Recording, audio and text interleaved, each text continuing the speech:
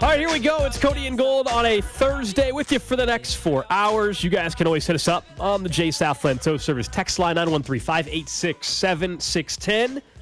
Spring training baseball gets going tomorrow right here on 610 Sports Radio, and so Vinnie Pasquantino is going to join us 1 hour from now. Now we transition away from just being our VNFL insider. Now he's Royals first baseman, Vinnie Pasquantino. He'll join us at 11 o'clock. Now that it's after the Super Bowl, he's just... Yes. Baseball player, Vinnie Pasquantino. Back to being hopefully one of the big pieces for this upcoming season for the Royals, and they're going to need him to be right in the middle of that lineup. Going to need him. He only played in 61 games a year ago, and we'll talk to him about getting back in the batter's box in a game situation for the first time in, 8 months or something like that?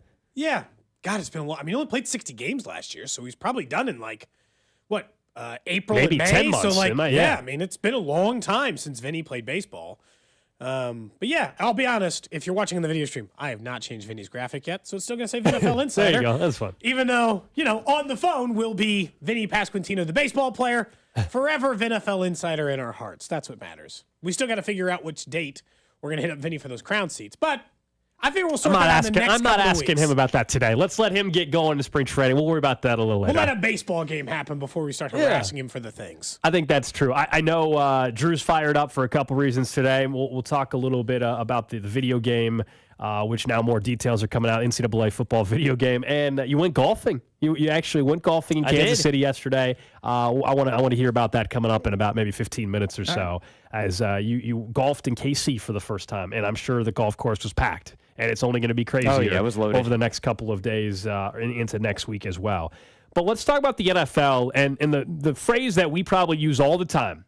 And I think there is some truth to it, but maybe not as much as we realize. And that is, man, the parity in the NFL is incredible, man. It's a lie, dude. It's an absolute lie. And it was made even more apparent to me from Aaron Horowitz, who usually does some fantasy football coverage and stuff like that. But when I saw this stat, I'm like, yeah, this is pretty much what I thought. The NFL's a lie. It's not a parity league at all. Baseball is significantly better at turning out different World Series champions than the NFL is at turning out different Super Bowl champions, different good teams across the league, and all of these things to go with it. Because look at this stat. Playoff wins the last 5 years in the NFL. Not surprisingly, the Chiefs, who have 3 Super Bowl champions during that time, have 14. Next closest, San Francisco at 8, who've been in 2 of those Super Bowls. Tampa Bay, a team that has a single playoff win since Tom Brady left, is 3rd at 6. And then there's a couple at 5, 1 at 3, and a small handful at 2, 1 and 0. The way this looks right now, let me just break it down simpler. 25 of the teams in the league over the last 5 years have 2 or less playoff wins total. Irrelevant. Only 7 franchises have 3 or more, which I would call, I guess, semi-relevant. If you take out the teams with 3 or more, you're talking about 4 teams that have mattered in the postseason over the last 5 years. I could extend this thing to a decade or 15 years if you want. It's not going to look better. It was all the Patriots for 20 years, and now it's going to be all the Chiefs. You don't have to be mad. Great news for the Chiefs. Yeah. The fact that it's not a parity league is actually fantastic for Kansas City. The league's not balanced. I think it depends on which way we talk about it. If we're just talking about winning playoff games and therefore winning championships, then the numbers back up exactly what you're saying, which is that it's not the type of league we think. But I still, when think about the playoffs and I think about the season and the 18 weeks of the NFL, I do think that is where the parity still exists. What I mean by that, don't forget, there was a point in time, we even on this show talked about it, there was a stretch in early January, so week 17, I think. And at that point in time, there were 24 teams in or within 1 game of a playoff spot. 7 of 8 division races within 2 games. 4 that were within 1 or a tie. So if you want to be mediocre, it's very competitive. So in terms of getting into the playoffs, and especially with the expanded playoffs here recently, I do think there's parity in terms of there was that stat for a very long time we all circulated around, which was, you just got to know heading in a new season, 3 of these teams aren't going to make the playoffs. And someone from last place in the division is going to finish first place in the division. So in a way, that is parity also, not to winning championships, though. There's not parity in getting to the Super Bowl. Not in January starts. yards. Parity to getting the conference title games. But I do think in terms of the entire league and the feeling of getting to the party, right? Getting into the postseason, being competitive the final 2 weeks of the season and within a game of a playoff spot, I do think that is accurate, that everybody year after year you can turn over in that regard. But once you get to the playoffs, you find out the teams that are stable have the best quarterbacks. Those are the teams that are winning playoff games. Those are the teams that are going to Super Bowls, and in the Chiefs' case, winning them. Yeah, but that's, again, I guess if it's just not parity come playoff time, great.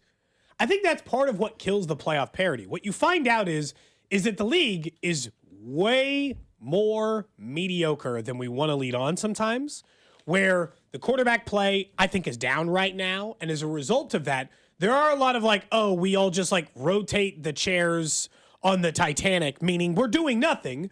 Other teams are a little better. Other teams are a little worse. Different teams in the playoff, but those teams don't actually matter. The only teams that matter are the teams that are in the playoffs 80-90% of the time. Those are the same teams I just mentioned. The only teams that matter in the playoffs over the last 5 years are the Chiefs, the 49ers, Tampa Bay, when they had Brady, by the way, Buffalo, Cincinnati, and the Rams. No one else has mattered because they can't make the playoffs every year. Every other team in the league is irrelevant. They can be in the playoffs here or there. They can show up here or there. But in the long run, even look at Philadelphia. They made the postseason this year. But because they had a couple of years where they weren't doing anything, they haven't mattered either. It's 5 teams you're competing against for the Super Bowl every year is what it actually comes down to, not 32. History would tell you that even the Texans are unlikely to matter in this equation. And look, maybe they'll get a playoff win. They're actually one of the few teams who has 2 or more over the last 5 years versus, I don't know, more than half the league, I think, that has 1 or 0. Because it's 1, 2, 3, 4, 5, 6, 7, 8, 9, 10, 11, 12. Yeah, it's more than half the league that has 1 or 0 playoff wins. Just like a wild card game. Just an oopsie win. And it's not surprising the teams. New England, by the way, doesn't have a single playoff win in 5 years because Brady left. No Miami, no Jets, no Pittsburgh, no Washington. It's the teams you'd expect. But some of those teams have made the postseason. They just don't matter. Yeah, I mean, I think it's interesting to look at, but at the same time, what I mentioned about teams getting into the postseason, ultimately getting to the postseason and having turnover on teams that make the postseason, isn't that what makes the NFL great on top of it, though? Is that there is a sense that you can get to the party any given year in the NFL? Not winning championships. Not every team can win the Super Bowl every single season. But when you're looking at the turnover and who's in the playoffs and what markets are therefore cheering on their team come postseason and feel like that in Week 15 their team's not out of it, every year that rotates. Heck, we just had the story of the Lions this year. For 30 years, they weren't sniffing anything like this. They were up 17 points in an NFC title game.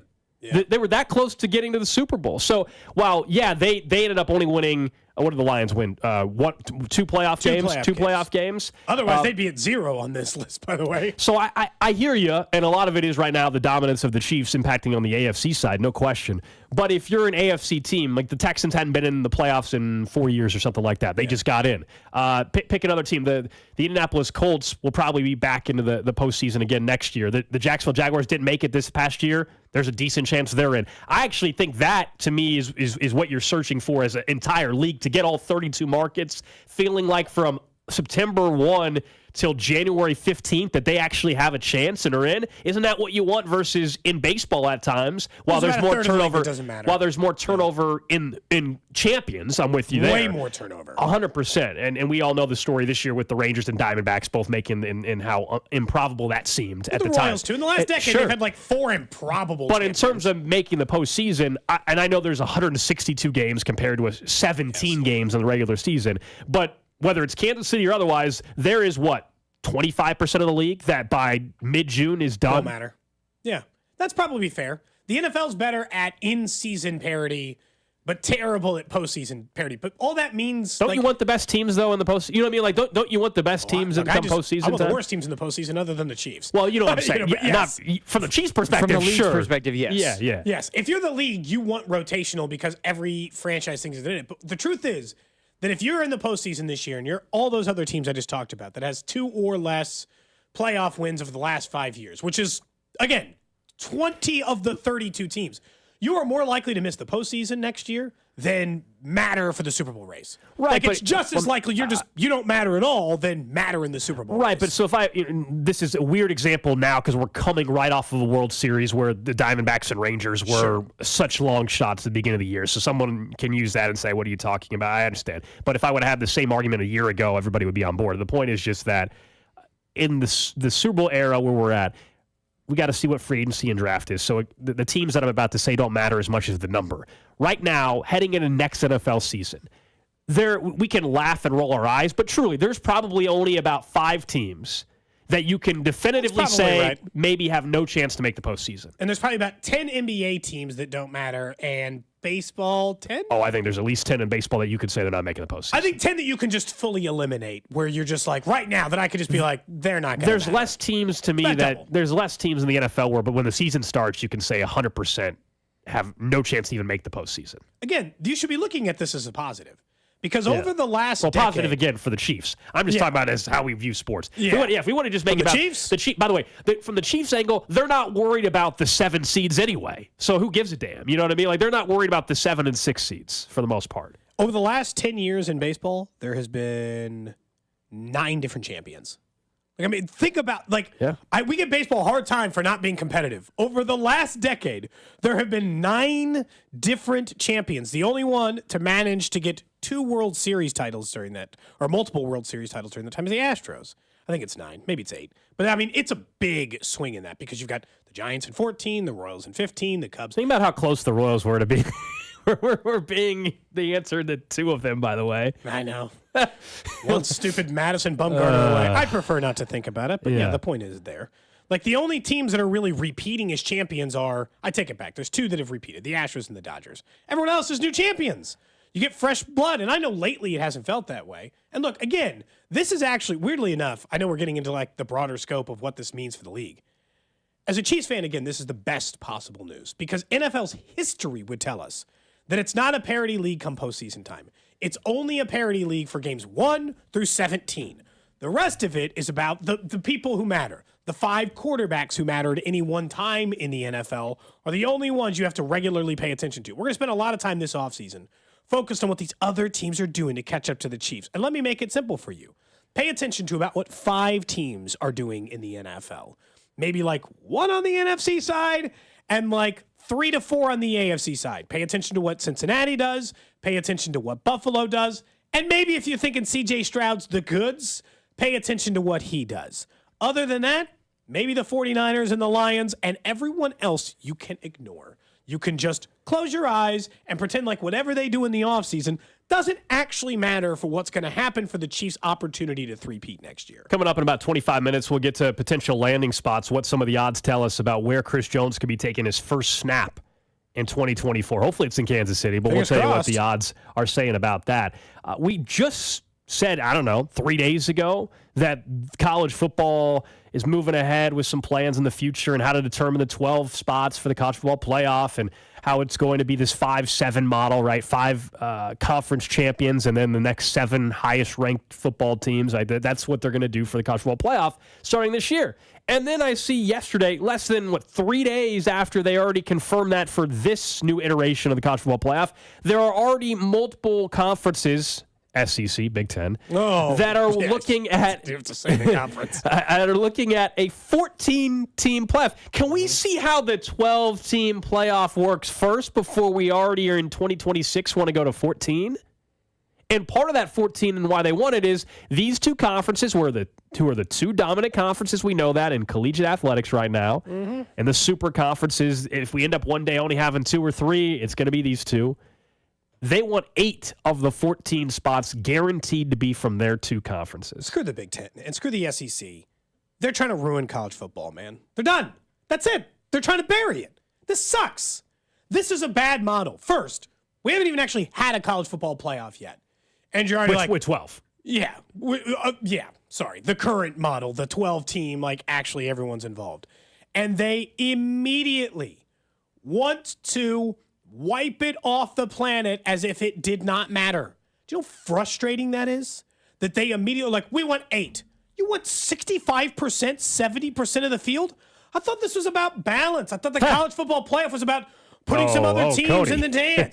This is a joke. This is bad for the sport. I'm going to tell you right now, this is bad for the sport. And if they're going to do this, they might as well secede from the rest of college football, form their own super conference together, and just do their own thing with 40 happening. teams. That's it's what's stupid happening. otherwise. There's no point. But that's what's happening. This shouldn't overall be all that surprising. I'm surprised that I guess it's happening this quickly, but the actual thought, what you're saying is like, hey, 65%, and this is unfair. And all. This is where everything's been trending, though. We shouldn't be surprised that the Big Ten and the SEC are positioning themselves, because they have been for the last 5 to 10 years anyway, positioning themselves as the two dominant conferences in this sport. That either everybody else is going to have to play by their rules, or yes, Cody, in the next 10 years, 5 years, I don't know what the timeline looks like, then we will end up with these two super conferences, and that's the battle to be the third, basically. That's where the Big 12 has to fight out the ACC and see if there can be 3 in the long-term future of college football. It's why I think that down the road, there will only be a college football playoff that kind of matters, which is the one that includes the SEC, Big Ten, and maybe a third conference, and then there'll be this other postseason playoff or tournament that's everybody else. That is where I think it's trending, so I'm not surprised to see them already try to flex their muscle. They know they have the advantage, if you will, and the power over all these other leagues based off of the money, first and foremost, and the TV rights. It's why we see Texas and Oklahoma going to the SEC. It's why we saw USC, UCLA going to the Big Ten. It's why the Pac-12 is essentially no more. It's changing this sport that's supposed to include these like hundreds of schools and everyone matters. It's what makes the NCAA tournament in basketball so great. And instead they're shrinking it to like 40 teams. And they're saying the rest of you don't matter. We're doing our own thing. And that just... Wow, that's already kind of how it's been. Let's be real with each other here on this one. Like, out of the 100 and what is it, Drew? 114 college football programs? 34. 134, thank you. I knew you would know the number. And so out of the 134, how many of them actually matter in this... Like, truly, going into this season, Cody, how many teams do you think can make the 12-team playoff? The 12-team, not the future 14. Like, right now, how many schools truly? 30? Right. Like, maybe 35 or 40 because it's now 12. So, like, and that might be generous. So it's what you're saying I agree with, and is what I want college football to be. But the reality is it's already been this club of 40 or 50. It's getting smaller, though. They're shrinking it every single day. They're eliminating schools that, like, people with passionate fan bases. You're a Kansas fan. Our guy Rob Britton is a season ticket holder at Kansas. They're saying, screw you, you don't matter. Go away. You're irrelevant. Leave this system. The reality is, as much as I hate to say it, up until recently, they haven't mattered anyway, Cody. No, I understand, but like there was always like at least the slimmest possibility. Like Boise State had a moment. I understand that some schools, I know that it was always an imbalance. I'm not trying to pretend like there's never been an imbalance. But if you fully let them get away with, all right, we got a 12-team playoff and we get 8 of them. Who's stopping them? They can't. Like, that's the problem. Yeah, you're saying, like, let them. I mean, just let them be their own thing, and then I guess just form your own smaller conference where you're the big dog and you let an FCS team. I mean, just accept your fate. Because otherwise, you're just like, you're accepting the scraps. It's that Netflix show during COVID in which everybody's eating the food on the top floor. Watched that. And they're just throwing you the scraps at the bottom of the heap, and you're supposed to say, thank you, mister. Yeah, you better be on the top floor. What was the name of that show, by the way? I know exactly which one. Drew, did you ever watch that? You know which one I'm talking about. I can't remember what it's called, but basically, yeah, it was like almost like a prison, or it was a prison. I can't remember. And yeah, they would have a full, like this huge plate full of good food. And the lower it got, there was just nothing left. Well, so the problem with this, I think, and a lot of people who are, I guess, college football diehards like myself are particularly bothered by this, is they're trying to turn college football into the NFL. If they move to a 14-team playoff, it's basically what the NFL is already doing. If they jump and they go their separate way and have a 40-team league, just the Big Ten and the SEC, it's turning it closer to the NFL. The thing about this playoff is that it gets rid of the important, with automatic qualifiers in particular, is that it gets rid of the importance of conference championship games completely. If you can automatically qualify and you finish third in the conference, why should it matter if I play in a conference championship game where only one team is going to get a bye? Even if you make the conference title game, if there was one, you don't even get a bye. So I think just in terms of the way that it's shaped and the way that college football is shaped and the makeup of it, that we've always known up until the last decade, is just totally being wiped away and I think a lot of it comes down to the money. Is that a lot of what's happened is that we've let the conference commissioners really get partnered up, and side with the networks where we can make more money. They label it as a college football playoff and say everybody has a chance, when we all know that nobody has, that only 30 schools have a shot of making it. Gold. That's the thing. How many schools have a chance of winning it? Like if you, I don't even think all 12 schools have a legitimate shot of winning it, because what's going to happen is, not if 70% of the field is Big Ten and SEC. When's the Big 12 ever going to win a national title? That's where I think this is going to get stale. Is it's going to be a lot like the NFL, but college football, there's so much disparity in score lines. You're going to have the rematch of Georgia and Florida that was a 25-point thrashing in the regular season be the national title game, and it's even going to be worse than it was before. And people are just going to throw. There's never going to be. There were blowouts in the BCS era. There's going to be blowouts in this new era, whether they move or not. But I don't think many people. I would rather watch Alabama play Boise State than watch Alabama beat Rutgers by 40 points in a college football playoff. I'd rather see the small guy get a shot. And college football, not as much for me. Later on, we'll talk college basketball, and I've had this argument. We've discussed the NCAA tournament expanding. Yeah, you like once you get to 8 that it's the big boys. Yeah, well, once we get to 8, but also I don't want to expand the college basketball tournament if we're just going to have. Yeah, please don't do that. You reminded me when you mentioned Rutgers because Rutgers reminds me of being a 9 seed every damn year if they make the tournament. So, like, if Rutgers were to make the NCAA tournament, I don't want the expanded tournament field to just be the 10th best school in the Power 5 conferences. I would rather see mid-majors get in. Now, in college football, I actually am kind of the opposite. As much as it's funny, you keep using the Boise State example because that's why they covered them. And I think that they're going to be the best group of 5 team this year. They could. I hope so. I have a ticket on them. But when it comes to college football and their 12-team playoff, I do kind of want the best teams, and usually that does end up being if you see Michigan play Rutgers in the playoff, and we already know how that game went, why do I want to see it again when it matters more and it's going to be the exact same result? I don't.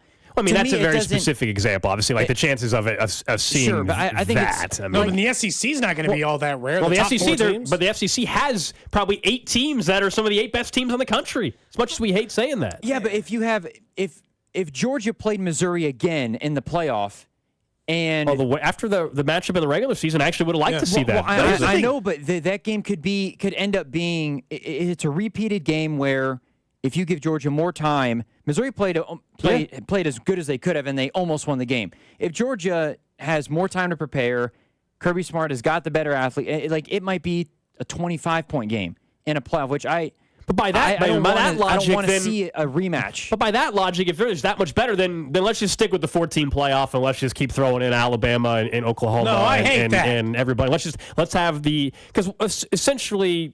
Let's just have the SEC college football playoff. I think that's what it's turning into. Yeah. Like if we go to the Big Ten and the SEC, that's what it's going to be. With the Big Ten and the SEC, which will both have eventually, I think, 30 teams in each conference or something. The results should still matter, and the problem is my problem is not that it's going to be littered with Big Ten and SEC. I know that's the case. Well, then just earn it, you cowards. This is the coward's way out. We get 4. We get 4 no matter what. We always got 4 of the best teams in the country anyway. Prove it. Prove it, you jerk. It's not that hard. We're long past that, though, Cody. It's been about money for 25 years. We're long past that. Like I think, again, this is where I don't disagree with you, but we are way past the model of that. I mean, clearly money has influenced. The reason why the college football playoff expanded wasn't just because everybody's like, it wasn't because the SEC was, you know what, we want to give everybody a chance. No, it's because there's more money. There's more TV dollars. More schools from that conference can make it, so then the SEC makes more money, which is why. That's the reason why the SEC signed off on the college football playoff expansion, is because they knew it meant more spots for their conference, therefore more dollars. Yeah, but you don't need the guaranteed spots. You're good enough. I mean, it guarantees them more money. I mean, the sad part is this is a much broader conversation about collegiate athletics, right? It's become way more about money than ever before. It's been this way for a while, but it just continues every single year to become more and more about dollar signs. Ugh, it's just getting worse. It's a billion-dollar industry. Getting less interested every day when they treat it this way. All right, coming up next, we'll give some of our early predictions on who actually lands in Kansas City. Plus, I want to find out how Drew's golf game is going after he took part with some listeners, I guess I heard. We'll do that next. Cody and Gold, weekdays starting at 10 on 610 Sports Radio and the Odyssey app. Now is one of the best times to call up Dury Vision and find out if they can help you with your vision goals and needs going forward like they did for me, which was SBK Advanced LASIK. Now I don't use contacts. I don't use glasses anymore. That is one of the things that I regret not doing years and years and years ago. Look, we all put off things. You say, oh, it's going to be too expensive, or I don't know if I'm a candidate. Those were all things that crossed my mind before I went in for my free consultation for Dury Vision. And one, I found out that I was a candidate for LASIK after being told many years before that I wasn't. And if financial issues are the reason for that, they offer financing options, including right now an opportunity to save up to $1,000 off that LASIK procedure with their friends and family discount. It's a program that's normally reserved just for friends and family, but it's open to you as well. You just got to go online to DuryVision.com or give them a call at 913-491-3330. That's 913-491-3330, and schedule that free consultation. You can even conduct it virtually over Zoom. That's DuryVision.com. I'm Jeff Davis, owner of Volkswagen Lease Summit. During our cash-in sale, we're offering you the most cash for your trade and the lowest prices Volkswagen has to offer. We'll buy your car for its original base MSRP when you upgrade to a new or used car at Volkswagen Lease Summit. Only deducting for mileage, manufacturer incentives, and any damage. Cash in today. Plus, we have leases starting at $239 a month or rates as low as 1.9% for 48 months. Turn your car into cash. Visit VWLeaseSummit.com. Financing through VCI on approved credit. Call 816-841-7383 for details. I'm McCall with Lee Summit Subaru. We've added even more incentives to buy from us. An exclusive lifetime warranty. Your first maintenance is free. Lee Summit Subaru just discounted up to $3,000 off MSRP or 0% financing for 63 months on the 2024 Subaru Forester. Bonus cash, 0%, free maintenance, and a lifetime warranty. That's why you'll fall in love with driving again at Lee Summit Subaru. The Subaru A Lot to Love event. The service contract is not provided or backed by the manufacturer of the vehicle. The manufacturer of the vehicle is not responsible for the claims or repairs under this service contract. Hey Kansas City, it's Jeff Briggs with Victory Chrysler Dodge Jeep Ram. I want to tell you about an exciting opportunity. We just received a special shipment of pre-owned trucks, a quality mix of GMC, Chevy, Ford, and of course Ram products. These are half-tons, heavy duties, some fully loaded, some nicely equipped. These units were purchased well back of current market value, and here's the exciting part, we are passing the savings on to you. If new truck prices have you feeling discouraged, then visit us at the Legends Auto Plaza in KCK or online at victorymotorskc.com, where our first price is better than their last. Did you know some ordinary cold medicines can raise your blood pressure? That's alarming. Fortunately, there's Vicks NyQuil High Blood Pressure. It's specially formulated without alcohol, sugar, or decongestants to provide fast, powerful nighttime colds and flu symptoms relief for people with high blood pressure. So if you have high blood pressure, try NyQuil High Blood Pressure. The nighttime sniffling, sneezing, coughing, aching, fever, sore throat, colds, and flu for people with high blood pressure medicine. Use as directed and keep out of reach of children. Getting your guaranteed maximum refund with TaxSlayer feels like discovering a refund tree has grown in your backyard. I'm the refund tree. Sawing off its branches. Hey! Feeding them through a wood chipper. My branches! My beautiful branches! And dancing in its refund rain. Start for free and get your guaranteed maximum refund. TaxSlayer. File fearlessly. And paid for by America First Tax Group. Attention! If you or your business is behind in filing your tax returns, or if you owe over $10,000 in back taxes to the IRS, please listen carefully. The IRS does not joke around and will not stop their collection efforts. If you're tired of the IRS letters, levies, liens, or wage garnishments and would like to get a fresh start, we can help. Due to the financial hardships in the country, the IRS is making it easier than ever to settle tax problems for those who owe more than $10,000. We can help settle your delinquent tax problems, end all collections, and may even reduce your back taxes significantly. Even if you can't afford to pay your back taxes, you can still get the help you need. We've helped thousands of taxpayers just like you, but you must call 800-549-1238 today to stop your tax problem from getting worse. The information is free and the help is real. Call 800-549-1238. That's 800-549-1238. Again, 800-549-1238. Get in zone, AutoZone. Welcome to AutoZone. What are you working on today? I need new wipers. No problem. How about Bosch Prime Active or Envision? Get in zone, AutoZone. I know what you're thinking. Why Bosch Prime Active or Envision? They're both designed to minimize glare for clearer, safer driving. Get in zone, AutoZone. Okay, great. Do you have any special offers on them? Right now, you can get a $10 bonus reward when you buy a pair. Get in zone, AutoZone. Restrictions apply. Offer available to AutoZone Rewards members. Hi, I'm Henry Winkler. My eyes are very important to me. My eyes connect me with everything I love.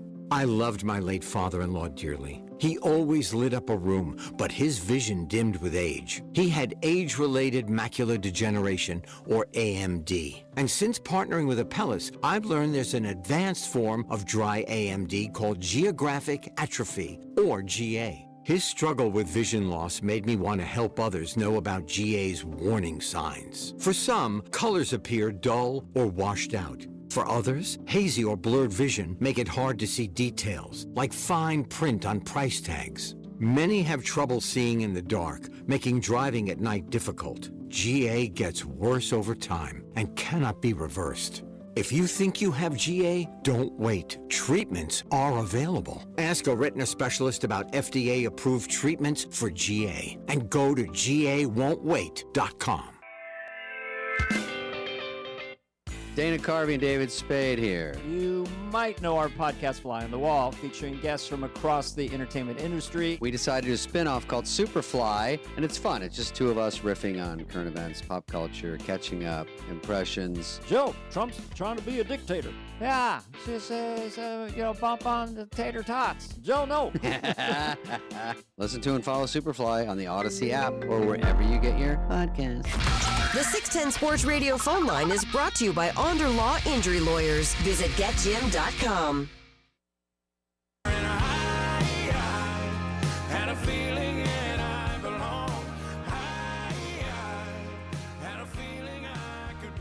Back here on Cody and Gold. Well, it's good to hear a little Luke Combs. Thank you, Drew. A little fast car. Cody and I vaguely remember hearing him once. I hope you do, at least a little bit. Saw him, just 3 weeks ago in concert out in Las Vegas. I was under he was the weather. terrific. Wow. No, yeah, I don't know. I think you're feeling just fine. I don't think you're under the weather. I feel like you're feeling fine. No, it was a great show. He put on a phenomenal show. And I'm not sure. I'm sure at some point he'll be back in Kansas City on tour again. But fast car. That's the whole reason you go, for me at least. Plenty of other great songs. But that's all I wanted to hear. I just don't know enough of Luke Combs' category to catalog. To go outside of that, but sure. We'll get to some Royals baseball coming up in about a half hour. Vinnie Pasquantino, our NFL insider, now is turning into just our Royals first baseman, which is good to have him back talking baseball with us. He's going to join us with spring training's first game underway tomorrow right here on 610 Sports Radio. He's coming up at 11 o'clock. Drew, you took advantage of KC a little bit finally, got out a little bit. I've seen you've started to do some more things. You went to the college basketball experience, and then you went golfing yesterday. How did that go? So you were worried, I think, about how rusty you would be. Yeah, I was a little bit worried about the rustiness. I played okay. Could have been a little bit better, but what'd you shoot? I played 9 holes, 36 par, shot 39. And you hadn't golfed in how long? 8 months. So you would, if the average would have held up, you would have shot an 80, basically 78. Yeah, if I'd have played another 9, and I would have shot 39. I shot 78. Not golfing in 8 months. Depending on if the front 9 is longer or whatever nonsense. I'm just trying to simplify it, but yeah, okay. And you who did you golf with? Did you end up walking by yourself? No, I ended up walking. I was paired with 2 other people, and we got to talking, of course. And they asked what I do. I said I work at 610, and they said, "Oh, really? I'm a listener." And the other guy was a listener as well, and they listened to the show normally during like their lunch break. Makes sense. Yeah, a little bit easier for them to listen to both drive shows, but they do love the show, and it was cool to talk to them a little bit. They shoot better than you, or were you the best golfer? Oh yeah. I think I was better. I wasn't keeping track of their score, so quite frankly, I have no idea how they you did. can tell a vibe if you're better than somebody. If you and I stepped on a golf course, there'd be no mystery that you were the better golfer. I like this strategy, Drew. You and I can go golfing, and Cody can ask you who was better between the two. I'm not sure, actually. Well, I wasn't keeping track of Gold's score. It's like, well, he was in the woods 8 times, so you can safely assume that it was higher than yours. Huh. People are jealous of you. People are talking crap to you on the text line. I think it's just because they're jealous that you were able to go out there and golf someone said, F you, Drew. Why? Just because he was able to go after work? I'm guessing that's why that text came in. Our job gets off a little bit earlier. Meanwhile, I spent my time at home last night teaching the kids blackjack. Important math lessons. How was that? That was good. That's the math lesson of the day? Did they catch on? Yeah, they did. The problem was teaching them the nomenclature, like the hit me, stay, what the dealer's going to hit on soft 17. The intricacies we weren't really getting into. But simply, in their case, I said J, Q, K all equal 10, just like a 10 does. They can add up the numbers. I said, how many do you have? How many do you think I have? And then we were doing it. I gave them chips. Oh, my goodness. What does your wife think about this? She didn't stop me from doing it. So just wait until they go to school and tell the other kids, hey, guess what I did last night? I'm going to show you how to play blackjack. That's fine. They'll be fine. Look, it's a math lesson. It is a math lesson. It is. Yeah, it is a math lesson. They were asking because I was getting stuff out because I'm having make sure you people teach them decent strategy. For at gambling least. on Saturday. Teach them decent strategy at least on when to hit. So that way that way one day they'll already be ready to roll. For the sake of everybody else out there. I don't want them getting in trouble at the table. We had to talk about he wanted to hit on 17, and we're like, we're not doing that. That's an always stay. I don't know what to, unless you're just feeling like Jason Kelsey that one time in Vegas. You're going to have to sit on this. I had all this stuff out because on Saturday I'm hosting like a like the male version of a bridal shower, like a diaper party or whatever. Diaper keg party or whatever? Yeah. Not keg in this case. There'll be alcohol, but not a keg in this case. But what I've set up, because I was like, well, we got to do something. We can't just all sit around here and just, I mean, we can. But I was like, I got to offer some sort of activity. So what I decided is I'm taking a rake to give to him as a gift card for more diapers. But I've got blackjack and the gambling dreidel and poker. And, so you can just wager. I'm the house for blackjack. So I guess I hope that this, the casino wins sometimes because they get to play the long game. I'm not so sure I get to play the long game in that case. Around this time on the show yesterday, if you guys recall, Cody brought up that he might be teaching a class at UMKC on the side in the near future. So let me be clear. So curriculum at home, teaching kids blackjack. Curriculum in class will involve blackjack as well, maybe. Who knows? At least teach him to start counting cards, Yeah. Really, we were only playing one deck, so it would have been very easy yesterday. I wasn't even putting 4 decks out for them. They only had to count 1. Yeah. Okay. God, if they they go to school and start telling kids how to play blackjack, they get like a deck of cards during an inside recess situation. They're like, okay, let's get some crayons out. I'll be like, okay, let's rein it in. Nice round, Drew. Solid 38. Thank you. Remember, we're going to have to pair up later this summer, and Drew is hypothetically my partner in this case. So. Well, could be. Well, we were saying we're going to try to make it as even as possible. So I guess it depends. I'm so convinced on who's playing better between Dusty and Drew. Better than I would, I think. He plays like 3 times a week. So right now you would be at a severe disadvantage. Yes, I would. Maybe not all. And I did not play from the tips. Not that matters or does or doesn't matter, but I did not play from the tips. I think we spent a lot of time talking about the wide receivers we want. You're a Mike Evans guy, or you're a Michael Pittman guy, or you're a trade for Jalen, whatever, right? The versions of the story you want to create at wide receiver for the Chiefs. I want to ask you a very simple question. Not who do you want at wide receiver? Who do you actually think they're going to sign? If you had to predict right now of the available wide receivers in free agency, who the Chiefs actually sign, who do you think it is? Yeah, because those are 2 different questions for sure. Who they actually sign at some point, I actually think Curtis Samuel gets signed by the Chiefs. Comes over from the Commanders. Under 30 by a few years, that's good. Yeah, he's 27 years old, and last year his stat line's not going to get you overly excited, but again, you're asking me, who do I think at some point they eventually sign? Curtis Samuel, 613 yards, had 4 touchdowns, played in 16 games, 62 receptions on a bad Commanders team. Statistically, I think there's improvement from there just based off of, I think he's a better version of what they can get from a skill set of McCole Hardman / Kadarius Toney, who both may not even be on the team next year anyway. So I think they can upgrade. If you told me they don't bring back Hardman, if they cut Kadarius Toney, brought in Curtis Samuel, that actually could work. Now, do I want them still to do other things? Yes. But you're asking me, who do I think actually ends up here? Curtis Samuel makes a lot of sense. Yeah. Again, this is not the game of who you want, because I don't know that anybody's like jumping out of their shoes, thrilled with excitement over the possibility of Curtis Samuel coming. He is a good fit. I don't think that that's out of the question. What's funny is when I was thinking about this, I didn't even come up with an answer of a person I actually want here in Kansas City. It's just who I'm convinced, based on who they are and who they have been in their history, they're going to sign. My official prediction for the Chiefs will sign in free agency at wide receiver, or early prediction anyway, Gabe Davis. Oh. And you're going to say, look, I know that that's your initial reaction, and I don't blame you for thinking that. Gabe Davis's last 2 seasons are both better by a decent margin of any season that MVS had of any value. I'm just telling you right now, he's had 2 better seasons from a yardage and touchdown perspective than MVS ever had. He's had 7 touchdowns in each of the last 2 years, 830 yards, 750. Why I think he's with the Chiefs, I'll tell you why. 1, he's a deep threat. They need that back into their offense. 2, he is a former highly thought of draft guy that has fallen a little short of expectations. Andy loves that as well, as you well know. And he's young. He's 24. Fourth round pick. He's young. Yeah. He's young. No, but I'm just like, as he had gotten a couple years in the league, he's not a former first rounder.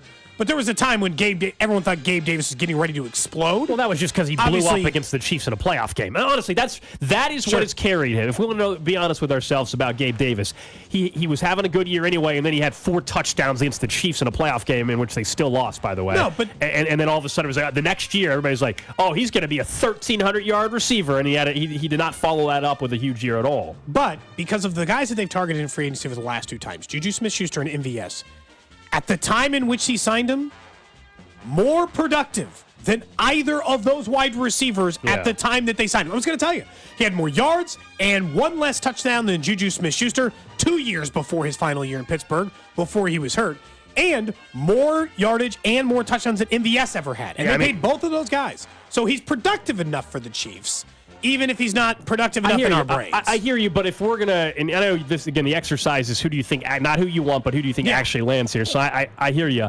I think, though, with any receiver, this goes for Curtis Samuel when I'm comparing him to anybody, I think it's not dangerous, but I don't agree with just comparing stat lines and acting like, well, they signed someone with the exact same stat line 3 years ago, so they'd sign the same player for the same stat line or better. That's not why they didn't sign MVS because they liked his stat line. You know what I'm saying? Like they didn't sign a player because they thought his stat line looked good. They signed a player because they thought his skill set would make sense in this system. Sure. And maybe they feel that way about Gabe Davis. Because of the deep threat thing, I think that they would. It's not and I'm guilty of this too, but just saying, well, they signed someone else that had 100 yards less than this guy, so why wouldn't they love this guy? We don't know the exact reason why they thought a certain player was a fit. It's not just, oh, he had 900 yards, must be a great fit for this team. That's not how it works. No, I don't think it's as simple as that. I'm just saying, there are people who be like, that's not a productive wide receiver. Well, they're not going to get Brandon Ayuk. I don't think that in the end that's the player they're going to get.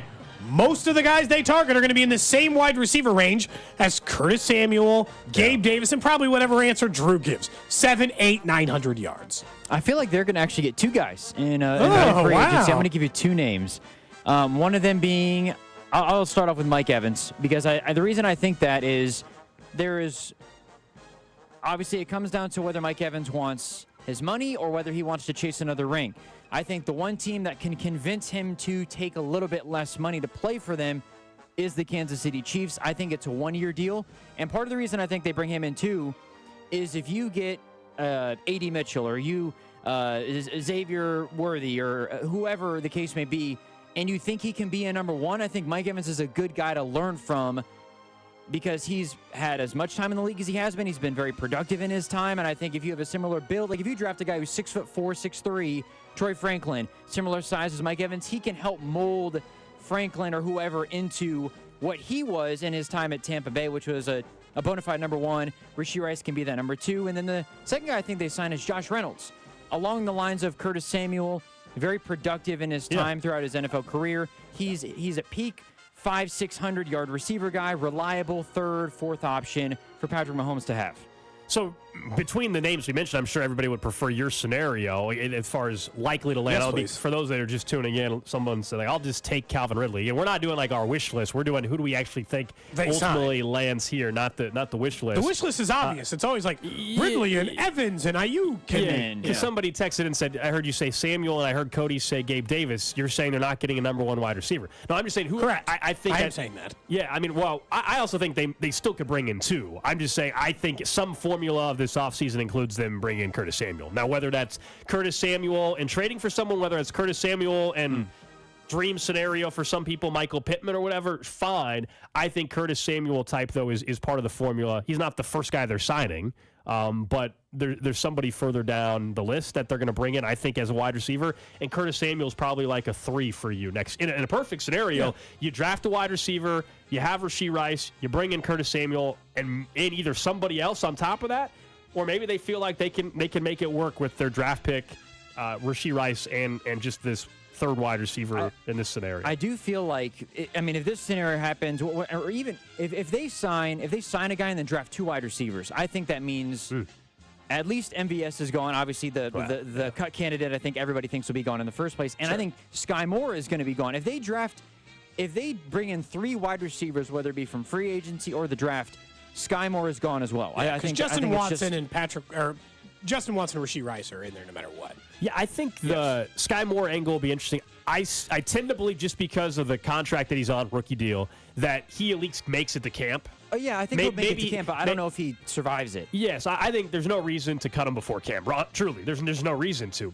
Have him work out at camp, see how he competes with the other guys you already brought in, and go from there. And maybe he's the guy we're talking about in mid-August that's getting cut or traded late in camp for a comp pick. I don't know.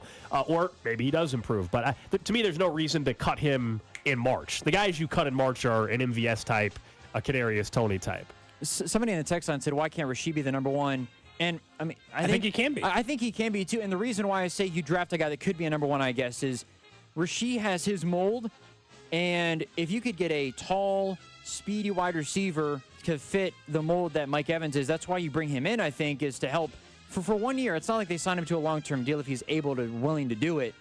Was a number 1, has been a number 1. Here's some tricks as to how I utilize my size to get some matchups that I want to take advantage of it. Mike Evans is gone. All of a sudden, you got Rashee and whoever they drafted as your 1-2 punch, and then you have another guy as a reliable third option. So those are some of the receivers we think could actually land in Kansas City. Again, not the wish list. And I'm probably in the minority on not having this player on even the wish list, though, is Mike Evans. And I just told you, it's just not that I don't think he's... yeah. And I know DeAndre Hopkins was an age argument, and he ended up having a very nice year for Tennessee. One, I would say, just because one older wide receiver had a great year doesn't mean another one will. And also, Mike Evans on a 1-year deal. Of course I'm interested. I'm wondering if it's going to take a 3-year deal, and that's where I have a problem. I think he'd be 35 by the end of it, I think. Yeah, I'm not really interested. 3-year deal, no. 3 years. So is it 3 years with the first 2 essentially guaranteed, depending on the dollar amount? You maybe. But if you have to guarantee any money into the third year, or have dead cap money, I should say, into the third year, I just wouldn't do that at someone that's going to be, what did you say, 32 at the start of the season? If I'm going to pay that amount of money to a wide receiver, I'd rather just pay it for guys who's like 25, like Michael Pittman. And again, he might get franchised. I just don't know if the Colts are going to. I don't think they are either. I don't think they're going to let I think the Colts will. When they have Anthony Richardson, a young quarterback coming back from injury, and had some momentum, and they seem to be ahead of schedule. Yeah, it just would be kind of dumbfounding if the Colts let him walk and did try to get a long-term deal done. It'd be weird. I know we spent a little bit of time on this show joking about an incident that took place at Arrowhead after Philadelphia had beaten the Chiefs. As you remember, the post-game tunnel incident.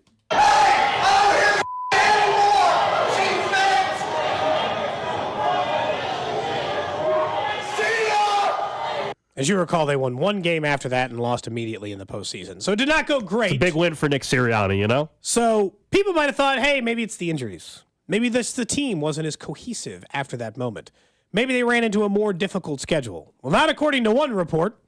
According to one report, the banishment of Big Dom, if you remember the player who touched the 49ers, the security guy who touched the 49ers player who eventually was banned for the rest of the regular season, his absence from the sidelines is the real reason why the team failed. Because, quote, he controls Nick Sirianni's emotions during the game. Oh. Without Dom, Sirianni got in numerous arguments with players and coaches that otherwise would have been prevented by the security guy. This is a incredibly embarrassing headline for Nick Sirianni. And also seems crazy believable, doesn't it? Like, this doesn't seem all that far-fetched based on the way we've seen Nick Sirianni act. So he's 42 years old. He's the head coach of a football team, and he's an adult man. Like, we joke about the get-back guy. Like, we joke about that in sports, like, have the get... But truly, he needed one, is what you're telling me? Big Dom, according to this report, phenomenal anyway. Big Dom is actually the secret sauce that made that whole thing work. That's what I'm supposed to believe? That all the issues they had, a lot of it was because Nick Sirianni didn't know how to control his temper on the sideline. That's what was the big cause of the problems. They should hope it was that quick of a fix. But it's just as simple as Big Dom comes back and Nick Sirianni stops fighting with everybody. There's a lot more to the story than just that. It does seem believable with him. Like, Sirianni admitted somewhere later in the season that he was, quote, too tense. Like, he admitted that somewhere later in the season. And then you're like, what, man, you need a guy to tell you to calm down all the time? Like, I used to joke about long ago when Andy Reid first started here that I wanted to apply for a job with the Kansas City Chiefs. That all my job is that I had a poster and I would hold it up when Andy Reid was forgetting about Jamal Charles. I just hold up a sign and say, hey, Jamal Charles exists. In this case, there's a real argument from the sounds of this that they need one person employed to just go over to Nick Sirianni and be like what I do with my 5-year-old if they're throwing a fit and be like, okay, can you breathe? Take a breath. Think for a second. Close your eyes. Take a break, Nicky. You know, like you got to take a break. Before blackjack or after blackjack? They weren't. They lost all their money on blackjack. They lost all their chips. The house won for sure. You got the money back, huh? yeah. They didn't hold on to any of those chips. They eventually made a big bet at the end. Which didn't pay off and getting their money back. They have that guy, Big Dom, and it has to be Big Dom. I think it has to be. It can't just be 6'3", $175. You can't get in Sirianni's face and tell him to calm down. It's got to be a bigger guy. Yeah. I mean, this is insane. This is insane. If an NFL head coach needs a man around the sideline to tell him to stop yelling at players, he seems like the kind of guy who's going to get run out of Philadelphia in a hurry. That's the kind of market that'll run you out of town anyway. I mean, they ran out in 3 years a Super Bowl winning coach. What do you think? You're above it just because you went to one? No. The Kellen Moore OC hire, I mean, that's going to determine, I mean, truly, it is all on Kellen Moore fixing that offense and what they're going to be on defense with the new coordinator as well. Like, that is where his future lies. Did he make the right hire at the coordinator spots? Otherwise, Nick Sirianni will not be a head coach in 2025 if that same thing, any sort of what they dealt with this year happens. Like, I go back and I try to think about how Sirianni would have handled, knowing what this report is saying. How would Sirianni have handled, like, the way Travis Kelce went up to Andy? Because Travis came in hot, as we all remember, made physical contact with Andy when he was trying to yell at him about being in on the play. From the sounds of it, anytime there was any kind of, like, as a head coach, sometimes you got to just, this sucks, but sometimes you got to, like, be the calmer person in the room. This goes back to the parenting thing.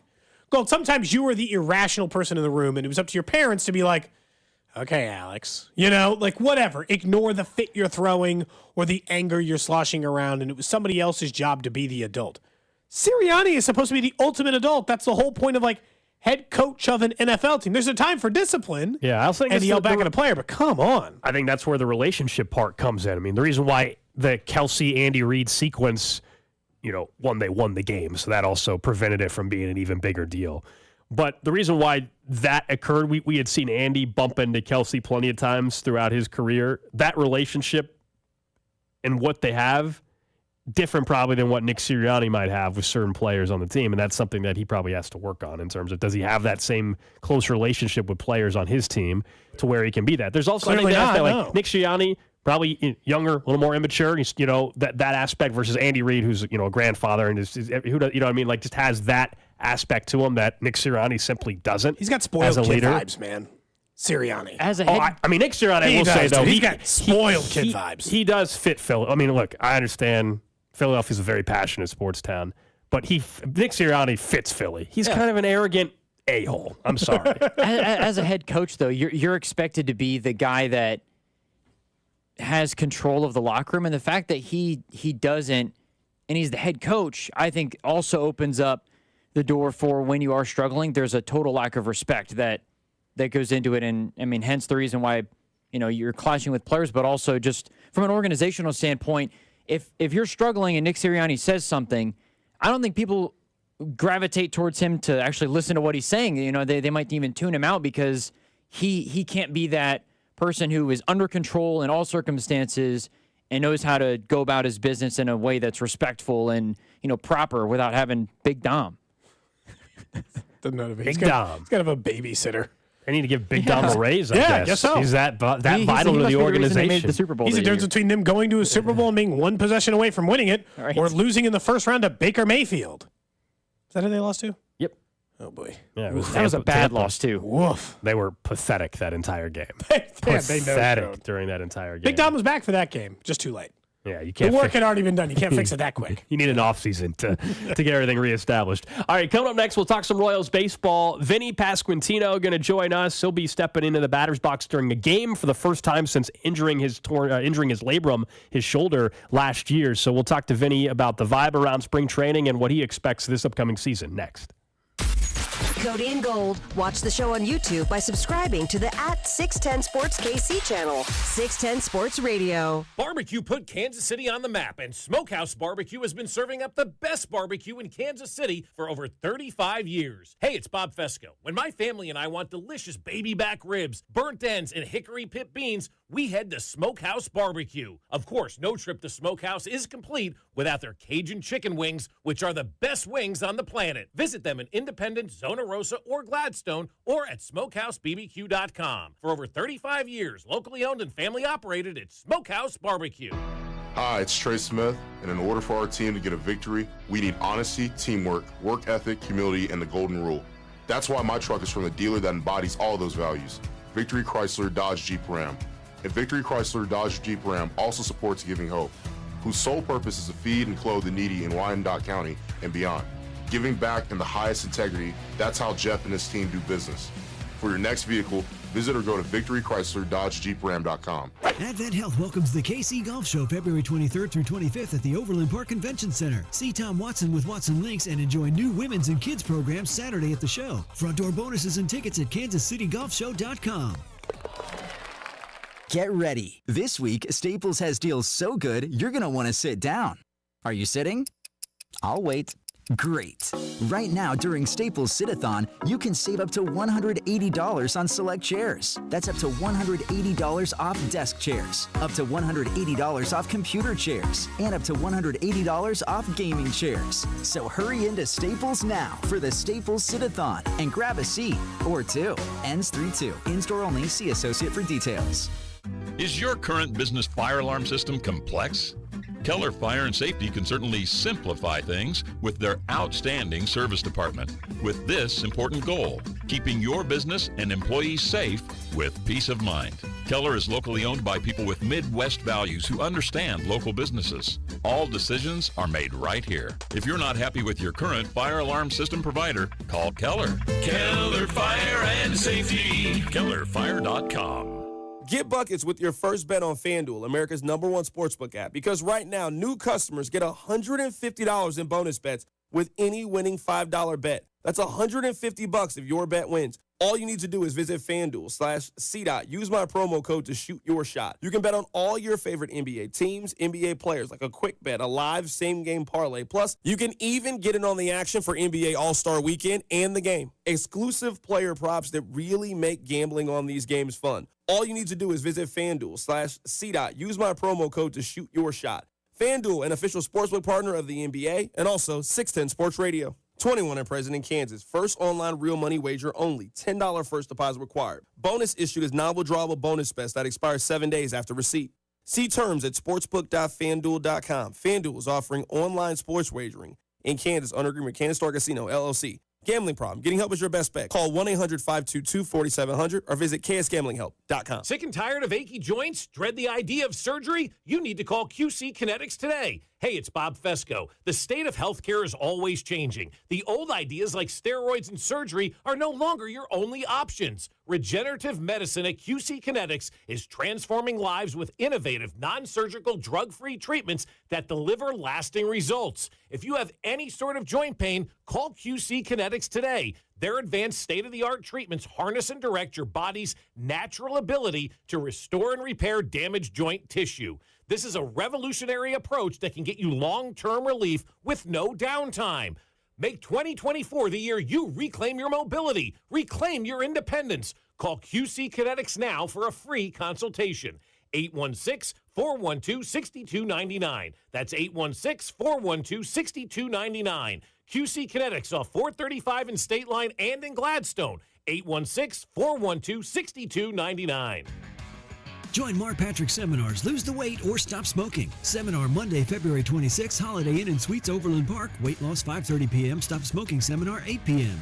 Register 30 minutes before seminar. Information, markpatrickseminars.com. I'm Bob Burke, founder and chairman of Burke America Parts Group, a family of brands that includes RepairClinic.com, an appliance and HVAC parts solution company that's grown into an international brand.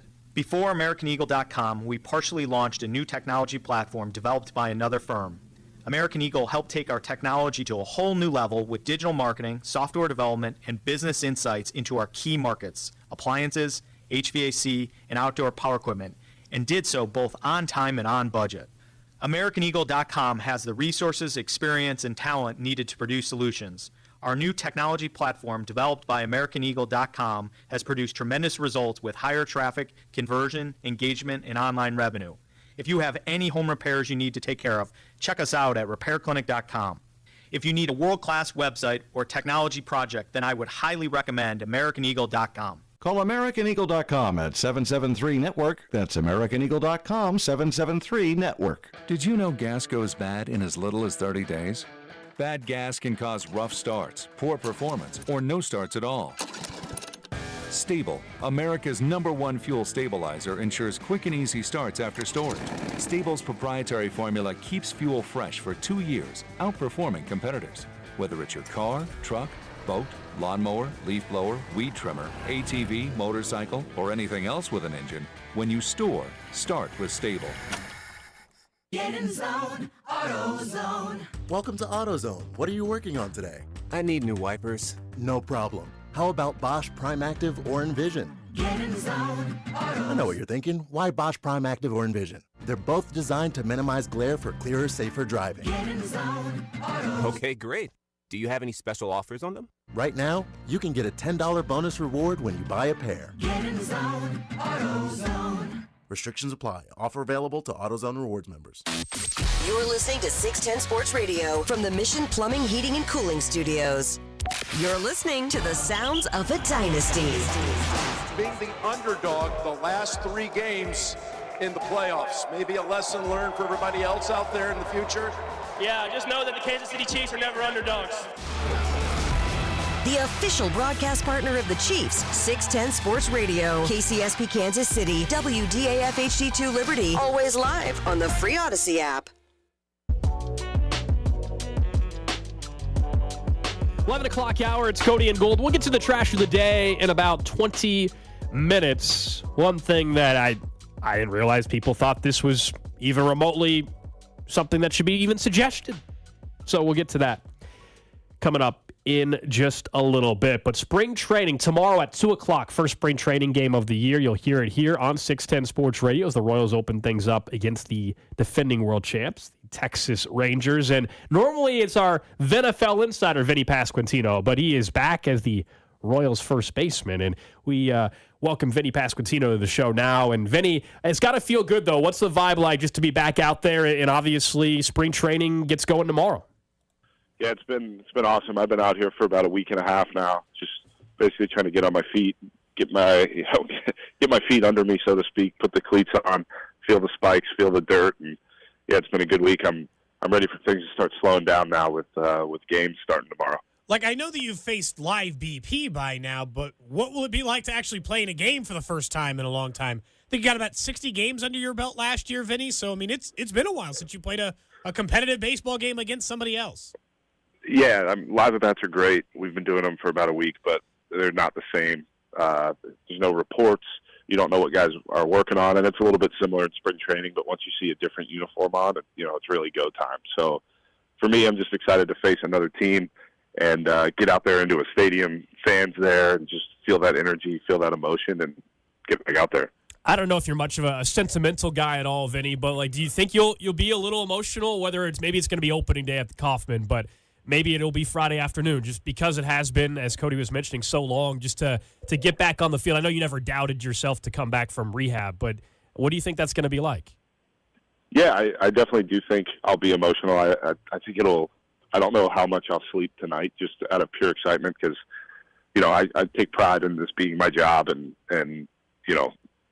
being a professional, attacking it in every way possible. But there's also that almost like a little kid emotion where it's just like, I love what I do and I get to finally go do it again. It's been a long time. And I'm just super excited about it. I know the heart will be racing for sure.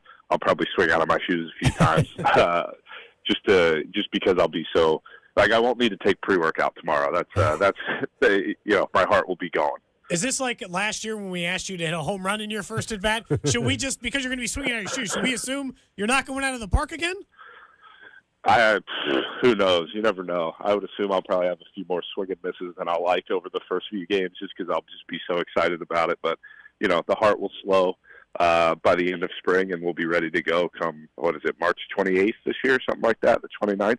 I think right after, we had you on during the season for the NFL stuff, but like right after you guys had made some big offseason signings, you had said this is the first time this team had real expectation since you've been up in the big leagues. How do you handle that individually? People are obviously counting on you to return from the injury and be a major part of this team's offensive effort. How do you handle those like personal expectations versus team expectations and where the team is at right now? Well, I think for us, for me personally, for us as a team, I'm just going to follow along with some of these older guys, just follow their lead. I think some of the excitement is I don't need to go into a game and feel like, all right, I've really got to do something tonight. In my mind, we've got a really good lineup. We've got a really good pitching staff, and it's more so about, all right, I need to just go be a professional, have my at-bats, do what I can to basically move the line along. And that's kind of what we're focused on. Is it's not about the individual performance. It's about how many runs can we score tonight. We're focused on winning this game today, and that's really the only thing that matters. It's not about staying in the major leagues. It's not about proving to the front office that you belong here. It's about going out there and winning baseball games on a nightly basis. That staying in the major leagues, how much pressure did that put on some of the teammates and yourself over the last couple of years where it seemed like that was the whole team, Vinny? Not just you. Like every member of the team was essentially auditioning to the Royals. Right. And we all knew it, too. The fans knew it. We knew it. Everybody knew it. And there's no complaints there because you're getting an opportunity. So it's nothing you're mad about or whatever, but everybody just knew what the reality was, which is you're trying to prove that you belong here, so then when it's time to go, you're there and you can go. And we feel like we're right at the beginning of that right now, where it's time. It's time for this team to start winning some ball games, and we're excited to go out there and work our ass off to do it. We're talking to Vinnie Pasquantino here on 610 Sports Radio. What about Q? I mean, this is year number 2 for him, and in going through what a spring training looks like with him in charge. Does that also now just make everything more comfortable because it's you're not dealing with just trying to get used to him anymore? Yeah, I think there's definitely a piece to that. But for me and for a few other guys, like I was gone most of spring last year for WBC, True. So I'm still learning him, and I only played 61 games last year, so in my mind, I'm still getting used to him as a manager, getting used to what our coaching staff is, just in terms of me playing. I got to know them super well last year from being there, but now seeing how they run a spring training, I think there's definitely there's more comfort this year than last year, just naturally, because we know everybody that's here. There's not a whole lot of introductions being done other than with players, but that's been done now. So everybody's getting comfortable with each other, and we're ready to move forward. I certainly don't think you treat anybody different, but what was the everyone's back together, everyone knows Bobby Wood Jr. is worth $288 million going forward attitude like? What did everybody do for Bobby? Well, first off, it's what is Bobby going to do for us? There you go. We've all known what he's worth, what he could do for this game, and the beautiful thing for him now is he's not playing for a contract. He's playing for the Kansas City Royals. Not that anybody else is playing for anything different, but you know what I mean. Sure. There was, especially with how extensions are being done for superstar players right now, it was time for him to hopefully work something out, and he's really happy. The Royals are really happy. I'm sure that, I'm hoping the fans are really happy about it, and we're all excited. So for us, it was more so a sense of relief that they got it done because, we've seen it for years what this guy can do, and now he's able to just go out there and just prove it every day. I would say other than the Bobby Wood Jr. contract extension, the next biggest news might have been the Quick Trip patch, man. It seems like you're all in on that. I love it. I think it's hilarious. I like Quick Trip. I think Quick Trip's one of those gas stations that everybody knows, right? Yep. I did see a little bit of outrage about like it being a red patch or whatever, but hey, I don't know what they paid for it, but I know it was a corporate sponsorship. So if I'm paying that kind of money for a corporate sponsorship, I'm going to put my logo on wherever I want it to be. That's just what I'm going to do, just for simple advertising. And, yeah, so good for them. And also red and blue kind of match. I know that the Cardinals or whatever, but hey, Chiefs colors are on our jerseys now. Maybe that'll help us win a few more games. Hey, there you go. Yeah, and then ultimately you said it right there. Deep down, if you guys are winning baseball games, nobody's going to give a damn what logo you got on the jersey. But I will say about the Quick Trip thing, I don't know if you saw my Twitter exchange yesterday. If we don't get a QT Salvi Splash bucket, I'm going to be hot. So don't let that happen, Quick Trip, or else, I'm going to be hot. I'm not going to do anything about it, but I'll just complain a little bit. They got a month to figure it out, Vinny. I don't see why this is out of the question. You know what? If they won't provide it, this show will figure out a way to make it. I'll get some paper mache and chicken wire together. We'll make something that looks like it at the very least. Yeah, that's perfect. I'm in. What did you think of the new stadium renderings, by the way? The Royals have picked a site. We know there's going to be a vote in a month. I know you love Kauffman. You've made that very clear. But what did you think about the possibility of downtown baseball in a few years? Yeah, I guess just as a player, I'm a little bit confused on, is that the spot? Is it they're voting for the spot and then the stadium comes next? I'm a little bit confused on that aspect. I know that there's a vote coming up. Yeah. I'm all for it. I think that's a great spot downtown. It looks like a really awesome stadium. And just like with how baseball's moving, teams are getting new stadiums, right? They're upgrading what they got. And Kauffman's a little bit older. It's one of the older stadiums in the league. It's in a great spot. I know it's great for tailgating. It's cool that it shares the spot with the Chiefs, but I'm fully supportive of it. I think it's a great thing. I think that'd be a great spot. I think the fences would be shorter. Sorry, I just said that. But yeah, I think it would just be a really exciting time for Kansas City baseball because you pair that with the Bobby extension. You've got one player that's going to be there for his entire career, hopefully. And then you pair that with a new stadium, and it says World Series on the rendering, so that's a good sign. So yeah, I think it's great. I think it would be great for Kansas City. I completely understand why people have nostalgia for Kauffman, and I think that's great too. And I think it shows how great the fans are in Kansas City for caring so much about the stadium. But I do think there comes a point in time where sometimes it is time to move on and to go bigger and better, so to speak, and hopefully it gets done. But again, like I've said, Kauffman's an unbelievable spot. I love it there. But I'm fully supportive of the new stadium. Well, excited for you guys to get after it tomorrow right here on 610 Sports Radio, first spring training game of the season. And last year we said first at bat. We'll go your third at bat at some point in spring. That's when you'll hit the home run. Yeah, I might need a little bit of time this year to get my eyes back, But we'll see what happens. You never know what happens when those lights turn on. There you go. Thanks, Vinny. Thanks, guys.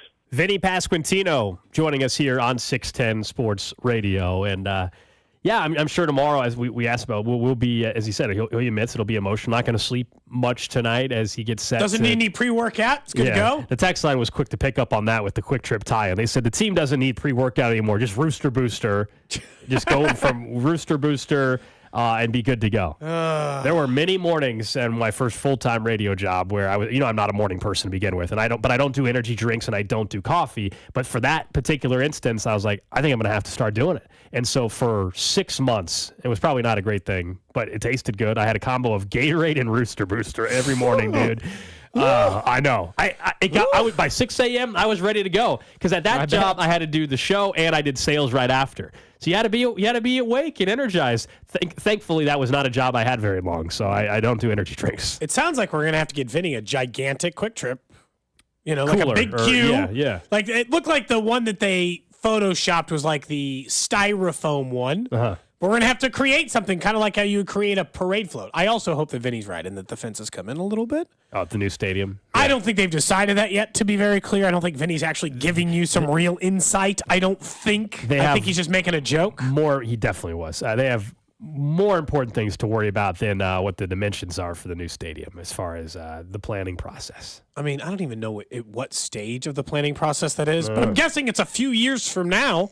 They got to try to get this vote approved before they go to the next stage. I saw that there was a press conference for that group you had mentioned. Yeah, so the group that has formed the political committee opposing the new Royal Stadium tax. Yeah, they had a press conference. out at Kauffman Stadium yesterday. A lot of the same people that have been showing up to some of these other meetings or whatever. I want, real quick, I know we weren't going to talk too much stadium here, but I know deep down, you and I have talked about how the Royals have been at the forefront of this extension, not the Chiefs, and we still don't know the Chiefs' renovation. I still think it's interesting why both all the groups. Political Action Committee, literally in its title, isn't no sales tax extension for stadiums. It's no tax on Royals Stadium, whatever. The KC tenants, all their stuff mentions just the Royals Stadium. And going to the Crossroads. I know to a certain extent why they're going after the Royals more, because it's a brand new stadium and it's downtown. But also, Chiefs have the same amount of money. The ballot measure includes both teams. Yeah. I'm not telling you which way to vote. You guys know my feeling about the tax and downtown stadium. What I am saying is I find it fascinating that literally the Political Action Committee, or whatever however they're classified, is specifically mentioning the Royals. No mention of the Chiefs whatsoever. And yet it's the same ballot measure. Now, some of it, like the people yesterday, are complaining about the displacement of the businesses, but they're also just like, no public funds for anybody. I'm like, well, but you should be complaining about, like, it doesn't make sense. You're right. You should be mad at both. But this is where the Chiefs have played, I think, unfairly. They also are the better I understand. product on the field right now. But I told you, like, this is not like a new stance. You know this. From the very beginning, the Chiefs have been kind of cowards in this stadium stuff, where they have just let the Royals take every arrow. They got people holding little mini press conferences. I'm not saying there's a bunch of people there or anything, but little mini press conferences being like, no to the Royals. They don't get our money. I'm like, the Chiefs want the same amount of money. They've told you even less. All they've said is, we want to renovate. They've given you absolutely 0 cents of what they would like to actually spend that money on, other than Mark Donovan came on this show and a couple of people said, well, some of it will go, and Clark Hunt will be like, some of it will go to infrastructure, some will go to stadium improvements, but with no real indication of what it's actually going towards. I know. And it said something like, the Chiefs are winners. Yeah, I mean, that's what, come on, still. I understand that's a huge factor, but it's just, I guess it's funny to me that literally the same yes or no vote on April 2nd, I think it's question 1 on the, it's definitely question 1 on the ballot. I would think so. No, wait, it's 2.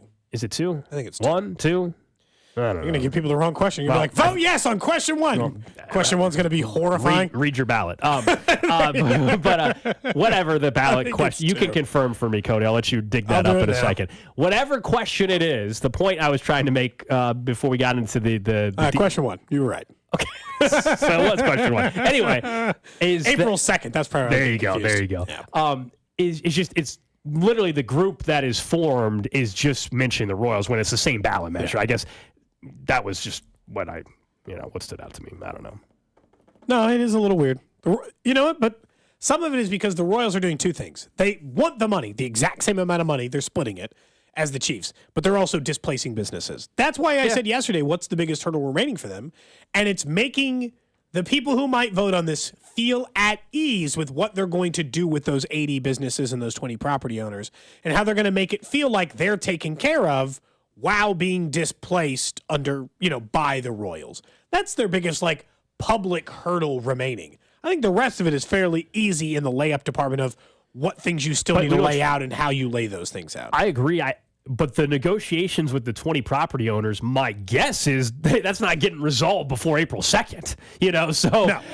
So you just got to make people feel better about it. I'm not saying you got to solve it all. We'll see. I mean, we've talked about this for the last couple of years. I mean, multiple parties involved, including the Royals, from a PR angle, could have done way better from the very beginning on this. We know there's been a lot of things that have been botched by multiple parties throughout the entire process.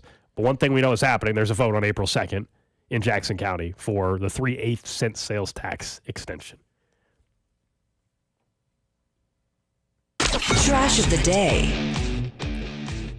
I almost didn't even put this as trash today, but just a standalone topic, because I truly could not believe it is that this is actually something anybody would consider. I thought this was just known, like common sense, off limits. Like, why on earth would you ever want this considering the circumstances?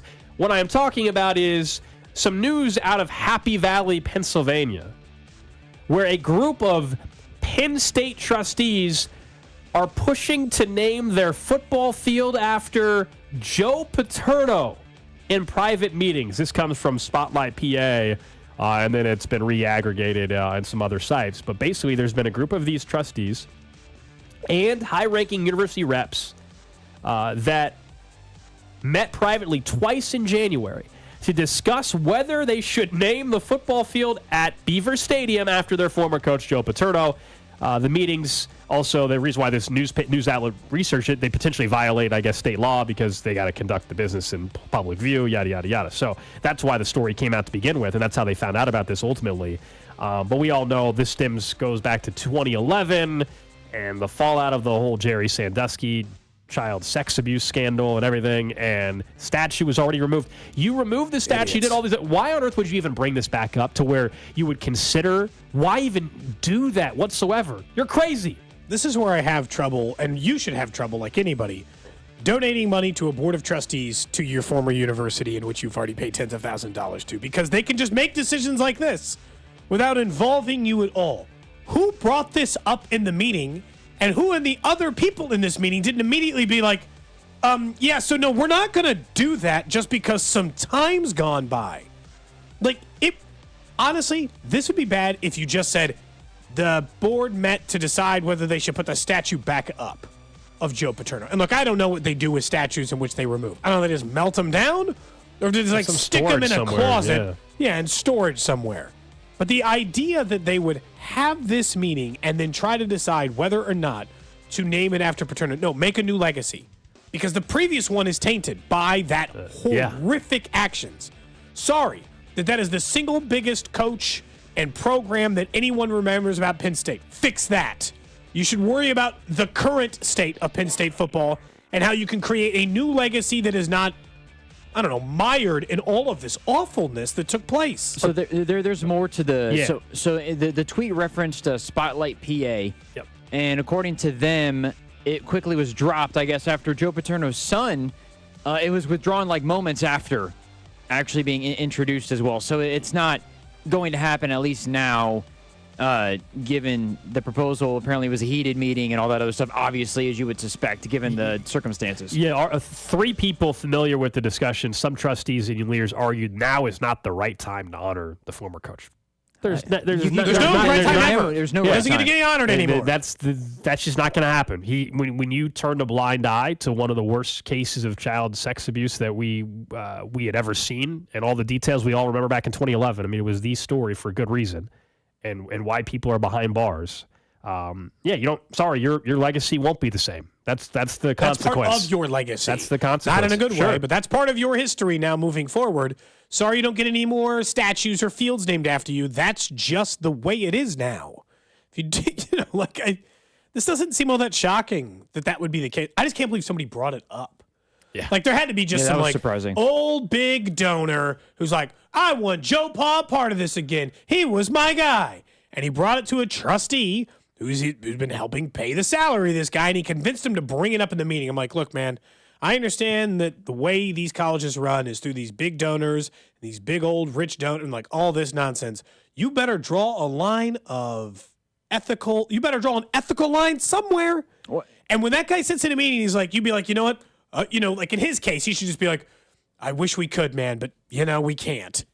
If you're just trying to appease the guy, but just say no. Just say no. I feel like down those lines, like it didn't have any direct relation to his wins and his losses, but going along with that, you can't, given the circumstance, you cannot go that step, and that's why that's why the statue is no longer there. It's a part of Penn State's history, but it's a part that is appropriately at least dealt with for now, and hopefully doesn't have to come up again just because of that. And as you said, they've done, it took them a little while, but I think they've done as good a job as they maybe could have up to this point of trying to not reflect on that moment or bring it up again until now, obviously. But yeah, Penn State football's it's been in a weird spot for the last 15 years, just in general.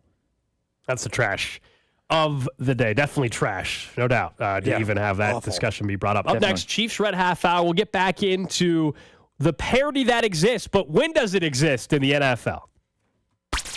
You're listening to Cody and Gold. Don't miss the Chiefs Red Half Hour every weekday starting at 11:30 on your official broadcast partner of the Chiefs, 610 Sports Radio.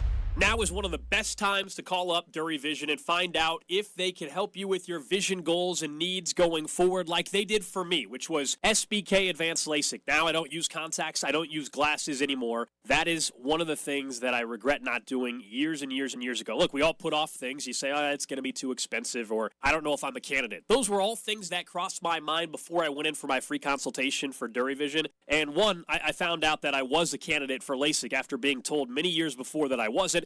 And if financial issues are the reason for that, they offer financing options, including right now an opportunity to save up to $1,000 off that LASIK procedure with their friends and family discount. It's a program that's normally reserved just for friends and family, but it's open to you as well. You just got to go online to duryvision.com or give them a call at 913-491-3330. That's 913-491-3330 and schedule that free consultation. You can even conduct it virtually over Zoom. That's duryvision.com. If you're facing $10,000, $20,000, even $30,000 or more in credit card debt, medical bills, or other unsecured debt, stop struggling to stay afloat and call Accredited Debt Relief today for faster relief. Depending on your financial situation, you may qualify for a 40% or higher reduction in your monthly payments and only have to make one consolidated monthly payment you can afford.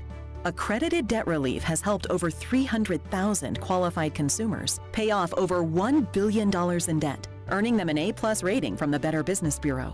This is the light at the end of the debt tunnel to become debt-free. So make the call to Accredited Debt Relief now and see how much you can save. There's no obligation, so call now and get relief from your debt faster. Call 800-354-4554. 800-354-4554. That's 800-354-4554. Program and services not available in all states. The best deals at the pump happen when you shop the aisles of Hy-Vee with help from the first Warn 5 weather team. This is KCTV5 Chief Meteorologist Luke Doris. Watch KCTV5 Sunday night at 10 for our official high temperature. Whatever it was on Sunday means you save on Monday with your Hy-Vee Perks card. If the high was 63 degrees, you save 63 cents a gallon when you spend at least $63. Watch First Warn 5 weather on KCTV5 this Sunday at 10. Hey, it's Kling. There are many reasons I love Hy-Vee, the great values, the selection, the service, and I love to rack up fuel savers. And you can as well. Shop Hy-Vee on Monday, earn a fuel discount equal to the high temperature on Sunday and the amount you spend. If the high is 68 degrees on Sunday, I'll save 68 cents per gallon when I spend $68 on Monday. Heat up the savings every Monday through April 29th only at Hy-Vee. Must look up code 80007 at checkout or promo code HEATUP when shopping online. See store for details. Supplement Superstores has helped me lose close to 15 pounds, and they can do the same for you. Try what I use, Flashpoint Complex, and save 20% when you tell them I sent you. Supplement Superstores has 8 Kansas City area locations. Supplement Superstores when you're ready to feel your best. At GiveMeTheVin.com, we like pretty cars. We like nice cars. We'll pay extra. If you think you've got a good one, go to GiveMeTheVin.com. We'd love to buy it. Sell us your car. GiveMeTheVin.com. So easy you can do it in your underwear. I'm Jeff Davis, owner of Volkswagen Lease Summit. During our cash-in sale, we're offering you the most cash for your trade and the lowest prices Volkswagen has to offer. We'll buy your car for its original base MSRP when you upgrade to a new or used car at Volkswagen Lease Summit. Only deducting for mileage, manufacturer incentives, and any damage. Cash in today. Plus, we have leases starting at $239 a month or rates as low as 1.9% for 48 months. Turn your car into cash. Visit VWLeaseSummit.com. Financing through VCI on approved credit. Call 816-841-7383 for details. With your choice of select sandwich, nugs, fries, and a drink, Wendy's $5 Biggie Bag is your go-to. Your nugget wingman. Your hot and crispy fry co-pilot. Just like us. We're like the bag boys. What? Bag boys, what you gonna do? What you gonna do when we bring your food? For a deal you can count on, bet on Biggie and choose wisely. Choose Wendy's. Bag boys. U.S. price and participation may vary. Includes choice of JBC or crispy chicken sandwich with 4-piece nugs, junior fry, and small soft drink. Third-party delivery pricing may be higher.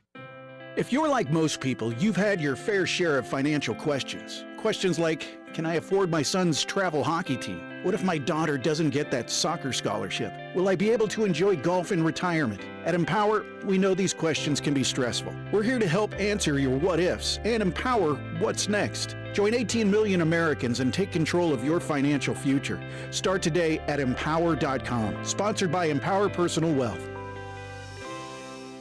This is a special alert to all Americans who own a vehicle with less than 200,000 miles with an auto warranty about to expire or with no warranty coverage at all. Due to a decline in the economy, CarShield is announcing a low-cost month-to-month vehicle protection plan that is now available to the public to save any driver out-of-pocket expenses on future auto repairs. Call now to find out how you can pay almost nothing for covered auto repairs. Yes, you heard that correctly. Pay almost nothing for covered auto repairs. An open phone line has been established for all drivers to call for a free quick quote. Call 800-973-7809 now. Drivers who are covered will not have to pay for covered repairs again. This protection plan is at an all-time low. Additionally, drivers who activate this vehicle protection today will also receive free roadside assistance, free towing, and car rental options at no additional cost. Call us for your free quick quote today. 800-973-7809. That's 800-973-7809. What do you have to lose? Call 800-973-7809. Again, 800-973-7809. I lock up my Old Spice Fiji aluminum free dry spray to keep that 24/7 lasting freshness safe for myself.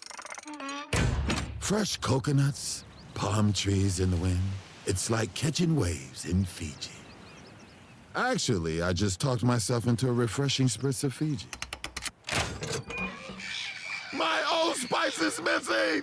No! The 610 Sports Radio phone line is brought to you by Onder Law Injury Lawyers. Visit getjim.com. Chiefs Kingdom. This is Mitch Holtis, and welcome into the Chiefs Red Half Hour on Cody and Gold. Every day at 11:30 on your official broadcast partner of the Chiefs, 610 Sports Radio.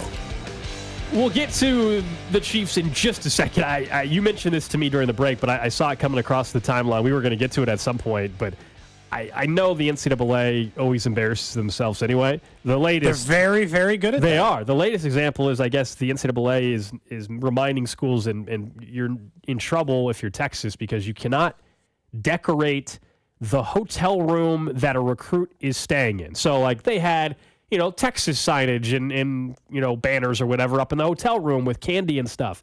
And that, I guess, is against the rules of the NCAA. But they can show their facilities and show them the locker room and all that other stuff. Okay, so, but you're right that the NCAA should not care.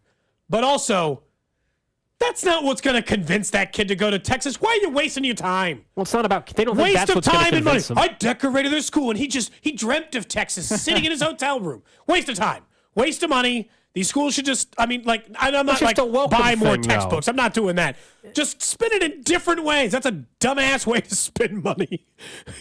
Setting it up like it's a parade float, his hotel room. Yeah, but that happens. People will go to a convention out of town, and the group that they're there with will welcome them with a welcome bag or whatever. It's no different. It's no different. The candy, maybe. The decorating it, like putting up a Texas flag in the hotel room. It's no different. I don't think I don't think it's any different than anybody else. By that logic, like, what's the point of decorating anything? Just in general? I told you I'm hosting that party on Saturday. Are you doing any decorations? Zero. That's for a grown adult, so that's different. Zero. But yeah, like, I have no Not decorating anything. Just, like, you do all the things you're doing to recruits is about the idea that every little tiny percentage makes it more likely they'll go to your school. And what I'm saying is that decorating their hotel room adds exactly 0.0000% chance more that kid goes to your school. Spend that money. But you're viewing it in a way too of a direct correlate. Like, nobody, I don't think Steve Sarkisian thinks that they had a Texas balloon is why they got Ewers to come. Nobody's thinking it's Arch Manning because they got him some gummy worms. Nobody's thinking that. That's also why the NCAA shouldn't care. Right? What do you think, these gummy worms made the difference? Back in the day when they you had strippers at Louisville and stuff for maybe visits. That's their problem. That's a little bit different. The second you decorate it, they think you're a half step away from just putting like a pole in the room. Now nobody's putting on that Texas hat and saying, "Man, when I showed up to the hotel room 326." Now, Cody, you said you don't think the decorations swayed. Do you think the strippers swayed recruits back? Yeah, I do. Okay. Very much so. I think that might have been playing a real factor back then. $100 handshakes and some of those situations. It sounds like it wouldn't have swayed you though, because you feel very uncomfortable.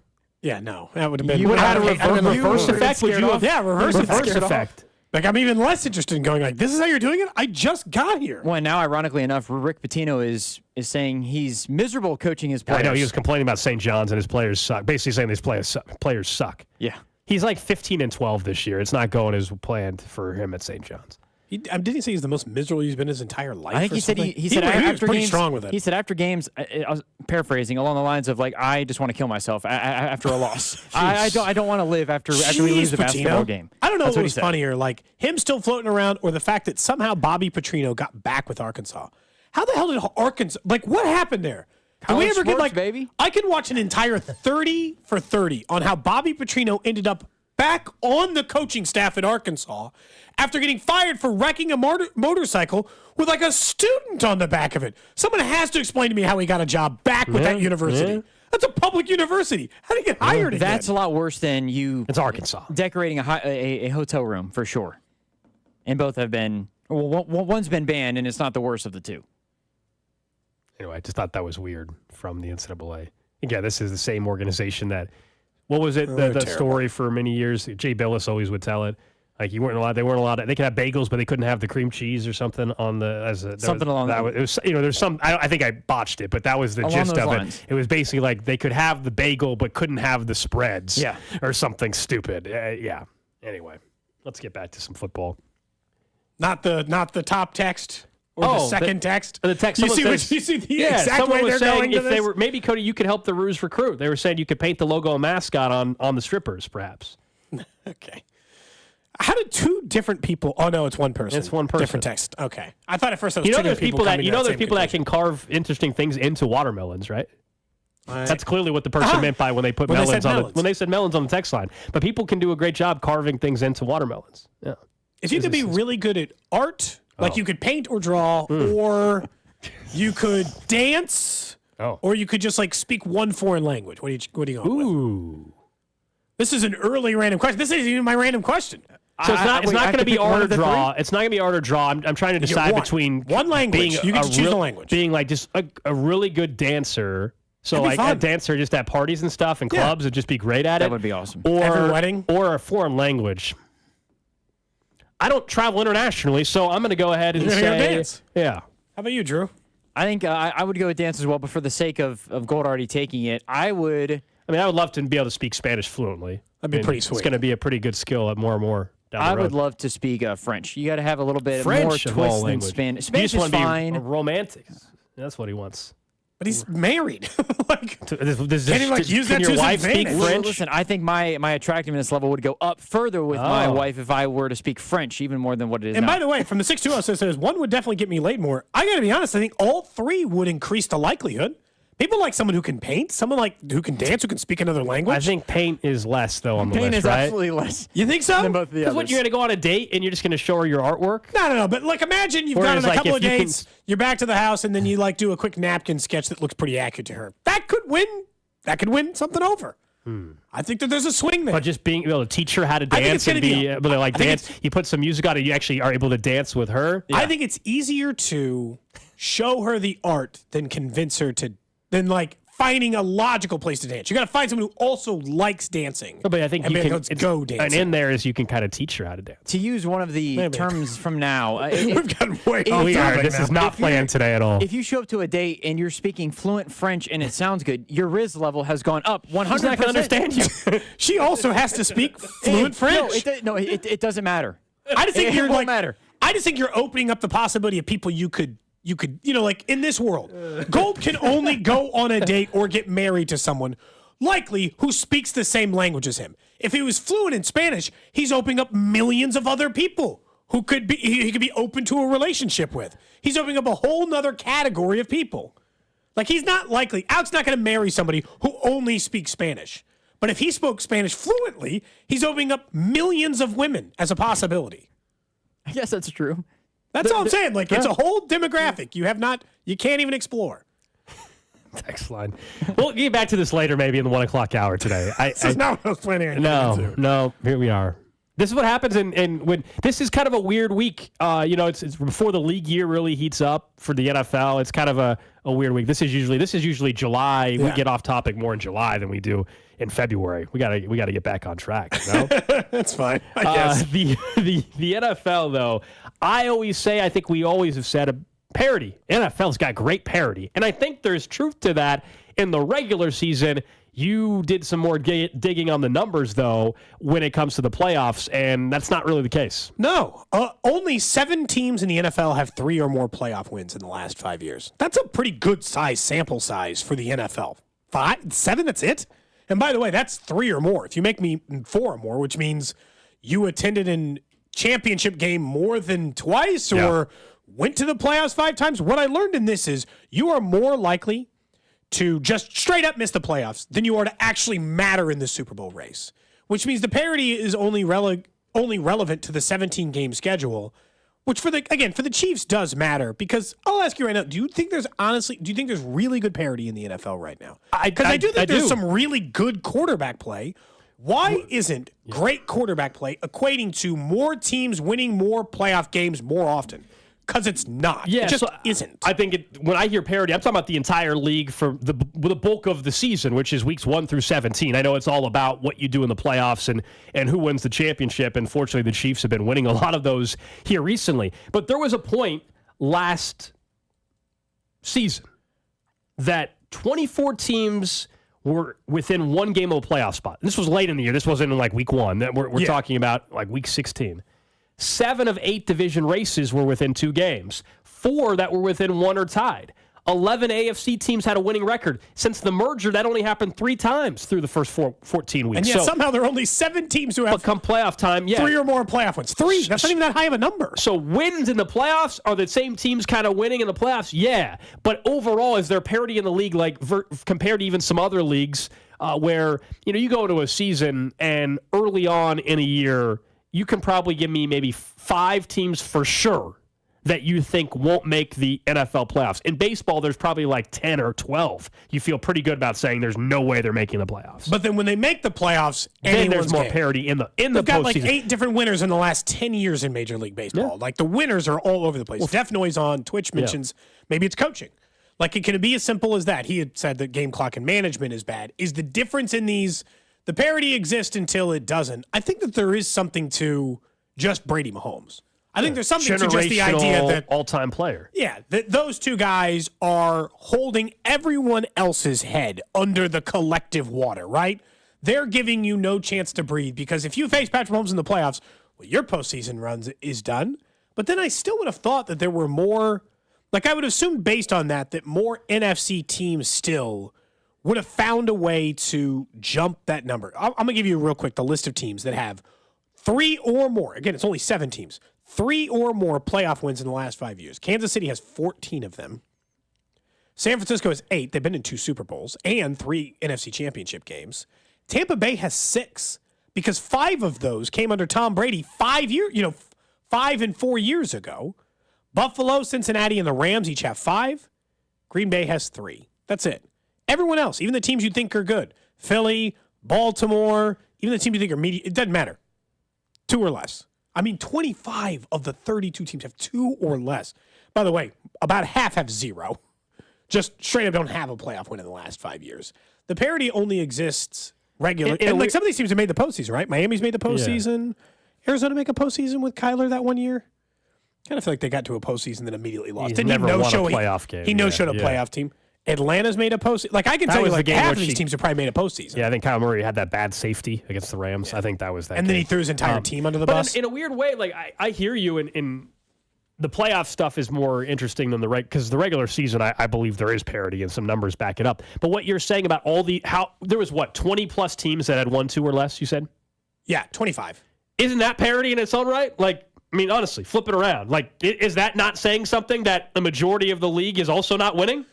I get in a reverse way. Parity. In a reverse way. Parity to being bad, sure, but you want more teams up top that, like, typically. Look, in this case, what's funny is, like, the point of this is the Chiefs probably aren't going anywhere. Because if you think that there are a bunch of teams below them that are getting ready to jump up and nip them in the butt, it ain't happening.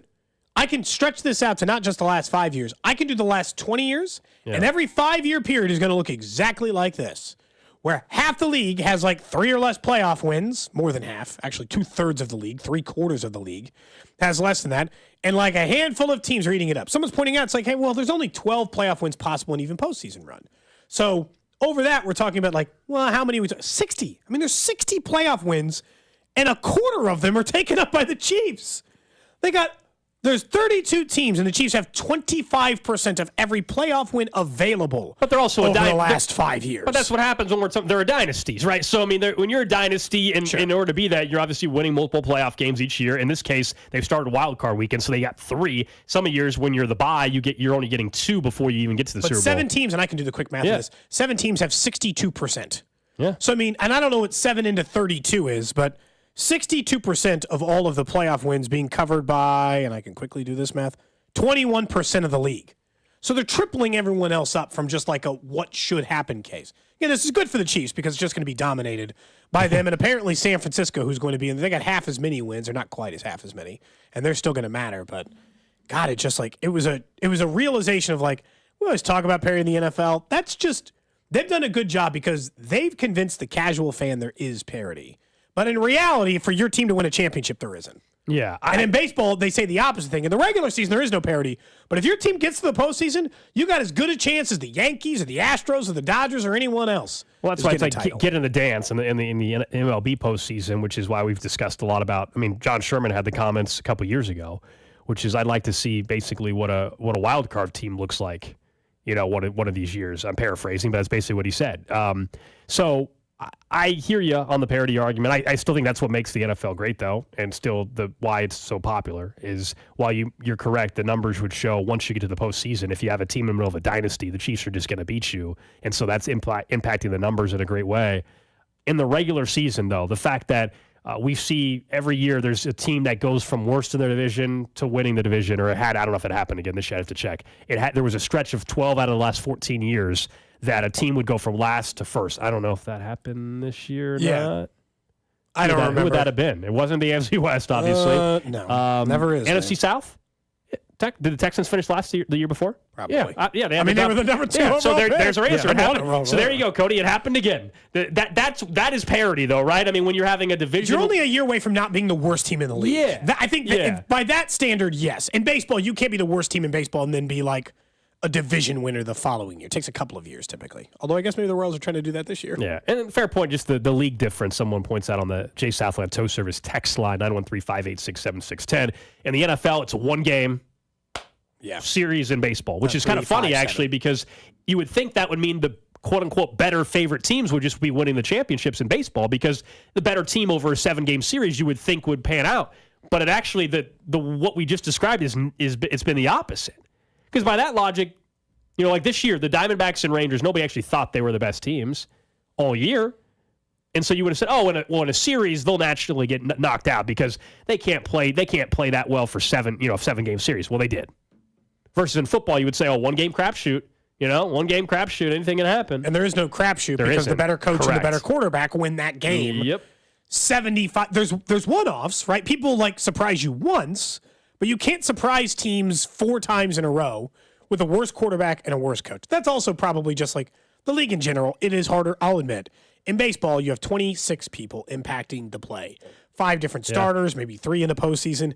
In the NFL, quarterback matters so much that it is difficult to overcome that across the board.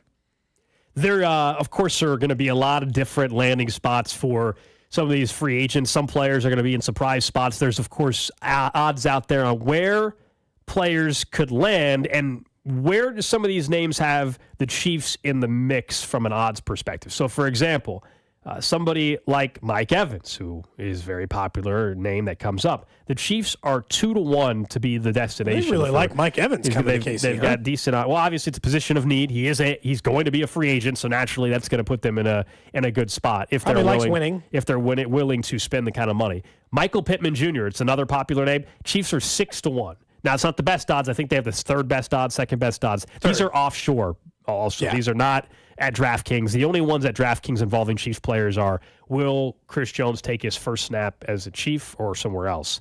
By the way, it's minus 325 for Chris Jones to take the first snap next year in a Chiefs uniform.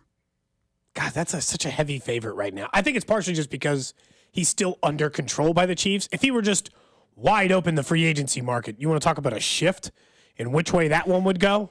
Quite significantly. The running backs, we know they got Pacheco, but the running backs, Austin Eckler, 50-1 to be in Kansas City. Derrick Henry, 50-1 to be in Kansas City. Such long odds? Eckler feels like such a good fit. I just wonder what his price is going to be, too. $5 million a year? Dude, it's running back. Is it a one-year deal? I don't know, 2 for 10. Derrick maybe? Henry, Baltimore is a heavy favorite to land Derrick Henry. That would make sense, too. And then if you're thinking other running backs, the running back that's out there that has the best odds to somehow end up in Kansas City behind Pacheco is actually a receiving back. Makes sense because maybe McKinnon's not back in the fold. You and I don't think he will be. Alvin Kamara. Ooh. Okay, so when I'm looking at these odds, the offshore book thinks they're going big-bodied, possession wide receiver who's good for 1,000 yards, Pittman and Evans, right? That's definitely the vibe they think. And then they think receiving running back because they got it 75-1 for Saquon, 50-1 for Derrick Henry. I don't know why Eckler's odds are so off. But everyone else, they've got relatively close. They also have Devontae Adams at 9-1. They like the Raiders are trading. What are the Raiders trading Devontae Adams to the Chiefs? They apparently like the Chiefs to get like a 6'1" wide receiver who weighs 210 pounds based on the offshore odds. These seem like the running back thing is interesting to me because with Pacheco, it's not that I don't think Pacheco should be the lead back. I do. But I also think that you've got 2 years of this man running like he's running into a brick wall for 2 years. And if you're kind of a fool in the NFL, if you haven't watched him with his running style for 2 consecutive years, watched him miss games because of that running style each of the last 2 years, already spent an off season recovering from a surgery, and not think to yourself at least a little bit that you might want to have a better backup option than Clyde Edwards-Helaire or Jerick McKinnon. And that's where I would be interested in Kamara or Eckler or Henry. The projected contract for Eckler, according to Pro Football Focus, is 2 years, $13.5 million total. So about $6.5 million little money a year. Like, that's a lot for a running back. People don't want to spend $6.5 million on a running back, but it's just hilarious to me how little it is in the scheme of the NFL offseason. $6.5 million a year, and all you got to do is pay him 2 years, Gold. I mean, I take a shot at Austin Eckler for that. I don't like that deal at all. How many years you want? One? I don't like that deal. Think about it. Guys, $6.5 million. And when we're talking, on one hand, we're talking Chris Jones, 70, 80, 90, 100, those numbers, 2 years for that seems so little. It seems nothing. But I'll remind you that now performance is different, but how much do you think they paid Clyde Edwards-Helaire this past season at running back? $2.5 million. Okay. You and I had a big argument. Not a big argument. We had a big disagreement over this because I said you can cut it for $1.5 million because you can get a running back for $1.5 million. Well, I was saying, that's though, the problem. You're not getting free agent running backs for $1.5 million that necessarily that are like Austin Eckler. I'm not paying Austin Eckler $6 million next year. Hell no. Clyde to back up Isaiah Pacheco, I'm not paying my backup $6.5 million. The lowest if my starter's making $800,000. Why do I need to do that? I look at it from a unit perspective, but I understand your argument. Clyde Edwards-Helaire, by the way, was the 11th highest paid running back in the NFL this year. Pacheco's backup this year was one of the top paid backs in the league. Where, real quick, while you're on the page, where would $6 million have put it? Sixth. Right where he is now. He made $6.25 million this year. He'd be tied for sixth. I don't need the Chiefs' backup running back being the 6th highest paid running back. What's Josh Jacobs' number? What's his projected? Crazy. According to Pro Football Focus. 3 years, 11.5 per year. 11.5 per year. Okay, yeah, I'm way out on that. That's way too much for a running back. That made him the highest paid running back in the NFL. It'd be higher than Nick Chubb. The lowest, Zach Moss might be a good option. 2 years, we have the 3.75. Okay. What can I get DeAndre Swift for? There's a good backup for Pacheco. $6.5 million a year as well. What? 3 years projected is his contract. We have the example right here in our backyard. Just take another 7th-round pick? Where was Isaiah Pacheco found? In the draft. 7th round, right? Yeah, almost an undrafted guy. I do not need to be paying a running back $6, $8, $9, $10 million a year. No, not at all. Not in this offense. You could also just pay Clyde like $2 million if you wanted to just. If you're just talking about paying, you could find plenty of running backs in the $1 million, like in the less than $1 million undrafted running backs. Pretty much all. Yeah. Free agent running backs. Again, Jerick McKinnon cost like $2 million a year. He was available, right? I mean, he was not. Austin Eckler. That's not for that price, probably. That's. I mean, there's a lot of guys too that are projected to be 5th, 6th round picks that are in the draft who have catching capabilities, would be good to at least back up and then maybe if they do well enough, take over that role for Pacheco in a year or two. There are at least 5 backs available in free agency this year that within the last 5 years you would have considered a top 3 back in the NFL. Austin Eckler, Derrick Henry, Saquon Barkley, Josh Jacobs, Alvin Kamara. In the last 5 years, all 5 of those guys would have at some point been considered one of the 2 or 3 best backs in the entire league. And you can have them all for the low, low price of $4 million. What do they all have in common? With the exception, maybe Derrick Henry. So they're just going to get... Well, besides the position they play, Cody, is injury problems, haven't played a whole lot, production's been dwindling. You know why they have injury problems? Because they play running back. And that's Production why I'm not paying them. Dwindling? Why? Because they're running backs. I'm not paying them. It is amazing to look at the age of these guys. Saquon Barkley. They're all 25. 27. Josh Jacobs, 26. That's old for running back. Derrick Henry's the oldest, and he's 29. He's not even 30 yet. That's old for running back. Yes, very old. Just is. But a lot of guys are in that 23, 24, 25 range. Someone says, you guys don't like to pay anybody. I'm not paying a running back top 5. I'm not. The Chiefs, frankly, at this point, should never, when Patrick Mahomes is my quarterback, never have the top 5 highest paid running back on this roster. Ever. That's stupid. I mean, unless they're just the absolute goods. Ever. Future Hall of Famer, maybe. No. Not if it were Derrick Henry in his prime, I'd give him one. But that's just, we can always find one exception to the rule. No. You would rather them take Cody Schrader in the 5th round of the draft than sign DeAndre Swift. Yes, probably. It's $6 million a year. Yeah, probably.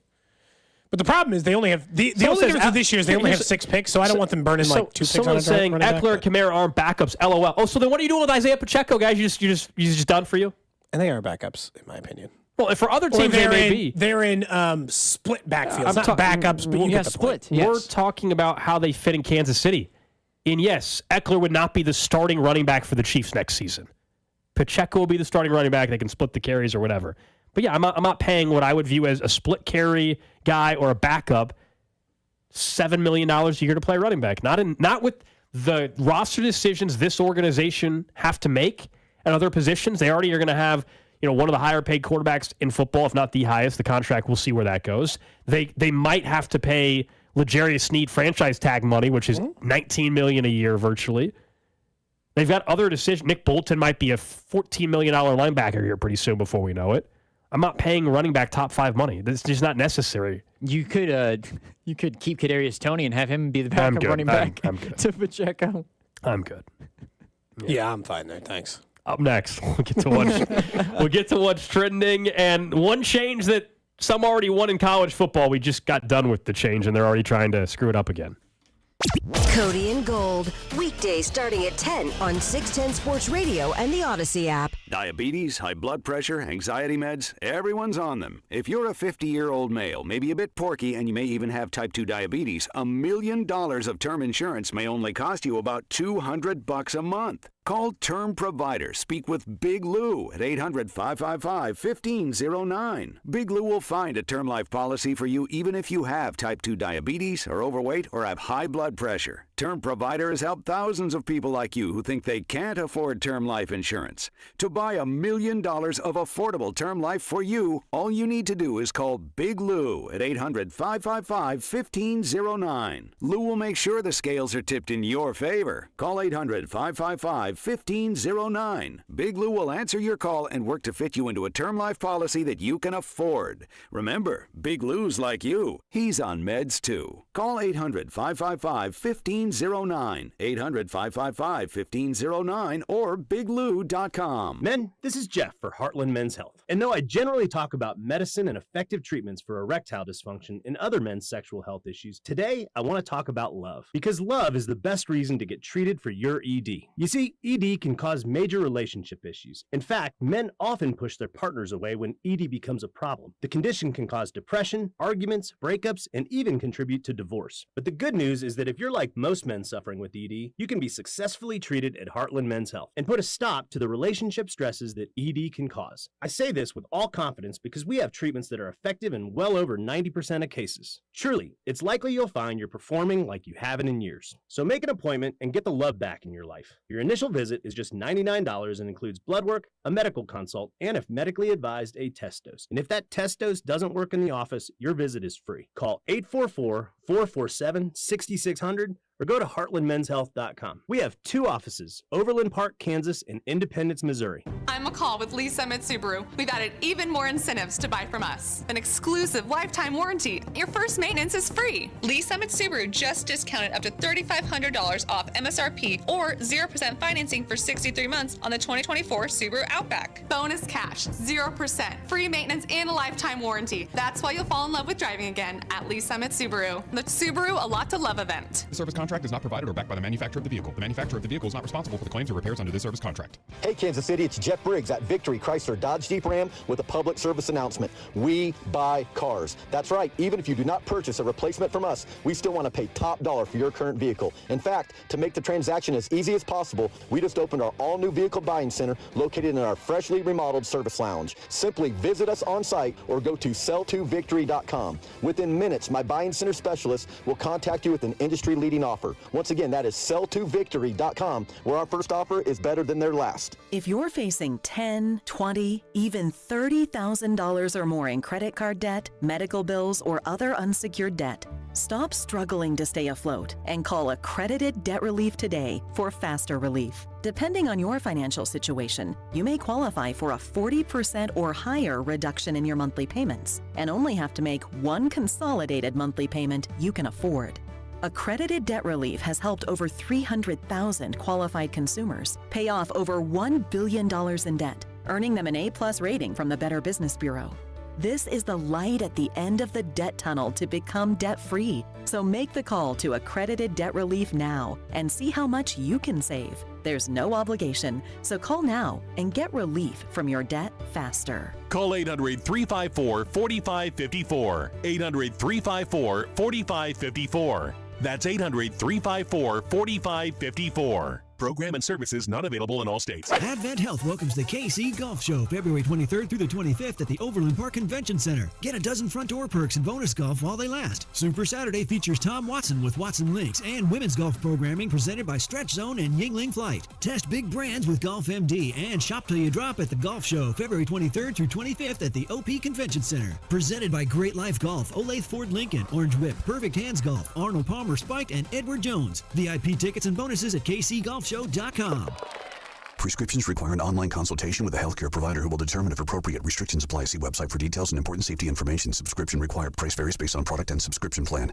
Hey guys, did you know there's a generic form of Viagra that works just the same but is 95% cheaper? And you can get it online? Just go to hims.com/joy. Through Hims, you'll get a free medical consultation, discreet shipping if prescribed, a 100% online process, and trusted generic alternatives to the name brands at up to 95% off. That's right, get generic for Viagra, the same active ingredient as brand name Viagra, but for 95% less. It's the same medication, still prescribed by a licensed medical provider, but with zero copay, no expensive appointments, and no awkward face-to-face conversations. To start your free online visit, you need to go to this exclusive address, hims.com/joy. That's hims.com/joy for your free online visit. HIMS.com/JOY. Did you know some ordinary cold medicines can raise your blood pressure?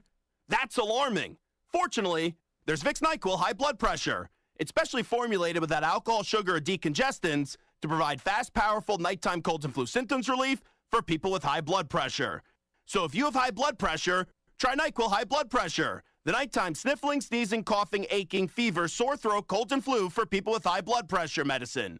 Use as directed and keep out of reach of children. Getting your guaranteed maximum refund with TaxSlayer feels like discovering a refund tree has grown in your backyard. I'm the refund tree. Sawing off its branches. Hey! Feeding them through a wood chipper. My branches! My beautiful branches! And dancing in its refund rain. Start for free and get your guaranteed maximum refund. TaxSlayer. File fearlessly. You're listening to 610 Sports Radio from the Mission Plumbing, Heating, and Cooling Studios. Defense played out of mind. How about that D, baby? 610 Sports Radio, KCSP Kansas City, WDAF HD2 Liberty. Always live on the free Odyssey app. What's trending? All right, let's check in on the hot topic trending. Number one on what's trending. Every break, we get an update from Drew on new information around the EA Sports video game. Very excited. I'm excited for it as well. EA Sports College Football 25. Today is when 11,000 college football players from all 134 FBS teams are going to have a choice to opt in to being in the game or not. If they do, they will receive $600 and a copy of the game. So basically, they're getting a $675 to $700 value. Could they not just pay them $599 so they don't have to get a damn $1099? Those jerks choosing $600, so they got to file taxes on that. Pay them $1 less, and it's a freebie. Most of the college athletes are probably, and it's still $600. I hear you, but for some of the college athletes in this game, $600 is actually a big deal. For a decent chunk, $600 is nothing because they already got like a $500,000 NIL deal. They also have a deal that's giving them a Porsche to drive around campus. So they got to figure that out anyway. By the way, what's our shows? I think that like company policies exist, but I also think that we need to have personal Cody and Gold show policies. What is our show policy on wearing double gear of the same school? Not only is Drew wearing a Michigan sweatshirt, boy. He is wearing a pair of Michigan athletic shorts. He's logoed up twice. So are you allowed to wear both at the same time on this show? Yeah, I thought you were about to going to a Michigan game today. I think double logos, some fishiness there. I think this is fun. I hadn't paid that much attention. Sorry, Drew. I thought Cody was about to say you had the Michigan hoodie and you had Texas shorts on. I was going to say, well, that's a problem. No, he has Michigan shorts on. It's a match. Oh, he's Michigan and Michigan. Now, yesterday you were wearing a Florida Gators t-shirt. I was. He's got a lot of different college gear. Along with getting these shorts, I also got some Arkansas Razorbacks shorts as well. There was a deal at Shields. That's what it is. So basically, if it's college gear and it's a good deal, you're like, screw it, I don't care. Yeah. He likes college gear. If I don't have the team or don't have any apparel, by all means. I'm just asking if you're allowed to double logo up on this show. That's all. If it's you're the not same attending team, the game. If it's the same team, I feel like it. Yes. If he had a Michigan hat on, are you calling foul there? He's triple logo. I would just be like, there's a point where it's kind of absurd. Like if he's not going to a game. I think if he had the hat, I would wonder what your plan is today. But I think the hoodie and shorts, it's fine. Someone says, yeah, you get the hat and Drew's going to be Drew Stallions today. Hey, no kidding. So settle down. There's your Halloween costume next year. There we go. All I need to do is get some shades. You're perfect. Yeah. Just have that. Bring a little handy cam with you, too. Right. Why not? That's right. I'm just a hater. So people double logo all the time. Just let it go. So you're wearing a master. You wear this quarter I zip would never wear this frequently. and a Masters hat at the same time. Never. No. Oh, what? Also, no. Wait, I've intentionally made that choice. I've switched jackets or switched hats. So if you went to the golf course or let's say just one of the Corn Ferry Tour or whatever that's in town sometimes, you wouldn't wear a Masters hat with the Masters quarter zip? At least no, I don't think so. But also at that event, it makes sense. If you're going to a Royals game, wearing 3 different Royals things is okay. Okay. If you're just here and you got a Royals hat on and a Royals hoodie and Royals shorts, feels like overkill for just like going around time. That's all I'm saying. Next up on What's Trending, the college football playoff officials discuss expanding to a 14-team playoff. Just quick reminder, they haven't even made it to 12 yet. Part of the problem with this policy, which we'll talk about here coming forward, is as part of that, the Big Ten and the SEC were trying to find out, maybe we can get 4 teams each as automatic qualifiers based on that. They're already looking pretty heavy on this. Ross Dellinger had a full breakdown of it. They're very serious about the possibility of this 14-team. If that's the case, go to 16. We'll talk more about it in a minute. But college football already looking to change their college football playoff setup. Yeah, I can't wait to talk about this after What's Trending. Next up, though, NBA, long All-Star break coming to an end tonight. NBA will start the second half of the season tonight. And, of course, there's going to be even some more movement just where it comes to where I think the future of some players ends up is going to be fascinating, and what happens in the next couple months for where does, do we buy into the rumors around LeBron James? Was that intentional? You had the Golden State Warriors, right? The news at one point where they were inquiring with the Lakers about LeBron. And I just, what the next couple months could do for where LeBron plays and finishes his career could be really fascinating. I mean, 6-2-0. It's obviously you're a baseball guy, Cody. A lot of unwritten rules. You do, man. You're making up rules true. on the fly. I said, I was asking, what is the show's policy in regards to I don't think double there is overtime? any policy, is what we've I'm saying determined. we could discuss a set of rules for the show going forward. That's all. So that whiteboard that has our weight 2/3 vote. I think we need. Or you're saying we want unwritten, but they'd be written. Is the Written problem? rules. No longer unwritten. Written They rules. would be the written rules of Cody and Gold, and it has nothing to do with the show. Just Cody. What other apparel rules do you have for the It show? got things to do with the show too. So far, that's the only one that immediately. comes because to mind. I decided to wear I Michigan guess. shorts with my hoodie. But we can come back around to the different rules later. Next up on What's Trending, Sean McDermott and Sean McVay have both been added to the NFL's competition committee for the upcoming NFL season, presumably to try to figure out rules to stop the Chiefs. That's right. That's exactly what it is. I can't figure out any other reason why those two guys are the ones that are added. Sean McDermott immediately employing the Chiefs have to be down 10 to start any NFL football game rule. Yeah, go all conspiracy theory on that. And he's one. been on that committee for a while. That's what it is. They kicked him out of the committee, right? That's what we're going with. They kicked him out of the committee because he's winning too much. Clearly, the competition rules have been skewed towards the Chiefs, and now Sean McDermott's going to try to find a way to change a rule to benefit the Buffalo Bills. Yeah, that would be the take if it was reversed. That would be what people would be saying. Correct. Right. That's an embarrassing organization, if that actually happened. Yeah, I heard Taylor Swift was going to be on the committee. The NFL offered up a spot, actually. Yeah. I'd have given her a spot. You want to start that? You want to start that rumor? That'll go around pretty quick. Rumor has it, according to sources on this show, Taylor Swift was invited on the NFL competition committee, but she politely declined. Yeah. not wanting to take attention away from Travis. That's right. That was what Roger The Goodell was Super Bowl. asking her when they were talking together. I don't even remember when that was. If that was at the Super Bowl or... That's what they were talking about. That was when the offer was extended. How would you feel about the competition committee? And she thought mandatory sequence on the uniforms, and they're like, this doesn't really vibe. Moving on. Her outfits are very bright, is all I'm saying. Could you imagine if somebody's alternate was like glitter or sequence based in the NFL? No, Cody, I cannot. Just like you finally get a Chiefs alternative, and the helmet is not, it's the same red, but it's just like glitter. Just like sparkly, like Vegas glitter. That would look weird, right? I mean, college football would be the only place you would ever find anything you definitely close see to it in that. college. They're willing to take more risks. I don't know, man. I don't think you're getting sequence on professional football uniforms. Instead of the logo, it says Chiefs era. You thought era? you thought people freaked out by seeing Taylor Swift on TV for 4 seconds. Can you imagine? I'm sure someone's right now maybe steered their car off the road when they heard Cody say sequence on a football uniform. Tough guy was like, "You're not going to ruin my sport by putting sequence." That there's somebody out there that had that reaction that's going to text it in 5 seconds. That's it. That's all I got. We've really gotten off base today. We haven't gotten to the random question yet. No, we haven't. I think you've stayed on the rails enough, though. Close enough. I like going off the rails. Done a good job of managing. This is a Friday for Cody. This is what Cody's out tomorrow. loose. This is like a Friday for There Cody we is go. what it is. Again, tomorrow. I'm going to do normal Club Vern- 16. Can I just start drinking now? Well, so Club 610 will come back in full force here in a week or so. Obviously, last week, for obvious reasons, we didn't do a Club 610. And we'll get it back full force. We got to work on some things in terms of future ideas. So tomorrow, though, I will have Vern co-hosting with me from noon to 2, and I'll have Pete Sweeney for an hour earlier. A former bartender friend of mine invited, we could do this for Club 610, dead serious. Said he'll waive the membership fee and invited us to a members-only cigar lounge with whiskey. We could do a fancy Club 610. Doesn't that sound nice? That is nice. I won't shout out the name of the business at the moment, but, maybe that's in the cards for us for Club 610. Probably means we just had to hang out for the previous 3 hours, but, you get the point.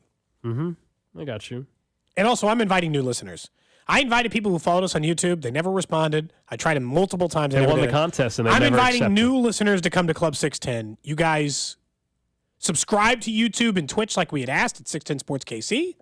I am going to find people who interact with the show regularly on those two platforms and on Twitter. And I'm just going to contact some of you that way because the last way failed. Yeah, that was months ago. Yeah. That I was tried. months I tried ago. to hit him back again. Nothing.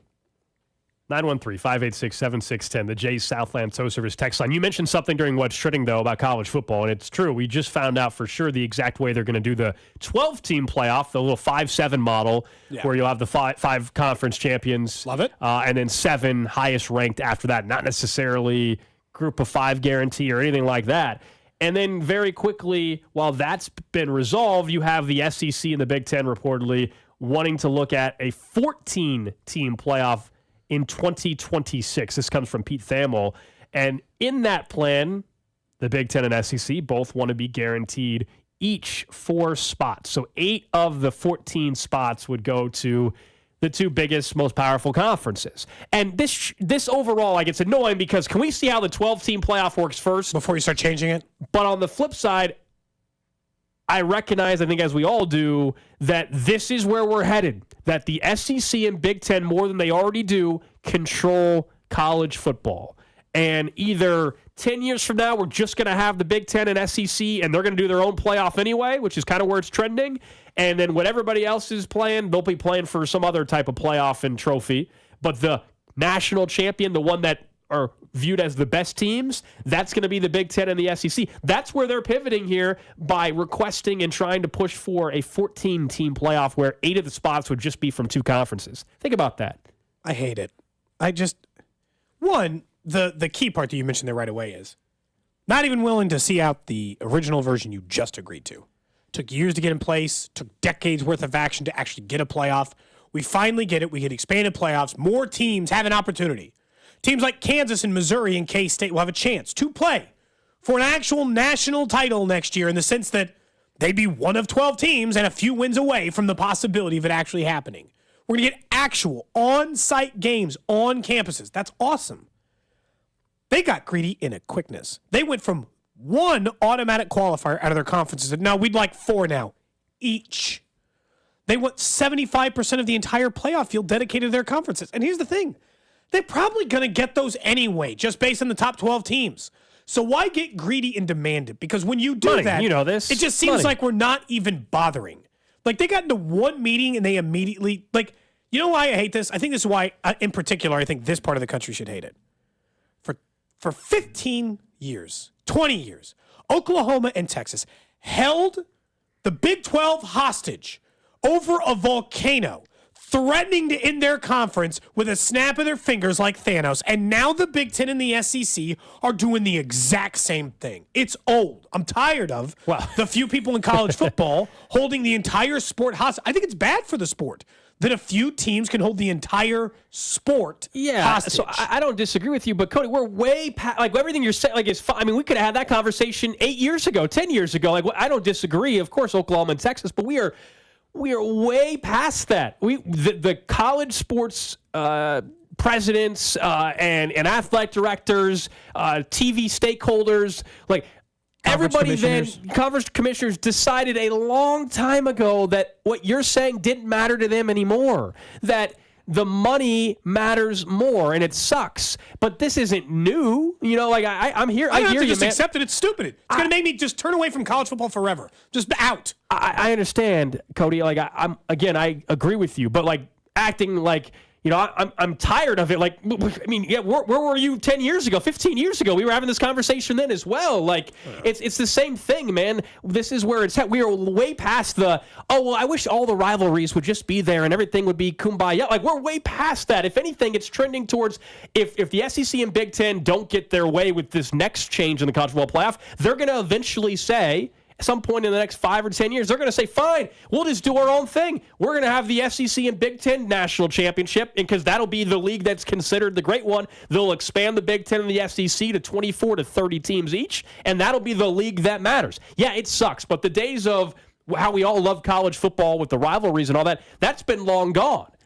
As soon as the people, the TV executives became conference commissioners, it was done.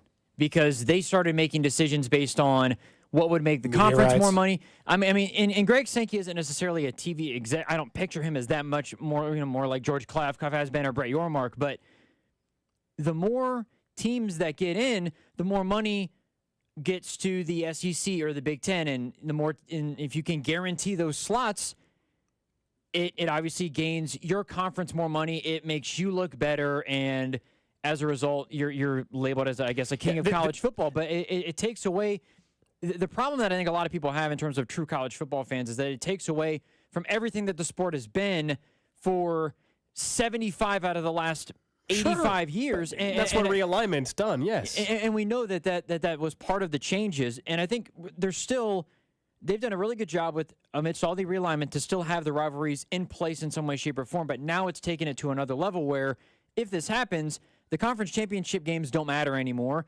If they want more playoff games, then you're going to go from 12 games probably down to 10, and all of it is changing because the greediness, essentially, of the conference realignment sucks. Conference realignment sucks because it ends up being what it's now become, and the Pac-12 is basically no more. It'll be their name this year, next year. It's a slippery slope that's already been far gone. The question I think now remains just, so how quickly is it going to eventually get to what a lot of people have been predicting for years, which is that we're just going to have 2 or 3 conferences that actually matter. Right now, credit the Big 12, they have found a way to continue to survive 10 years. For now, but are they going to be allowed to be part of the conferences that actually matter? 10 years. Or not? I mean, this is why for Missouri, as much as it sucked to see the rivalry split, and obviously being a KU alum, my feelings towards Mizzou for all the years of realignment, but they're safe. They're no matter what happens, they're going to be part of they made the right call. They're going to be part of the club that matters. Now, fortunately, same with like Rutgers. Yeah, you can just kick a school out. And Cody, to your point, if there's 4 teams from the Big Ten and the SEC that automatically make it, it takes away from what I think a lot of people appreciate about college football, and that's earning your way in. If you know, I know I can be the 4th team in the SEC and I'm good. If you can go 8-4 in the SEC and somehow make it based on conference standings and make it, you're good. It doesn't even. I hear you. If I win 9 games, I'm in. Where previously it's never been that, and I understand that with a 12-team playoff, even if you win 9 games, you're probably still in. But you're not a top. You're not an AQ seed. You are 10, 11, 12, barely making it in, having to go on the road where that wouldn't be the case in this scenario. We already had this problem this year where the results don't matter. That was always my issue with. Yeah. I was never trying to make some argument that Alabama wasn't better than one team. The point is that they do still have to play football, and the results of those football games should hold some weight. And now what college football is telling you is, okay, we already eliminated bowl games from really mattering much anymore. Now we're eliminating all of the regular season for 2 conferences. Matters still for the Big 12. Big 12's got to go out there, play their games, win their conference, get in the conference title game. They got to earn it. But 2 conferences don't. Doesn't matter what they do. They can do whatever the hell they want, and they get 8 squads in the dance. Their results don't matter. What a dumb system. It sucks if in fact that happened. But again, if you think that plan sucks, which it does, which it could happen in 2026 where 14 playoff, but 8 are guaranteed out of the Big Ten and the SEC. If you think that sucks, and it does, I'm just telling you that people way smarter than me have been predicting a lot of this stuff that has been happening based off of conference realignment, and we're starting to see it happen more and more.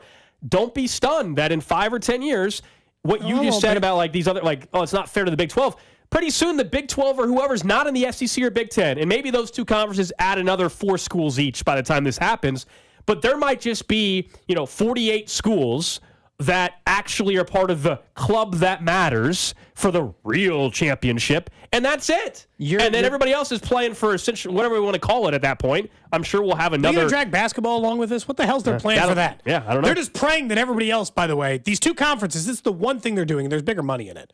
The Big 12 and the Big 10 and the SEC are just praying that everyone will stick with status quo for basketball despite this, by the way.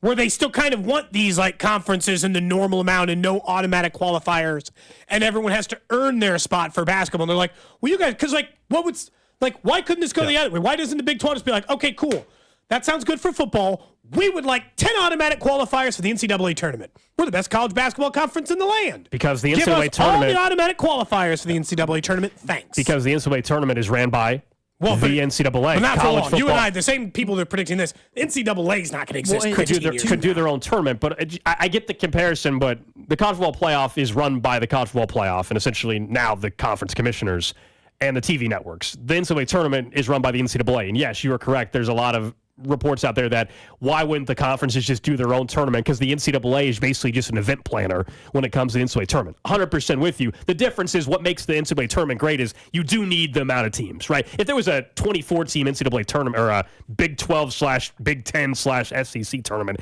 none of us would give a damn the way we do with the 68. The reason why college basketball has been so good is because it's had that structure that's been successful for so long, and it hasn't. There's been no need to screw around with it. I think too. The reason why college football is in such a bad place is because college basketball, they've always had that selection committee that has worked with the NCAA to figure out all of the seeding and stuff like that work. The NCAA, they've never had to do it for college football, where now they've had to, and they've just been stumbling over their feet for the last decade, where college basketball, I guess, had that foundation of here's how it goes, and it's been successful. And the fact that they want to expand it, hopefully it doesn't ruin it, but I think it could tend to ruin the thing that we like most about March Madness. 913-586-7610. You made the comment, Cody, maybe a minute or two ago about what the Big 12 should do, not only in basketball, but just how the Big 12 and the ACC now are going to be treated in the college football world. Stepchildren. Someone texted in and said, that's how the Big 12's treated in basketball. You guys don't complain then. Not even the same comparison. The Big 12 technically is only guaranteed one spot in the NCAA tournament. Like everyone else. One spot. The tournament champion. Now, we know they end up getting 6, 7, 8, 9 teams because they actually... They're likely to get in more than that? Yeah, they get that treatment. But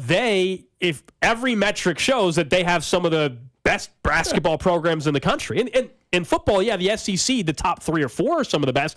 But they're saying they want the spot regardless. Yeah, this is like, the team that's probably like the 21st team would get guaranteed a spot because they're the 4th best team in the SEC. That's the football model we're talking about. Versus in the Big 12 tournament, there's 68 spots. If the Big 12 is the best league and the way college basketball resumes are, again, it's not like college football where you can have 1 or 2 losses and get it. In college basketball, you could be a 20-win team or 18-win team and still get it. It's just it's a different setup. It's fascinating. We know college football realignment's not done either. Oh, and to that point, the percentage of, if you look at percentages of AQs for those 2 conferences in college football is just outlandish, where in college basketball, I don't know the exact amount of conferences, but I think it's somewhere in the 20s. You're still taking of a 68 field, a third of them are AQs, and then the rest are at large, where in college football, this would be, I don't know what 8 of 14 is, but it's more than half of the field is automatic qualifiers from just 2 conferences, not all of them. All right, coming up next, we'll get to the random question of the day, obviously. Matt Verderame of Sports Illustrated going to join us. Also, a little news on the stadium front for the Royals and Chiefs. That's next here on Cody and Gold. Cody and Gold. Watch the show on YouTube by subscribing to the @610 Sports KC channel. 610 Sports Radio. Cards issued by Sutton Bank and Celtic Bank, members, FDIC. Terms and conditions apply. The needs of modern businesses are always changing, but corporate cards haven't evolved in decades. Until now. Meet Ramp, the all-in-one finance platform that combines corporate cards with spend management software. Ramp is the only card designed to actually help your business spend less, not more. With Ramp, you can set custom controls to stop out-of-policy spend before it even happens. And Ramp software even does expense reports for you. No more manual entries, no more chasing receipts. And with best-in-class accounting integrations, you'll close your books in days, not weeks. Ramp gives you better insights and a real-time view of all company spend, so you can stay focused on the big picture and build a healthier business. Join over 15,000 businesses who have switched to Ramp and start saving an average of 5%. Modern finance runs on Ramp. And now get $250 when you join Ramp. Just go to ramp.com/sports. That's ramp.com/sports. We're talking with Dr. David Bach, board-certified urologist at Kansas City Urology Care. Doctor, when it comes to prostate cancer, what makes KCUC the best? KCUC treats more prostate cancer than anyone else in the metro, and for that matter, in this part of the country. What does that mean for the patient? As part of cancer care, a patient will need a urologist, a pathologist, a medical oncologist, and a radiation oncologist. We offer specialists, board-certified specialists, in all those areas on site. It's important to a patient because they want the best possible care with the best possible outcomes with the fewest chances of side effects. Without a doubt, Kansas City Urology Care is the expert in prostate cancer therapy. See the prostate cancer experts, Kansas City Urology Care. At KCUC, you see the best in KC. To make an appointment, visit appointments.kcurology.com. I'm Jeff Davis, owner of Volkswagen Lease Summit. During our cash-in sale, we're offering you the most cash for your trade and the lowest prices Volkswagen has to offer. We'll buy your car for its original base MSRP when you upgrade to a new or used car at Volkswagen Lease Summit. Only deducting for mileage, manufacturer incentives, and any damage. Cash in today. Plus, we have leases starting at $239 a month or rates as low as 1.9% for 48 months. Turn your car into cash. Visit VWLeaseSummit.com. Financing through VCI on approved credit. Call 816-841-7383 for details. Join Mark Patrick seminars and lose the weight guaranteed. Early bird special only $49.99. Hypnosis designed to destroy unwanted cravings, late day eating binges, boredom eating, stress eating. Also, stop smoking with Mark Patrick. No matter how many times you tried to quit, this hypnosis is designed to destroy your desire to smoke without cravings, irritability, weight gain, or your money back. Seminars Sunday, February 25th at the Wingate by Wyndham in Kansas City and Monday, February 26th at the Holiday Inn and Suites in Overland Park. Register markpatrickseminars.com. With your choice of select sandwich, nugs, fries, and a drink, Wendy's $5 Biggie Bag is your go-to. Your nugget wingman. Your hot and crispy fry co-pilot. Just like us. We're like the bag boys. What? Bag boys, what you gonna do? What you gonna do when we bring your food? For a deal you can count on, bet on Biggie and choose wisely. Choose Wendy's. Bag boys. U.S. price and participation may vary. Includes choice of JVC or crispy chicken sandwich with 4-piece nugs, junior fry, and small soft drink. Third-party delivery pricing may be higher. If you're like most people, you've had your fair share of financial questions. Questions like, can I afford my son's travel hockey team? What if my daughter doesn't get that soccer scholarship? Will I be able to enjoy golf in retirement? At Empower, we know these questions can be stressful. We're here to help answer your what ifs and empower what's next. Join 18 million Americans and take control of your financial future. Start today at empower.com. Sponsored by Empower Personal Wealth. Some days, my active psoriatic arthritis makes it hard to get in the game. Now, the ball is in my court, thanks to treating my skin and joints with Skyrizi, Risankizumab Riza, a prescription-only 150 milligram injection for adults. Nothing is everything. Skyrizi helps with less joint pain, stiffness, swelling, and fatigue. For those who also have plaque psoriasis, 90% clearer skin is possible with just 4 doses a year after 2 starter doses. Don't use if allergic to Skyrizi. Serious allergic reactions and an increased risk of infections or a lower ability to fight them may occur. Before treatment, your doctor should check for infection and tuberculosis. Tell your doctor if you have an infection or symptoms such as fever, sweats, chills, muscle aches, or cough, or if you plan to or recently received a vaccine. With Skyrizi, there's nothing like clearer skin and better movement, and that means everything. Ask your doctor today about Skyrizi and visit Skyrizi.com or call 1-866-SKYRIZI to learn more. Wendy's new breakfast 2 for $3 Biggie bundles let you create your own delicious combo. Choose from a sausage biscuit, egg and cheese biscuit, small seasoned potatoes, and a medium hot coffee. But it's obvious which combo's the best. Sausage biscuit and small seasoned potatoes. Well, maybe it's the fresh cracked egg and cheese biscuit with a medium hot coffee. Or 2 savory sausage biscuits. Whichever you pick, you can't go wrong. Choose wisely. Choose Wendy's new 2 for $3 Biggie bundles. Limited time only. U.S. price and participation may vary. Not valid in a combo. Single item at regular price. The 610 Sports Radio phone line is brought to you by Onder Law Injury Lawyers. Visit getjim.com. Brought to you by The Farmer's Dog. Get more info at thefarmersdog.com/nomagic. From better poops to more energy. When you switch your dog's food to The Farmer's Dog, the effects can feel magical. What sorcery is this? None at all. It's just real food made for the health of dogs. Get 50% off your first box at thefarmersdog.com/nomagic.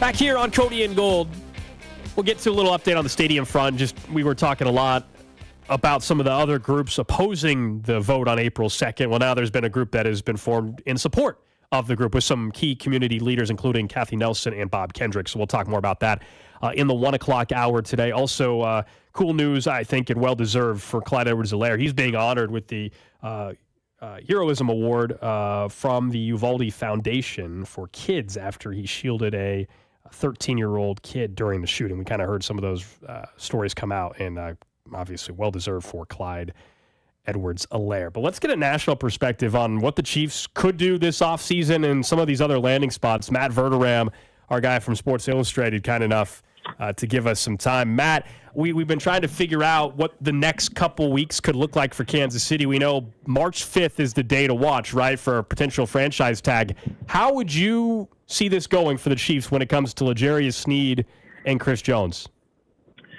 Yeah, look, I think if you're Brett Veach, you're talking to both sides, right? You're talking to the Katz brothers with Jones, and you're talking to Safar Lawson, the agent for L'Jarius Sneed, and you're saying, look, I'm willing to tag either one of these two players. And so it behooves everybody to work out a long-term deal before that drop-dead date at the tag deadline. So Now, look, I don't think it's going to be easy with either one. Obviously, we already saw what this looked like with Chris Jones last summer. I think if the Chiefs are going to sign him long-term, they're going to have to up the offer. There's no question. They're going to have to get either really close to or at that $30 million a year range. I think the question there is, what is the term? Is it a couple of years? Is it 3 years? I know, speaking to people in the league, they think he could get a 4-year deal. So where does it land? As far as Snead goes, doing due diligence, talking to people in the NFL, there's an expectation, hey, look, he could command around $15 million a year. I think if you're the Chiefs, that'd be pretty good. Maybe that number's gone up since the Super Bowl, the way he played toward the end of the playoffs. Maybe now it's more in the 17 to 18-year range. It's cheaper to tag Snead, but I think Jones has to be the priority right now for the Chiefs. They can kind of withstand losing Snead, even though they wouldn't want to. Losing Jones, I don't know how you replace him. When you look at what the rest of the league needs, this is where I was trying to decide what Snead would need. I think Mina Kimes had said that she had 20 of the 32 teams with cornerback as a high need. How do you view the rest of the league as far as what the needs are at cornerback for the rest of the NFL? We know it hasn't been a need for the Chiefs for years. Oh, I think, look, you're looking at a draft where there could be 6 quarterbacks taken in the first round. I mean, I don't think it's crazy to say that it's possible, if not probable, the first 3 picks are quarterbacks with May and Williams and Daniels. And then you look at J.J. McCarthy out of Michigan. You look at Michael Penix Jr. and Bo Nix. And I was down in Mobile. Those 2 guys struggled in Mobile, but they had excellent years out on the West Coast. And you look at them and say, could they be first-round picks? Yeah, they could be, especially in a league where there's always a need. And there's a lot of teams right now, if you look at them, that either don't have a starting quarterback that's going to be on the roster come the start of free agency, whether you're talking about the Raiders and Broncos, teams like that, or a team that you're looking for an upgrade. Whether it's the Giants, whether it's the Falcons, whether it's Pittsburgh. And when you look at the veteran market, Cousins and Mayfield lead the way. I don't think either guy is going to be changing zip codes. I think that's kind of the league-wide expectation. But Cousins may be more likely to move than Mayfield. And then you have Russell Wilson, who I think everybody believes is going to get released. And you have Ryan Tannehill, who's got a lot of ties to Arthur Smith from their days in Tennessee together. Arthur Smith is now in Pittsburgh. So there's going to be a lot of movement. I would expect the draft, you're going to have a half dozen teams who take quarterbacks who are either expecting the guy to be the immediate starter or to fight for the job.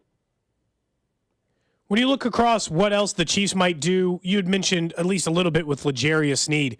Is there a method you think for Brett Veach, just based on the fact that the cap is going to go up, where they could retain Snead and Jones? It seems like a pipe dream, I'll be honest, but is there a way to retain both if you're Kansas City? Oh, yeah, there's a way to do it. I mean, now whether they want to do it is an entirely different conversation, but, I mean, they could definitely do it. Right now, if you go over the cap, they're sitting at a little over $50 million in space, depending upon where the cap comes in between $243 and $250. $15 million is conservative. If they cut MVS, which I think is the obvious move here, that's another $12 million. They could also extend Justin Reed. Justin Reed is due $10.75. If they were to cut him, that's what they'd save.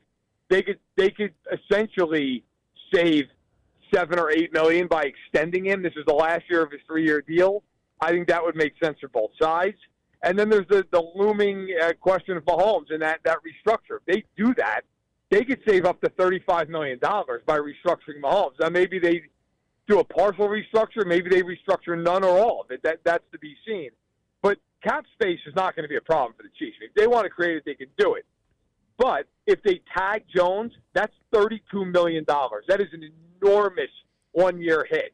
That's a question. The other side of it is you have other guys who are now extension eligible. Bolton, Creed Humphrey, Trey Smith. Are you going to pay 2 of those guys? Are you going to pay 1 of those guys? Do you pay Drew Tranquil? I don't think that's going to cost a ton, but you factor that in.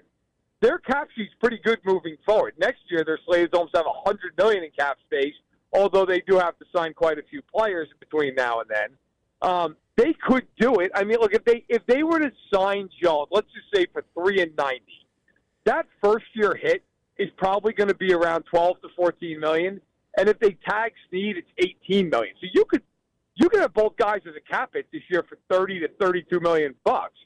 but long term, you're going to lose a couple other guys. Are they willing to do that? That's really the question. We're talking to Matt Verderame of Sports Illustrated. You mentioned Nick Bolton, and I think a lot of people here have kind of put two and two together that this is the final year, or was the final year for Willie Gay, and they're not going to pay two linebackers, what it would take on a new deal. So Nick Bolton's the guy likely they're going to choose, and Steve Spagnuolo has spoken quite highly of Nick Bolton. What does a deal like that look like? Because it's a linebacker, and you're not talking the kind of money we were just talking about with Jones and Snead, but we saw some speculation there. Are we still talking $15 or $16 million? I honestly, I think easily. And that is going to be really interesting because I look at Tremaine Edmonds. Tremaine Edmonds left the Bills last offseason. He went to the Bears. 4 years, $72 million, $18 million per year.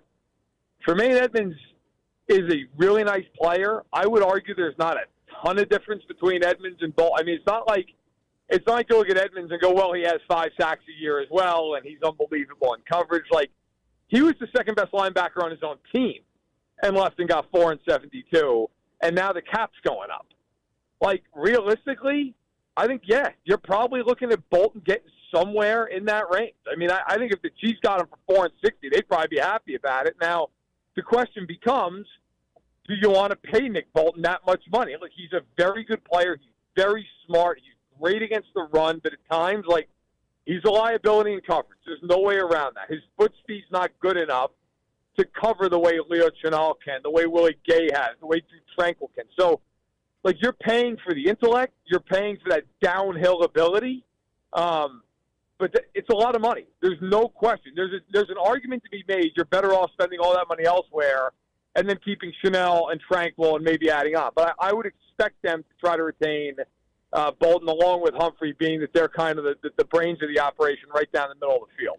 When we look at the wide receiver position, I think, Matt, we're always doing the same exercise of who we want.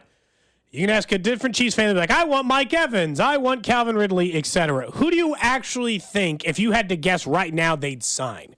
We asked ourselves this question earlier, not who you think the Chiefs should want. If you just had to guess one wide receiver who came in here as a free agent and actually signed with this team, who would you guess? I don't think it's going to be a huge name. I don't. I think they're if you're Brett Veach, you're probably happier to keep that defense together and then draft the guy really early and add a mid-level veteran, aren't you? Wouldn't you? I guess Gabe Davis. He guessed Curtis Samuel, so we're thinking the same thing. Yeah. I don't think you're not spending $25 million a year. And you look at Mike Evans. Mike Evans is great. Mike Evans to me is a Hall of Famer. He's 30. They wouldn't spend the money to keep Tyreek Hill into his 30s. They're going to now spend it on Mike Evans? I just don't see that.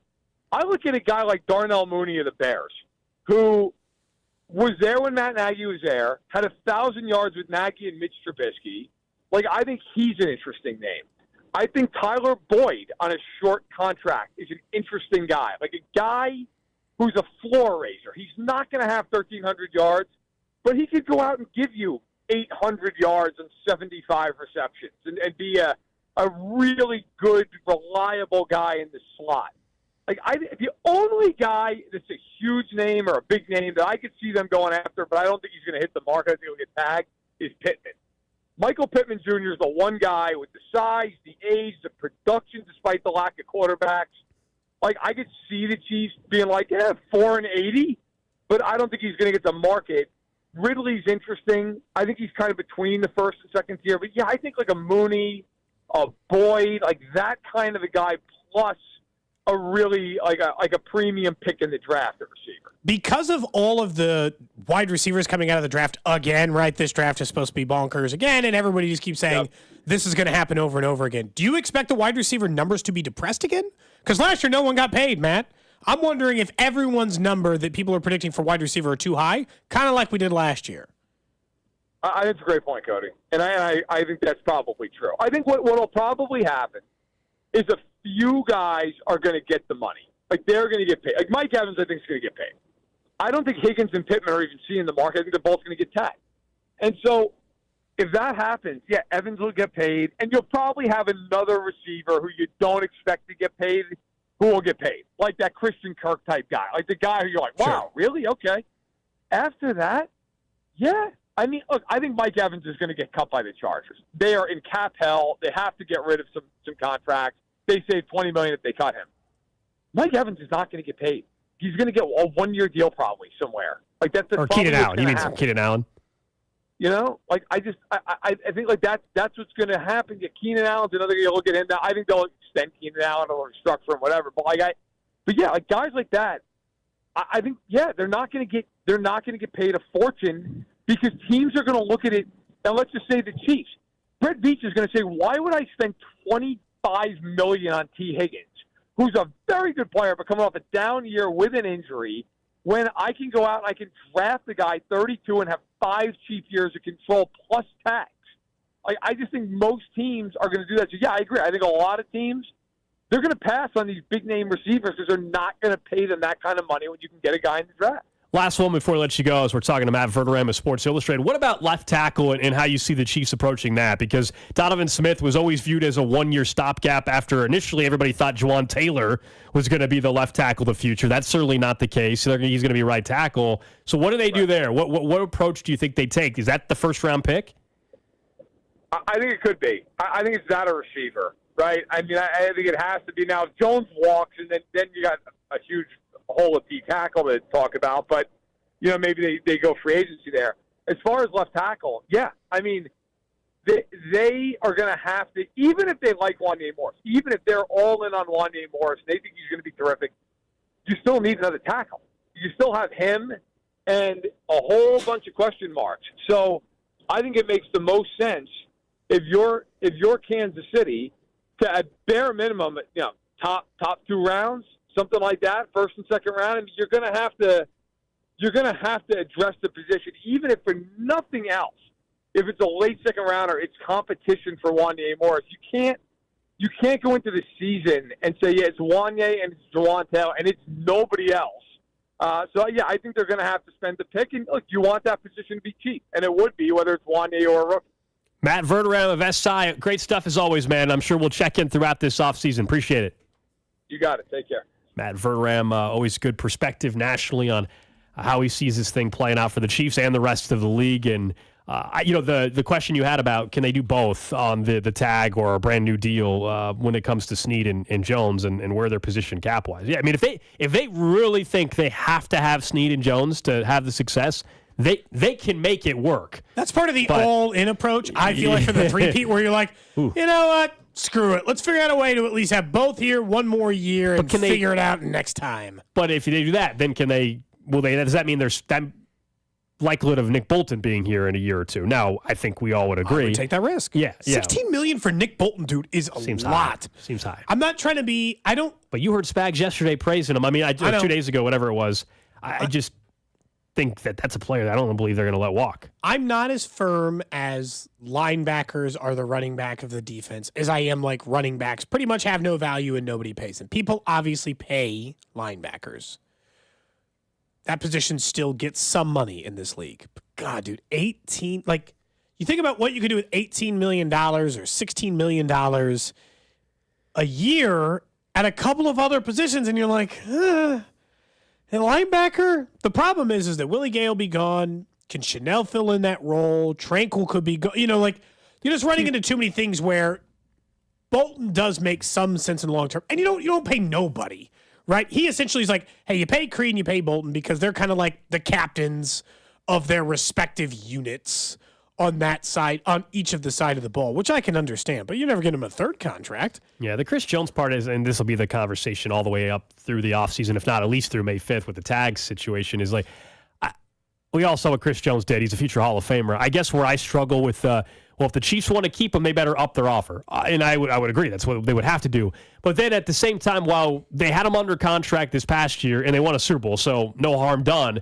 I just, wouldn't that also be a mistake, though? Like a year ago, you weren't willing to pay him the dollar amount to sign a long-term deal.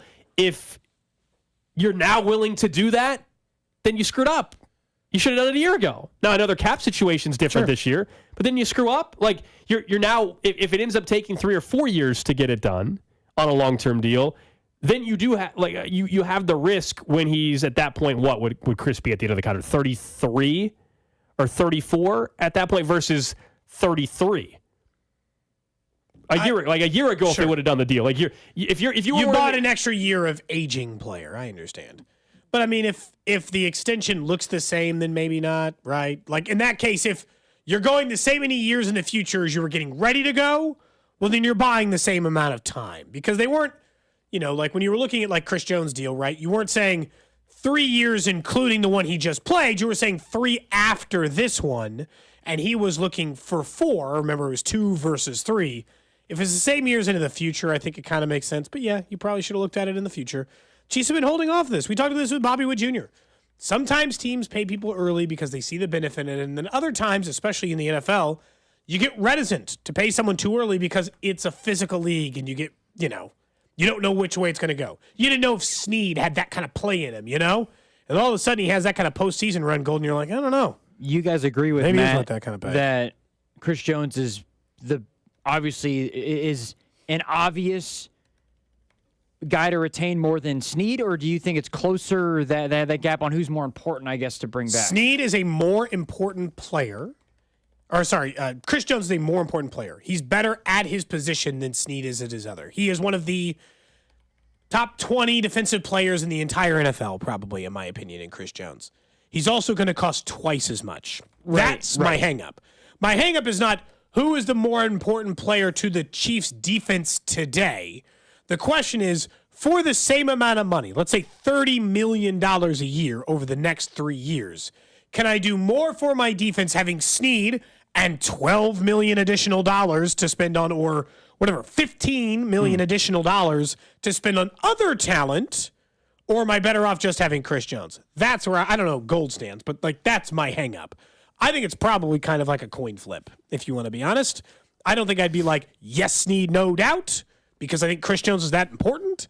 But age coupled with price and all that stuff. But Snead, we know for this next year, they can just tag. With Chris Jones, the tag really isn't in play as far as I'm like $32 million for the tag. No, he's either an extension or he's gone. For Snead, I know in the back of your mind, you have that to fall back on, that you can just tag Snead and at least get one more year out of Snead. And then maybe after this next season, they choose not to sign Snead long term. And so they already have to know what they're willing to do in a year from now, because you don't want to say, we're not going to sign Chris Jones this year. We're also not going to sign Snead. We're just going to tag him, and then next year you let Snead walk, and then that means in 2 straight off seasons you lost Chris Jones and L'Jarius Snead. That wouldn't be smart either. Well, and in terms of, consistent play at an elite level, Chris Jones has been that his whole career, where Snead he's been good, but this obviously very, very elite year. Random question. For you, Gold. For you, Drew, over in the text line, 913-586-7610. Of course, you can hit us up on Twitter, Twitch, YouTube, Facebook. We stream the show live every single day. The question I have today is related to our dear friends Travis Kelce and Taylor Swift, who were spotted in Australia ahead of her tour. They went to the zoo yesterday. They did. Walking around the zoo. So I'm going to make it very simple. What's your favorite exhibit at the zoo? Is the random question today. Were you going penguins right away?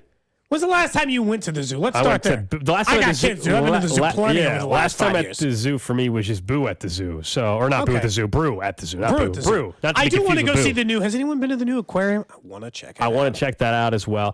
Did not go to the right now, aquarium. that's my answer. That's where I would like to go to check out the new aquarium.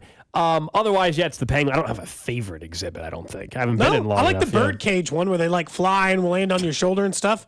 That one's a lot of fun. I think as a kid, I liked when you could ride the camel. That was big.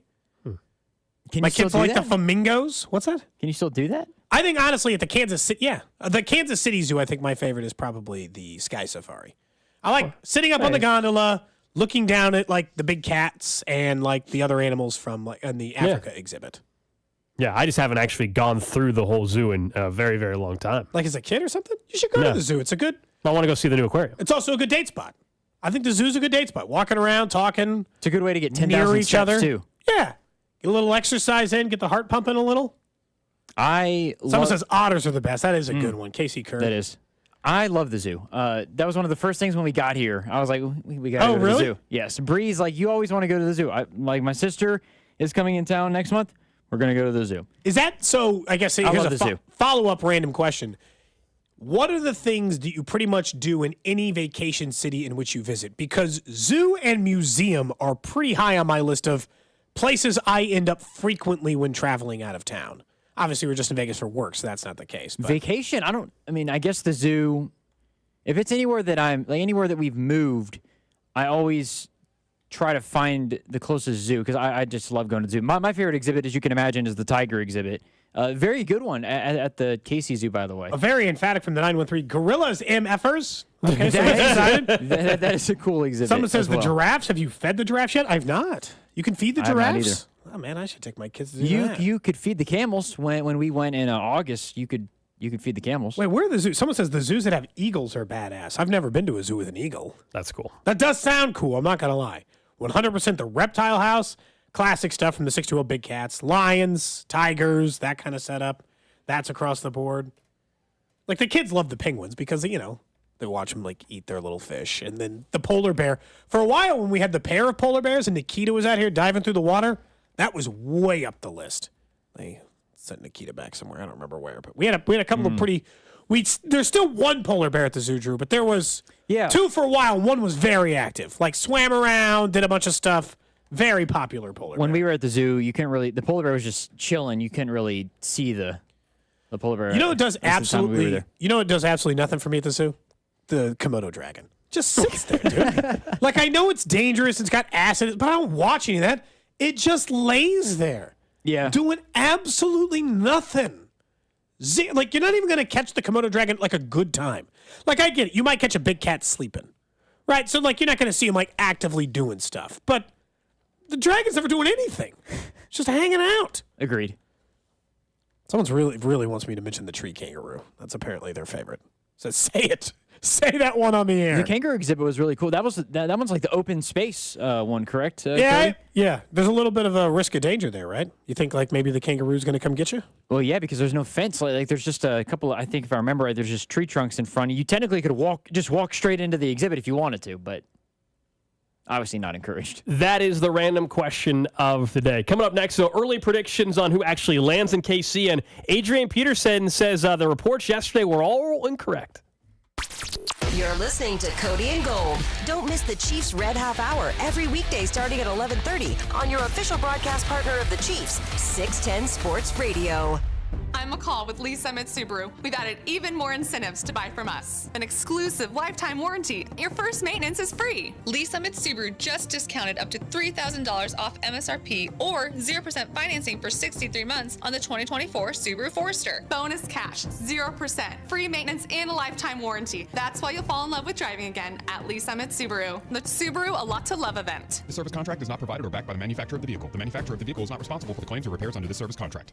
Hey, Kansas City, it's Jeff Briggs with Victory Chrysler Dodge Jeep Ram. I want to tell you about an exciting opportunity. We just received a special shipment of pre-owned trucks, a quality mix of GMC, Chevy, Ford, and of course Ram products. These are half-tons, heavy duties, some fully loaded, some nicely equipped. These units were purchased well back of current market value, and here's the exciting part, we are passing the savings on to you. If new truck prices have you feeling discouraged, then visit us at the Legends Auto Plaza in KCK or online at victorymotorskc.com, where our first price is better than their last. 96 years. That's how long Overhead Door Company of Kansas City has been repairing and replacing garage doors. They are the only authorized dealer of Overhead Door brand products in Kansas City. Locally owned and operated since 1927, headquartered in Olathe. Always look for the iconic red ribbon to be sure you're dealing with the genuine, original Overhead Door Company of Kansas City. For same-day repair service 24/7, call Overhead Door Company of Kansas City or schedule online at ohdkc.com. ohdkc.com. Hi, it's Trey Smith, and in order for our team to get a victory, we need honesty, teamwork, work ethic, humility, and the golden rule. That's why my truck is from the dealer that embodies all those values, Victory Chrysler Dodge Jeep Ram. And Victory Chrysler Dodge Jeep Ram also supports Giving Hope, whose sole purpose is to feed and clothe the needy in Wyandotte County and beyond. Giving back in the highest integrity, that's how Jeff and his team do business. For your next vehicle, visit or go to victorychrysler-dodge-jeepram.com. With your choice of select sandwich, nugs, fries, and a drink, Wendy's $5 Biggie Bag is your go-to. Your nugget wingman. Your hot and crispy fry co-pilot. Just like us. We're like the bag boys. What? Bag boys, what you gonna do? What you gonna do when we bring your food? For a deal you can count on, bet on Biggie and choose wisely. Choose Wendy's. Bag boys. U.S. price and participation may vary. Includes choice of JVC or crispy chicken sandwich with 4-piece nugs, junior fry, and small soft drink. Third-party delivery pricing may be higher. Febreze. So my home is also my office. And before I can focus, every room's gotta be clean. That means tidying up, then spraying my Febreze Air Mist. Ooh, that's fresh. Febreze Air Mist scents are all high quality. They fight any weird funk, and they give my air an instant boost of freshness. So not only does my home smell good, I feel good too. After I Febreze, it's time to start my day. Breathe happy, Febreze, la la la la la. Outdoor America with Tommy Bench, Saturday mornings on 610 Sports Radio at 5 a.m. and the Odyssey app. This week, Tommy answers your questions. Outdoor America, presented by Wholesale Batteries. The right battery the first time. Do you have 3 ex-wives and your current trophy wife wants a life insurance policy 3 times the size of the policies you had to purchase for your previous mistakes? If so, you need to call Big Lou at Term Provider, 800-555-1509. Big Lou is intimately familiar with your problems, and if you're 50 or 60 years old and in reasonably good health, a $1 million policy should only cost about $100 to $200 per month. Big Lou may have a solution for your previous policies as well. You may even save enough money to lighten the load on your new $1 million policy. Remember, call Big Lou. He's like you, except he's only on number 2. Call Term Provider at 800-555-1509. That's 800-555-1509. For $1 million in term life insurance that you can live with. Call Big Lou at 800-555-1509. 800-555-1509. Supplement Superstores has helped me lose close to 15 pounds, and they can do the same for you. Try what I use, Flashpoint Complex, and save 20% when you tell them I sent you. Supplement Superstores has 8 Kansas City area locations. Supplement Superstores when you're ready to feel your best. Hey, it's Kling. There are many reasons I love Hy-Vee, the great values, the selection, the service, and I love to rack up fuel savers. And you can as well. Shop Hy-Vee on Monday, earn a fuel discount equal to the high temperature on Sunday and the amount you spend. If the high is 68 degrees on Sunday, I'll save 68 cents per gallon when I spend $68 on Monday. Heat up the savings every Monday through April 29th only at Hy-Vee. Must look up code 80007 at checkout or promo code HEATUP when shopping online. See store for details. The best deals at the pump happen when you shop the aisles of Hy-Vee with help from the first Warn 5 weather team. This is KCTV5 Chief Meteorologist Luke Doris. Watch KCTV5 Sunday night at 10 for our official high temperature. Whatever it was on Sunday means you save on Monday with your Hy-Vee Perks card. If the high was 63 degrees, you save 63 cents a gallon when you spend at least $63. Watch First Warn 5 weather on KCTV5 this Sunday at 10. When people have a craving to explore new and traditional Asian cuisines, they head to P.F. Chang's, where scratch-made dishes come from the 2,000-year-old tradition of wok cooking. P.F. Chang's wanted to explore new possibilities for their website. They turned to AmericanEagle.com. AmericanEagle.com re-architected P.F. Chang's website, integrating multiple third-party systems to create a unified digital experience. The results? Improved page speed and performance, personalized content based on users' location, intuitive online ordering, an increase in organic search visibility, and a 40% increase in new users. For scratch-made Asian cuisine, visit your local P.F. Chang's or go to pfchangs.com for website design, development, digital marketing, and hosting that produce efficiency, revenue, and results. Visit AmericanEagle.com. P.F. Chang's and AmericanEagle.com. Another example of the best businesses in the world, turning to the best in the business for websites. Go to AmericanEagle.com or call 877-WEB-NOW1. That's 877-WEB-NOW1. Around here at Wrangler, we are all excited for spring. The longer days, the warmer nights. When you've got your pick of shorts and jeans, either works just fine. Blue skies, open roads. Wrangler, for the ride of life. Wendy's new breakfast 2 for $3 Biggie Bundles let you create your own delicious combo. Choose from a sausage biscuit, egg and cheese biscuit, small seasoned potatoes, and a medium hot coffee. But it's obvious which combo's the best. Sausage biscuit and small seasoned potatoes. Well, maybe it's the fresh cracked egg and cheese biscuit with a medium hot coffee. Or 2 savory sausage biscuits. Whichever you pick, you can't go wrong. Choose wisely. Choose Wendy's new 2 for $3 Biggie Bundles. Limited time only. U.S. price and participation may vary. Not valid in a combo. Single item at regular price. Around here at Wrangler, we are all excited for spring. The longer days, the warmer nights. When you've got your pick of shorts and jeans, either works just fine. Blue skies, open roads. Wrangler, for the ride of life.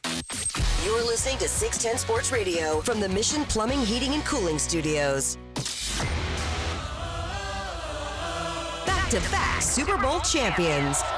Derek Johnson with us here on 610 Sports Radio. When it's all said and done, he will be the greatest, and I'm okay with saying he's the greatest right now. That's totally fine with me. 610 Sports Radio, KCSP Kansas City, WDAF HD2 Liberty. Always live on the free Odyssey app.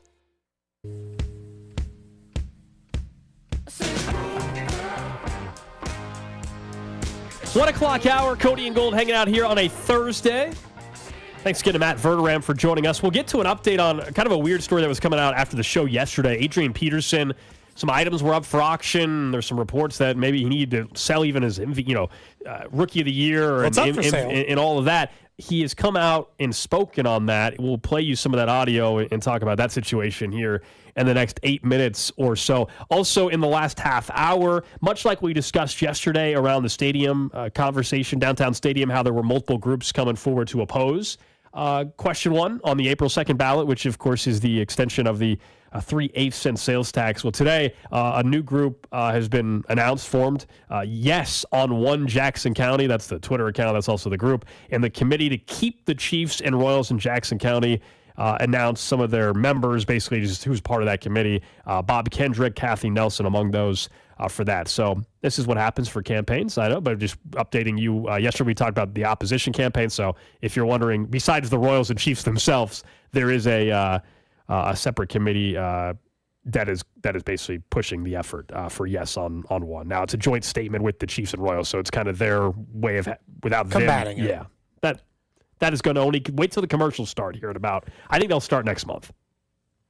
That'll be a month out. That'll be about a month out. Yeah, that feels right. I'm just trying to think about the votes on the 2nd. I mean, we're only 5 weeks away from the vote, really. 5 weeks away from Royals maybe 5 weeks from today, from Royals opening day. I mean, we're like, these things are around the corner. We're going to find out whether or not Jackson County voters approve the stadium for both the Chiefs and the Royals. And you made a point earlier, just real quick. That is something that is important to continue to reiterate. The property tax for both the Chiefs and the Royals, because all of those committees that have been coming out negative are like, we're against the Royals stadium plans. The sales tax. Yeah, the sales tax. So you're like, it's not just the Royals. The Chiefs want the equal amount of money. If it were for the half amount, if it was for half of a 3/8 cents sales tax, and it was just going to the Chiefs to renovate, or if it was the 3/8, but the Royals were spending that money to renovate Kauffman, are you for it or not? You better be very clear. Either no taxpayer dollars, or it's just about the area in which the stadium is going. And I think people are on different sides of that. Yeah, I think there are some people. So I don't think it's, if for those that we've had a chance, obviously, whether it's through on this show, text line, social media interaction, or even listening to the press conference yesterday from one of the groups that's opposing it, the vote, and encouraging people to vote no on April 2nd, it's not just one particular issue for everybody, right? Some of it, there are some people that said, hey, if you just renovate Kauffman Stadium, they would be okay with it. At least that's what they have said publicly. Whether they actually would act on it, I have no idea. And then there's some that are 100% just against any public dollars being used for any projects. But there are some people that are cool with the Chiefs taking the money, and there's some people that aren't cool with the Royals, but it is the same ballot measure. But the attacks have been more directed towards the Royals than the Chiefs. Because they're displacing businesses in addition to taking the money. But a lot of the argument's been about the money. You know what I'm saying? I hear like you. the KC Tenant Group has been about the money. We're not building this taxpayer-funded playground, but they're not including the Chiefs as a part of that conversation. Yes. People who want that exact same money. Yeah, no, the Royals have also just been out there more. But that's why I mentioned it earlier, because it's just we kind of know the reason why. I still find it to be interesting that even some of these the one committee or political group that filed with the Missouri Ethics Commission earlier in the week, literally in the title of the name of their group is not taxpayer money against stadium projects. It's taxpayer money against Royal Stadium. That's why. So they'd be happy to give the Chiefs their money. They're fine there. I guess it sounds like it. Kinda. I mean, I've seen it. I've only seen one. But again, person. they're connected. That's we talked about this well before the Chiefs winning. Smart by the Royals. Before the Chiefs won a Super Bowl, this most recent one, before the Royals signed Bobby Wood Jr., before we knew for sure the site and all that, we had always talked that if they're going to link the two together, well, then the chance of it passing become way, way, way more likely versus if the Royals was a separate ballot measure and the Chiefs were a separate ballot measure. Sure. And that's by design, obviously. And it's the same, but plus they're sharing the same They're also sharing the same tax extension. That's also why. It's not, I don't want to go They're too not far. linking each other together just for political reasons. They're linked together because they want the same money. It's probably both. But I'm saying it's not just solely for that reason. I had asked Matt Verderame a question I'd asked you earlier in the show, which was not as who the wide receiver you want, but who do you actually think signs in Kansas City? I had mentioned Gabe Davis earlier, but I want to briefly mention a guy that he had mentioned because I don't think that that's out of the question.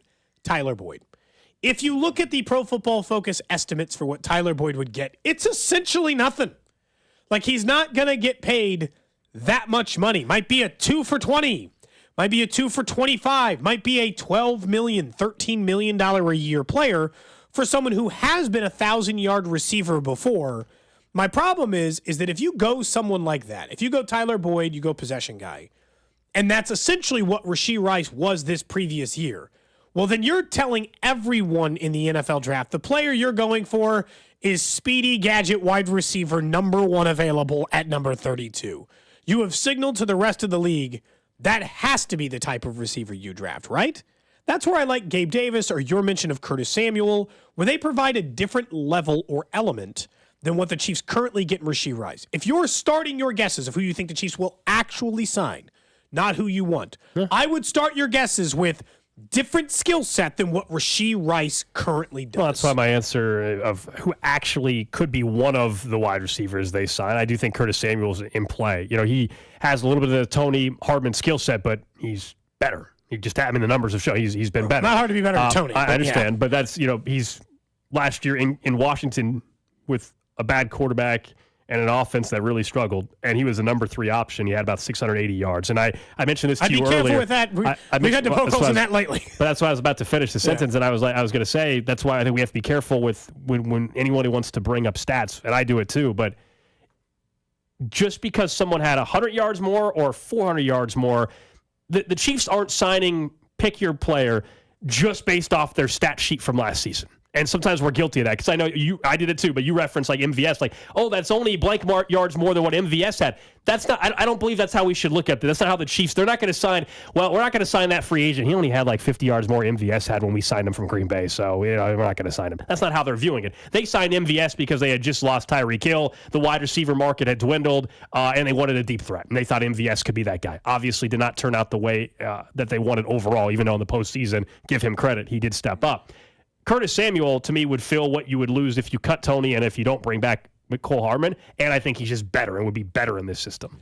To your point about Tyler Boyd, Cody, I think that's what the Chiefs need to address in free agency more importantly than going, because if you're an athlete, they're so slow at wide receiver. To Matt's point, though, if you're going to go after somebody in free agency, or if you know you want to go after a guy like like Mike Evans, if you want to go after Mike Evans, you might as well try as hard as you can to get Pittman or whatever the case may be. You want to get a higher level guy like that. If you're going to Mike Evans, you might as well go all the way and try to get a big name guy. I think that in the draft, at least in the first round, you're going to take a guy who has that speedy, tall, athletic talent that can be a number 1 wide receiver, where in free agency you address the Curtis Samuel or the Tyler Boyd. I think that's the direction they have to go in, at least in free agency. If they get anybody, it needs to be that reliable go-to guy that they can get. That's why I said Josh Reynolds. He can get you the midfield, 10-yard, in route for a first down, and you go on from there. He can do more, but it also allows Rashee, I think, to open up beyond being just that reliable weapon who can run the underneath routes and catch the ball and get the yak. He can do even more in the offense when you have reliable guys in the 3 and 4 spots behind him. It opens up the offense a little bit more, I think, for Rashee in particular. Yeah, Gabe Davis, to me, the reason why I mentioned him and why if you just made me guess right now who they sign, he plays the game the exact same way as MVS. What's he good at? Running downfield really far. He doesn't have a ton of skill sets outside of that. He's never blossomed as a receiver in some of the other areas of the field that those guys have before, but he possesses something that they are missing from their offense currently based on our assumption that MVS will no longer be on this team, which is a guy who can simply run down the field and catch the ball deep if needed. Yeah, the only thing that scares me about Gabe Davis, at least from just 1 year in this particular season, Josh Allen, who's still one of the best quarterbacks in football. He did. And I feel like he disappeared a lot this season, though, for Buffalo, and they had a lot of other things going on there. But I feel like they shifted later in the year to more of a running style offense. They also changed offensive coordinators mid-year, but I feel like Gabe Davis wasn't somebody that was. This is just talking from. That's again why he kind of fits the MVS role. Like the goal isn't to get the same. The goal. The goal isn't to be like, well, let's just get someone that was just as good as what we thought MVS was going to be. Sure, but just like you'd said about Curtis Samuel, they're going to make the same argument for whatever receiver they sign, which is he'll be better with us, which I think is a false hope thing sometimes, where you just assume that somebody will outperform their previous numbers at a previous location. It does occur, and certainly I think anytime you sign somebody, you're going to assume that that's the version of the player you're getting out of it. I don't think they'd go in there and be like, well, he disappears sometimes. I think they would be like, well, we're going to try to coach him up in that regard and do that. At the end of the season, he definitely did. I'm looking at his game log right now. He showed up with 0 catches with 3 of their final 5 games. In one game, he had 4 for 130 and only 2 for 21. In the earlier part of the season, he was better. He was more consistent, existed the entire part of their offense, and mattered for their offense. But I just don't, at least one thing we can all agree on. None of us seem to think right now that if we had to guess, I think Drew said Mike Evans. I don't think that right now it's going to be the big-named wide receiver. I think you take your shot in the draft at the big-name wide receiver and hope that whoever you take at 32 or in the 50s or whatever, that becomes your number 1, or Rasheed is your number 1 and he's your 2, and that you get a good complementary wide receiver from the free agency dollar perspective. We're obviously doing this exercise on February 22nd. I think a lot of it's going to depend on, are they bringing Chris Jones back? Both what their need is there, but also the financial commitment. And so, if they bring him back, it means that, in the draft, you're maybe not having to address the defensive line. Okay, so then you feel that you can just spend a higher pick on that. Do they think in free agency they can find their left tackle of the future? Okay, well then that opens up the first round pick to go get the bigger name wide receiver. So we're doing this exercise without knowing, of course, what their path is for those, because I think that will dictate this. If they end up already locking up in their mind what they have at defensive line and they don't need to spend picks on that, then maybe they're more willing to address wide receiver in the draft. But if they have to go and find a Chris Jones replacement, I don't know if that's what you're going to find at pick 32 in the draft, and maybe they feel like they got to go find somebody in free agency or 2 pieces in free agency to try to mask what they're losing. And then all of a sudden, the draft is more feasible for wide receiver. I mean, a lot of this will impact their ultimate decision, but I don't think only one wide receiver is also getting brought in. So I use Curtis Samuel as one example, but I don't think out of the entire offseason they're only bringing in one wide receiver. To your point, Gold, about the financial aspect of it. So Darnell Mooney, let's look at him.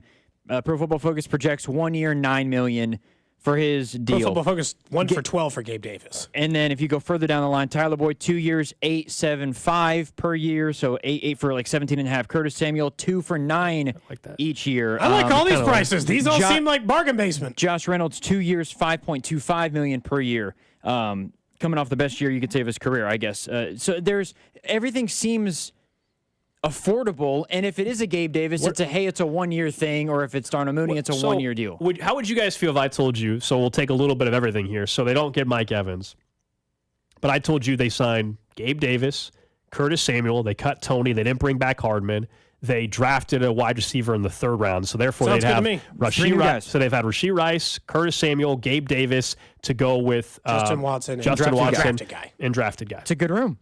That sounds like a good room. You might be able to bring McCole Hardman back for $3 million in addition to that if you want 6. But no, that seems like, I think that's not the best play. Like, it's not like the maximum level you can take the wide receiver to room in a year. But we all hear how significantly improved that is on paper, right? We all see the same thing, that is an upgrade from where they were just a year ago. Every single wide receiver you just mentioned, including unknown drafted guy, would have a chance to be more productive than every other wide receiver not named Rashee Rice last year. Matter of fact, they all were, except for unknown wide receiver from college guy. All those other guys were more productive than the second receiver in the room for the Chiefs last year. That includes Curtis Samuel, that includes Gabe Davis, that includes, I'd be tempted by that. Yeah, it's weird. Like, and I don't know if it's just, it's not because he's coming from Buffalo.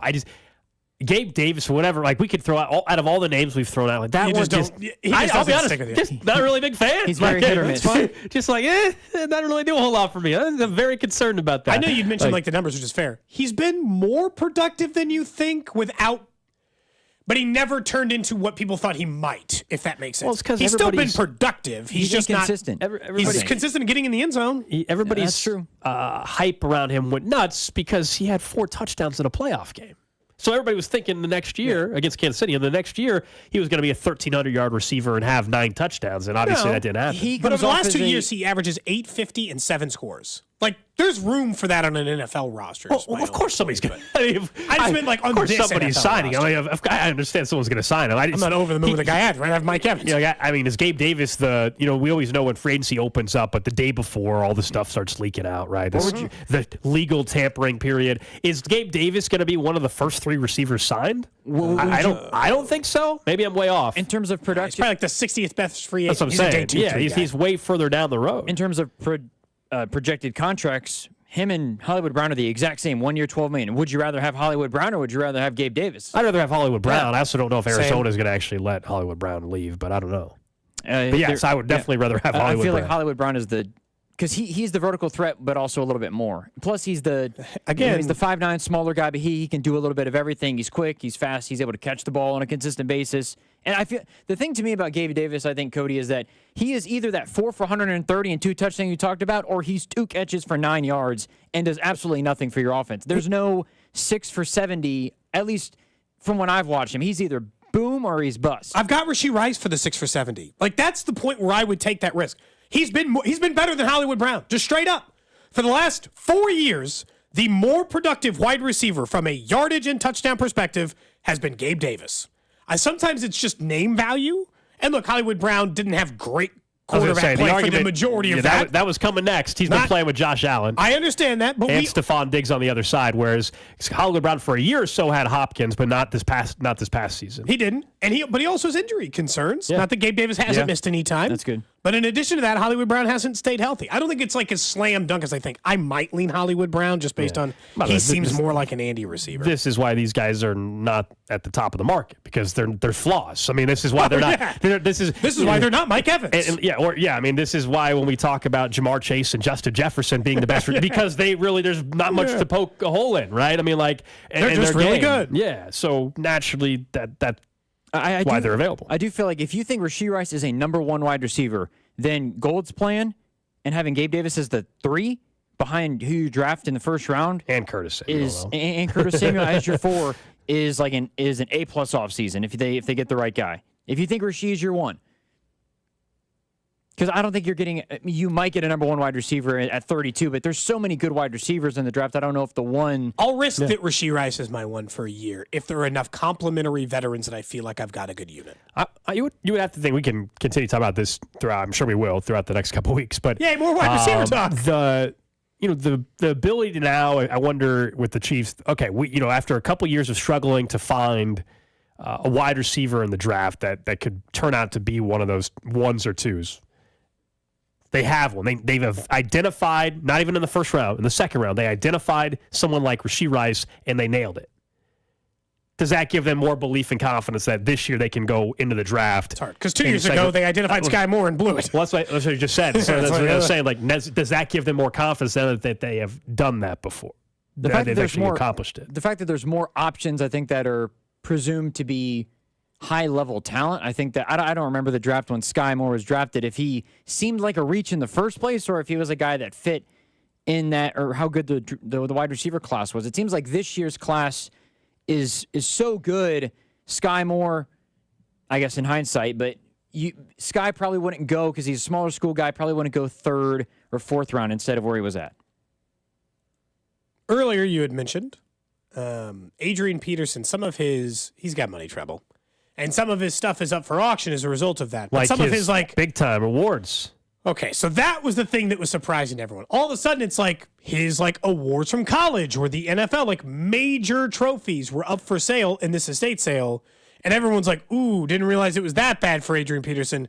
He went on video yesterday and claimed that he did not give permission to that estate sale auction to do that. I want to clarify recent rumors and media reports. An estate sale company without my authorization included some of my trophies in the sale, despite clear instructions to leave personal items untouched. I did not authorize the sale of any of my trophies, and I will be taking legal action. Trusting this company without supervision was my mistake. We allowed them to go into several of our storage units with clear instructions. They clearly did something unlawful. I want to emphasize that I am financially stable. It would never sell off my hard-earned trophies. And if I was going to sell them, I know people that I can sell them to. I wouldn't go online and sell my personal items randomly. So let that sink in.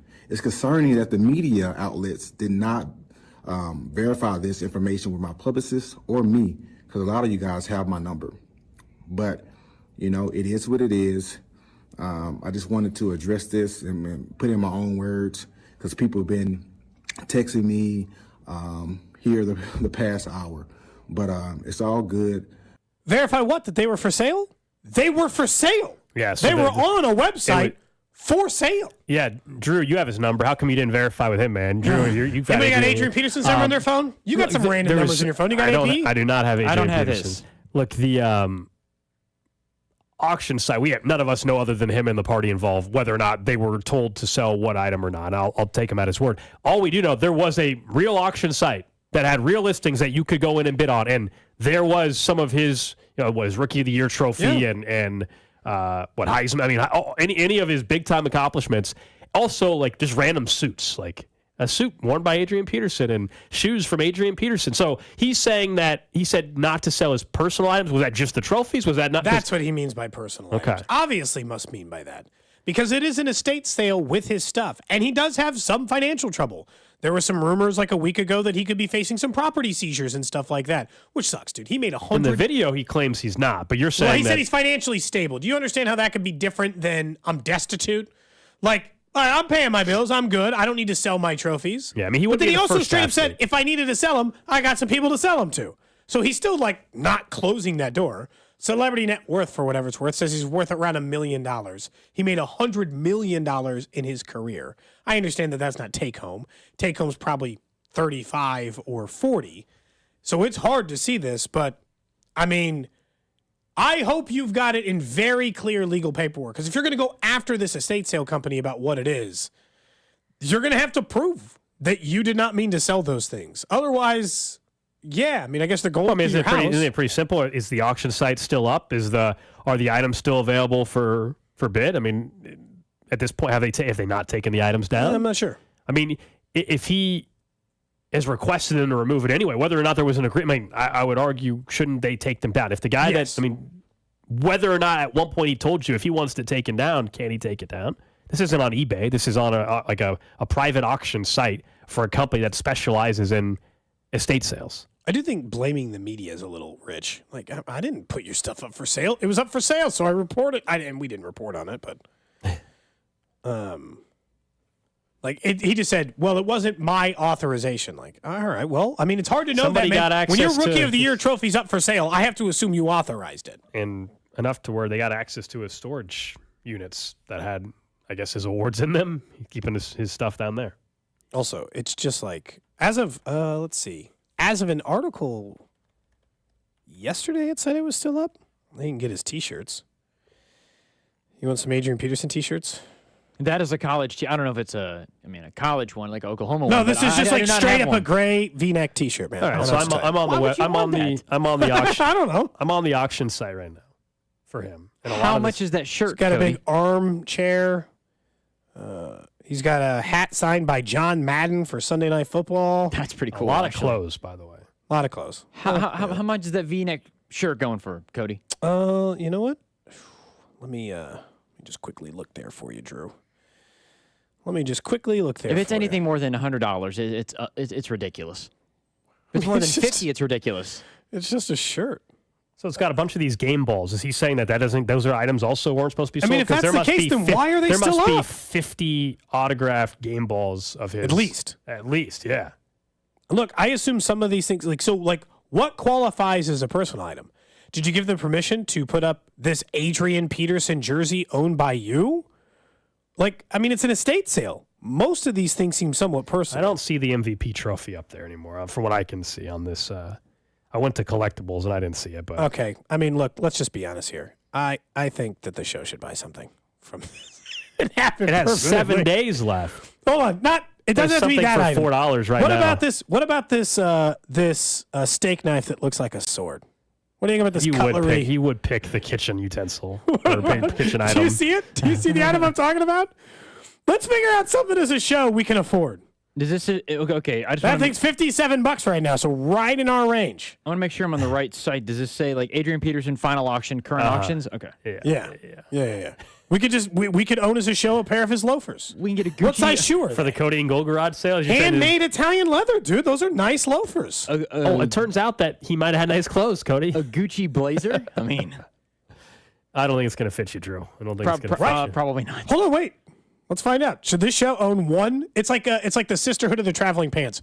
We own one Gucci blazer that the show shares. The NFL Honors Player of the Year trophy still up for $675. If you seems way too cheap. And I know that there's still days and days left, man. The pricing's going to change dramatically. Drew, what's the Gucci blazer going for? If we just wanted one for the show, I don't know. I'm trying to find. Never owned a Gucci blazer, so that would be a nice change of pace for us. There's a lot of jewelry that is like $3. Well, right now. again, it's going to go up. I think we wait. We check in about 5 or 6 days, and we pick a few items to put in the Cody and Gold garage sale. We'll buy it and pick in the Cody and Gold garage sale. We'll buy a couple things with the show fund, and then put them up in the garage sale. Things we bought from the Adrian Peterson. God, dude, there are a lot of items at this thing.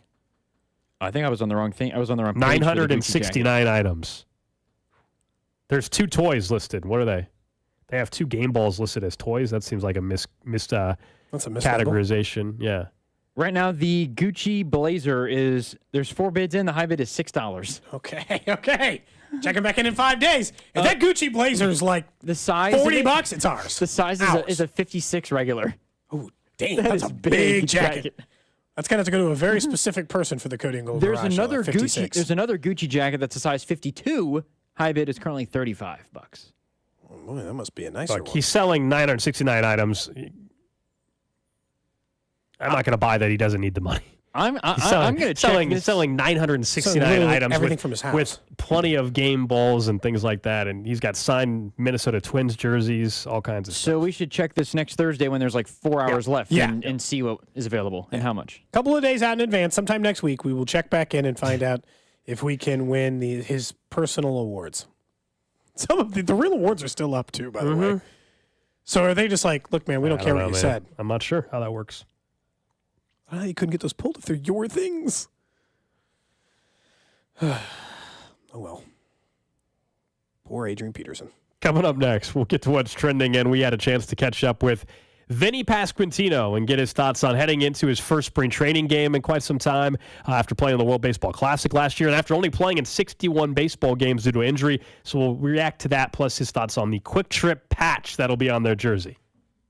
Cody and Gold, weekdays starting at 10 on 610 Sports Radio and the Odyssey app. I'm Jeff Davis, owner of Volkswagen Lease Summit. During our cash-in sale, we're offering you the most cash for your trade and the lowest prices Volkswagen has to offer. We'll buy your car for its original base MSRP when you upgrade to a new or used car at Volkswagen Lease Summit. Only deducting for mileage, manufacturer incentives, and any damage. Cash in today. Plus, we have leases starting at $239 a month or rates as low as 1.9% for 48 months. Turn your car into cash. Visit VWLeaseSummit.com. Financing through VCI on approved credit. Call 816-841-7383 for details. Advent Health welcomes the KC Golf Show February 23rd through the 25th at the Overland Park Convention Center. Get a dozen front door perks and bonus golf while they last. Super Saturday features Tom Watson with Watson Links and women's golf programming presented by Stretch Zone and Yingling Flight. Test big brands with Golf MD and shop till you drop at the Golf Show February 23rd through 25th at the OP Convention Center. Presented by Great Life Golf, Olathe Ford Lincoln, Orange Whip, Perfect Hands Golf, Arnold Palmer Spiked, and Edward Jones. VIP tickets and bonuses at kcgolfshow.com. Supplement Superstores has helped me lose close to 15 pounds, and they can do the same for you. Try what I use, Flashpoint Complex, and save 20% when you tell them I sent you. Supplement Superstores has 8 Kansas City area locations. Supplement Superstores when you're ready to feel your best. Kansas City is the national football champs. And Academy Sports and Outdoors has everything you need to celebrate the win. Shop in-store or online for official team shirts, hats, and other licensed gear. All at prices you'll love. New styles are arriving daily. Academy.com. Get buckets with your first bet on FanDuel, America's #1 sportsbook. Right now, new customers get $150 in bonus bets with any winning $5 bet. That's $150 if your bet wins. So you can bet on all your favorite NBA players and teams with quick bets, live same-game parlays, exclusive props, and so much more. All you have to do is visit FanDuel.com/610Bob and shoot your shot. That's FanDuel.com/610Bob. FanDuel, official sportsbook partner of the NBA and of 610 Sports Radio. 21 and present in Kansas. First online real money wager only. $10 first deposit required. Bonus issued as non-withdrawable bonus bets that expire 7 days after receipt. See terms at sportsbook.fanduel.com. FanDuel is offering online sports wagering in Kansas under an agreement with Kansas Star Casino, LLC. Gambling problem? Getting help is your best bet. Call 1-800-522-4700 or visit ksgamblinghelp.com. I'm McCall with Lee Summit Subaru. We've added even more incentives to buy from us. An exclusive lifetime warranty. Your first maintenance is free. Lee Summit Subaru just discounted up to $3,500 off MSRP or 0% financing for 63 months on the 2024 Subaru Outback. Bonus cash, 0%, free maintenance, and a lifetime warranty. That's why you'll fall in love with driving again at Lee Summit Subaru. The Subaru A Lot to Love event. The service contract is not provided or backed by the manufacturer of the vehicle. The manufacturer of the vehicle is not responsible for the claims or repairs under this service contract. Hey, Kansas City, it's Jeff Briggs at Victory Chrysler Dodge Jeep Ram with a public service announcement. We buy cars. That's right. Even if you do not purchase a replacement from us, we still want to pay top dollar for your current vehicle. In fact, to make the transaction as easy as possible, we just opened our all-new vehicle buying center located in our freshly remodeled service lounge. Simply visit us on site or go to sell2victory.com. Within minutes, my buying center specialist will contact you with an industry-leading offer. Once again, that is sell2victory.com, where our first offer is better than their last. Join Mark Patrick seminars and lose the weight guaranteed. Early bird special only $49.99. Hypnosis designed to destroy unwanted cravings, late day eating binges, boredom eating, stress eating. Also stop smoking with Mark Patrick. No matter how many times you tried to quit, this hypnosis is designed to destroy your desire to smoke without cravings, irritability, weight gain, or your money back. Seminars Sunday, February 25th at the Wingate by Wyndham in Kansas City and Monday, February 26th at the Holiday Inn and Suites in Overland Park. Register markpatrickseminars.com. Gas, groceries, utilities, you name it, the price of everything is going up, and if you're stuck in a bad timeshare with rising maintenance fees, the financial burden can be crushing. It is time to get your finances in order and get the real facts about that timeshare that you are stuck in and your options to get rid of it. Chuck McDowell, founder of Wesley Financial Group, has been helping families out of horrible timeshares for over 10 years and has put together a complete timeshare exit information kit that he will send you absolutely free. To date, over 30,000 families have trusted Wesley Financial Group to help them out of financial hardship by getting them out of bad timeshares.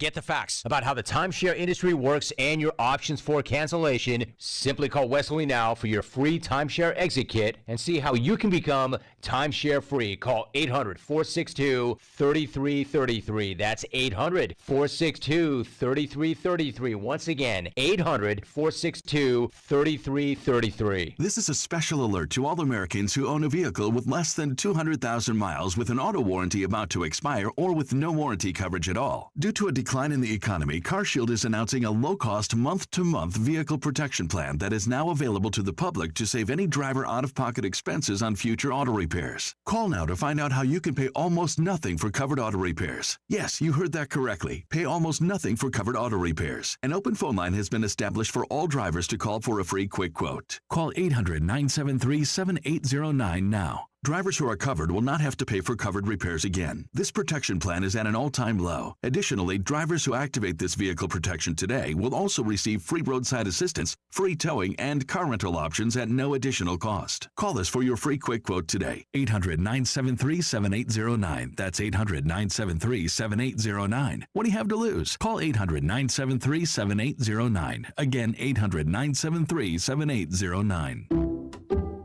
Some people just know there's a better way to do things, like bundling your home and auto insurance with Allstate, or hiring someone to move your piano instead of doing it yourself.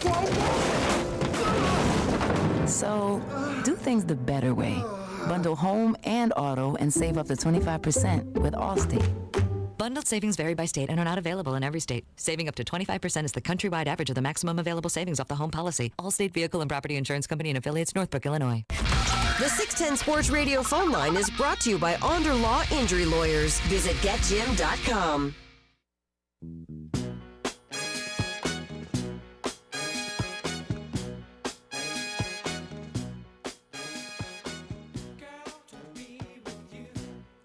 Back here on Cody and Gold. Reminder, come up in 20 minutes. We'll hand things off to C-Dot on the drive. Earlier today, though, we were joined by our guy, Vinnie Pasquantino, not as our NFL insider, but just as the Royals' first baseman. And we all know that he unfortunately got hurt last season. So we asked him, what's it feel like so far out at spring training? Yeah, it's been awesome. I've been out here for about a week and a half now, just basically trying to get on my feet, get my feet under me, so to speak, put the cleats on, feel the spikes, feel the dirt, and yeah, it's been a good week. I'm ready for things to start slowing down now with games starting tomorrow. Like, I know that you've faced live BP by now, but what will it be like to actually play in a game for the first time in a long time? I think you got about 60 games under your belt last year, Vinny. So, I mean, it's been a while since you played a competitive baseball game against somebody else. Yeah, live at-bats are great. We've been doing them for about a week, but they're not the same. There's no reports. You don't know what guys are working on, and it's a little bit similar in spring training, but once you see a different uniform on, it's really go time. So for me, I'm just excited to face another team and get out there into a stadium, fans there, and just feel that energy, feel that emotion, and get back out there. I don't know if you're much of a sentimental guy at all, Vinny, but like, do you think you'll be a little emotional, whether maybe it's going to be opening day at the Kauffman, but maybe it'll be Friday afternoon, just because it has been, as Cody was mentioning, so long just to get back on the field. I know you never doubted yourself to come back from rehab, but what do you think that's going to be like? Yeah, I definitely do think I'll be emotional. I think I don't know how much I'll sleep tonight, just out of pure excitement, because, I take pride in this being my job and being a professional, attacking it in every way possible. But there's also that almost like a little kid emotion where it's just like, I love what I do and I get to finally go do it again. It's been a long time. And I'm just super excited about it. I know the heart will be racing for sure. I'll probably swing out of my shoes a few times, just because I'll be so, like, I won't need to take pre-workout tomorrow. That's my heart will be going. Is this like last year when we asked you to hit a home run in your first at bat? Should we just, because you're going to be swinging out of your shoes, should we assume you're not going out of the park again? Who knows? You never know. I would assume I'll probably have a few more swing and misses than I'll like over the first few games, just because I'll just be so excited about it. But, the heart will slow by the end of spring, and we'll be ready to go come, March 28th this year, something like that, the 29th? I think right after, we had you on during the season for the NFL stuff, but like right after you guys had made some big offseason signings, you had said this is the first time this team had real expectation since you've been up in the big leagues. How do you handle that individually? People are obviously counting on you to return from the injury and be a major part of this team's offensive effort. How do you handle those like personal expectations versus team expectations and where the team is at right now? Well, I think for us, for me personally, for us as a team, I'm just going to follow along with some of these older guys, just follow their lead. I think some of the excitement is I don't need to go into a game and feel like, all right, I've really got to do something tonight. In my mind, we've got a really good lineup. We've got a really good pitching staff, and it's more so about, all right, I need to just go be a professional, have my at-bats, do what I can to basically move the line along. And that's kind of what we're focused on. Is it's not about the individual performance. It's about how many runs can we score tonight. We're focused on winning this game today, and that's really the only thing that matters. It's not about staying in the major leagues. It's not about proving to the front office that you belong here. It's about going out there and winning baseball games on a nightly basis. That staying in the major leagues, how much pressure did that put on some of the teammates and yourself over the last couple of years, where it seemed like that was the whole team, Vinny? Not just you. Like, every member of the team was essentially auditioning to the Royals. Right, and we all knew it, too. The fans knew it. We knew it. Everybody knew it. And there's no complaints there because you're getting an opportunity. So it's nothing you're mad about or whatever, but everybody just knew what the reality was, which is you're trying to prove that you belong here, so then when it's time to go, you're there and you can go. And we feel like we're right at the beginning of that right now, where it's time. It's time for this team to start winning some ball games, and we're excited to go out there and work our ass off to do it. We're talking to Vinnie Pasquantino here on 610 Sports Radio. What about Q? I mean, this is year number 2 for him, and in going through what a spring training looks like with him in charge. Does that also now just make everything more comfortable because it's you're not dealing with just trying to get used to him anymore? Yeah, I think there's definitely a piece to that. But for me and for a few other guys, like I was gone most of spring last year for WBC, so I'm still learning him, and I only played 61 games last year, so in my mind, I'm still getting used to him as a manager, getting used to what our coaching staff is, just in terms of me playing. I got to know them super well last year from being there, but now seeing how they run a spring training, I think there's definitely there's more comfort this year than last year, just naturally, because we know everybody that's here. There's not a whole lot of introductions being done other than with players, but that's been done now. So everybody's getting comfortable with each other, and we're ready to move forward. I certainly don't think you treat anybody different, but what was the everyone's back together, everyone knows Bobby Wood Jr. is worth $288 million going forward attitude like? What did everybody do for Bobby? Well, first off, it's what is Bobby going to do for us? There you go. We've all known what he's worth, what he could do for this game, and the beautiful thing for him now is he's not playing for a contract. He's playing for the Kansas City Royals. Not that anybody else is playing for anything different, but you know what I mean. Sure. There was, especially with how extensions are being done for superstar players right now, it was time for him to hopefully work something out, and he's really happy. The Royals are really happy. I'm sure that, I'm hoping the fans are really happy about it, and we're all excited. So for us, it was more so a sense of relief that they got it done because, we've seen it for years what this guy can do, and now he's able to just go out there and just prove it every day. I would say other than the Bobby Wood Jr. contract extension, the next biggest news might have been the Quick Trip patch, man. It seems like you're all in on that.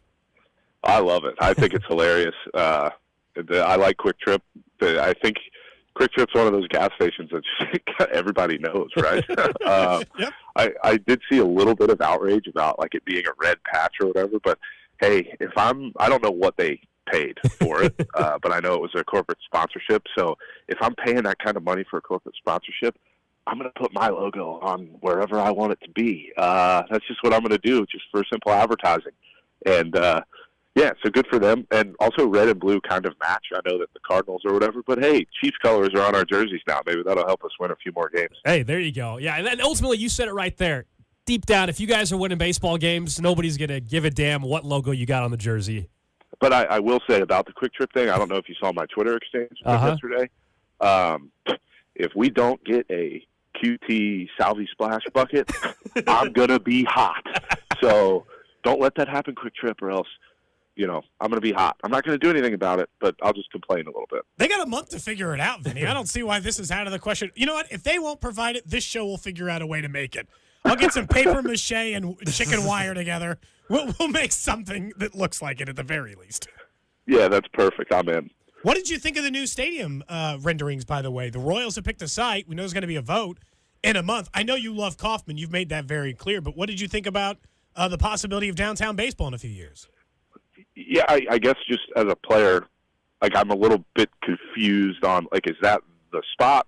Is it they're voting for the spot and then the stadium comes next? I'm a little bit confused on that aspect. I know that there's a vote coming up. Yeah. I'm all for it. I think that's a great spot downtown. It looks like a really awesome stadium, and just like with how baseball's moving, like teams are getting new stadiums, right? They're upgrading what they got, and Kauffman's a little bit older. It's one of the older stadiums in the league. It's in a great spot. I know it's great for tailgating. It's cool that it shares the spot with the Chiefs, but I'm fully supportive of it. I think it's a great thing. I think that'd be a great spot. I think the fences would be shorter. Sorry. I just said that. But yeah, I think it would just be a really exciting time for Kansas City baseball because, you pair that with the Bobby extension. You've got one player that's going to be there for his entire career, hopefully. And then you pair that with a new stadium, and it says World Series on the rendering, so that's a good sign. So yeah, I think it's great. I think it would be great for Kansas City. I completely understand why people have nostalgia for Kauffman, and I think that's great too. And I think it shows how great the fans are in Kansas City for caring so much about the stadium.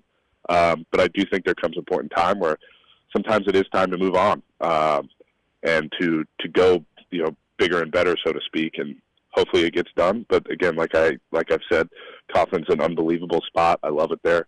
But I'm fully supportive of the new stadium.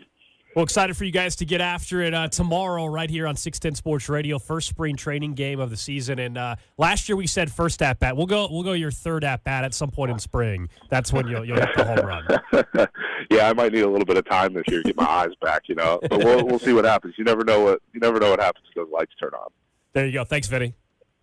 Thanks, guys. So that was Vinnie Pasquantino with us earlier today. Is the Royals spring training game around this time tomorrow, 2:00 tomorrow. Baseball on the air. It'll feel good. It'll be good to hear the sounds of baseball on 610 coming up tomorrow at 2:00. Baseball have the best sounds of any sport? It does. I mean, let's just be honest. Yeah. The crack of the bat, the snap of the leather. Even today. Even the cleat sound. So I mean, Swish is tough to beat. But. This afternoon, I don't know if it's on maybe like TV. There's, I think the Padres and Dodgers are playing or somebody like that. I was looking. And it's like one of those where I'm not paying attention to the game. I just want to have the sound on in the background. Like when I go home today, if it's on TV, this Padres game, I think it is, maybe. I just want to have the TV on. I'll do other stuff, but just having that on, yeah, it's like you said, it's the pop of the glove or whatever. That's doesn't get much better. Plus, it fits with the unbelievable weather we're dealing with here in Kansas City. Might be because Vinny's a friend of the show. Normally, I would say you would have a little more unknown about what you're going to get out of them from the plate for a guy who's really only played about one full major league season. But you can hear the way they talk and the way that the team feels about him. He's like, none of us are trying to prove whether we're here or not. If you're not part of their plans, you're not on the roster. If you are part of their major league plans and they think you're good enough to be on a team that matters, you are on the roster. Vinny's not fighting for his spot. Right. The Royals saw enough out of Vinny when healthy to be like, yeah, that guy can hit. We're good. Moving on. Let's get to the other guys on the list to figure it out. Otherwise, I'd have more like, okay, can we see what Vinny has? Or, he only played 60 games last year. Like, it might be a slow start. I'm not trying to deny the fact that sometimes it takes a little bit, like he said, to get your eyes back and kind of get those things used to it. But I feel pretty good about Vinny again this year. He's just a solid major league hitter. Well, and there's a huge opportunity for him. It goes without saying. I mean, last year, who knows how it would have gone if he didn't get hurt, but he did get hurt. And so now, heading into this season, if he's able to get through 162 and he's healthy and he puts up the numbers that most people believe he can put up, then next offseason, he's someone everybody will be kind of talking about, can they do an extension on? It'll be a much, much different deal than what Bobby Wood Jr. got, but is that somebody that they also will look to lock up?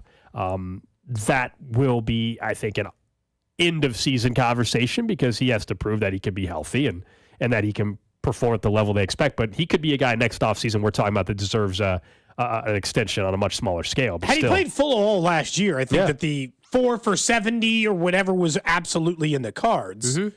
But because he got hurt last year, they're going to if he gets through 162 and he hits the way that he has hit, well, there you go, in the limited amount of time in the big leagues, then he probably is going to get an extension to be with the Royals.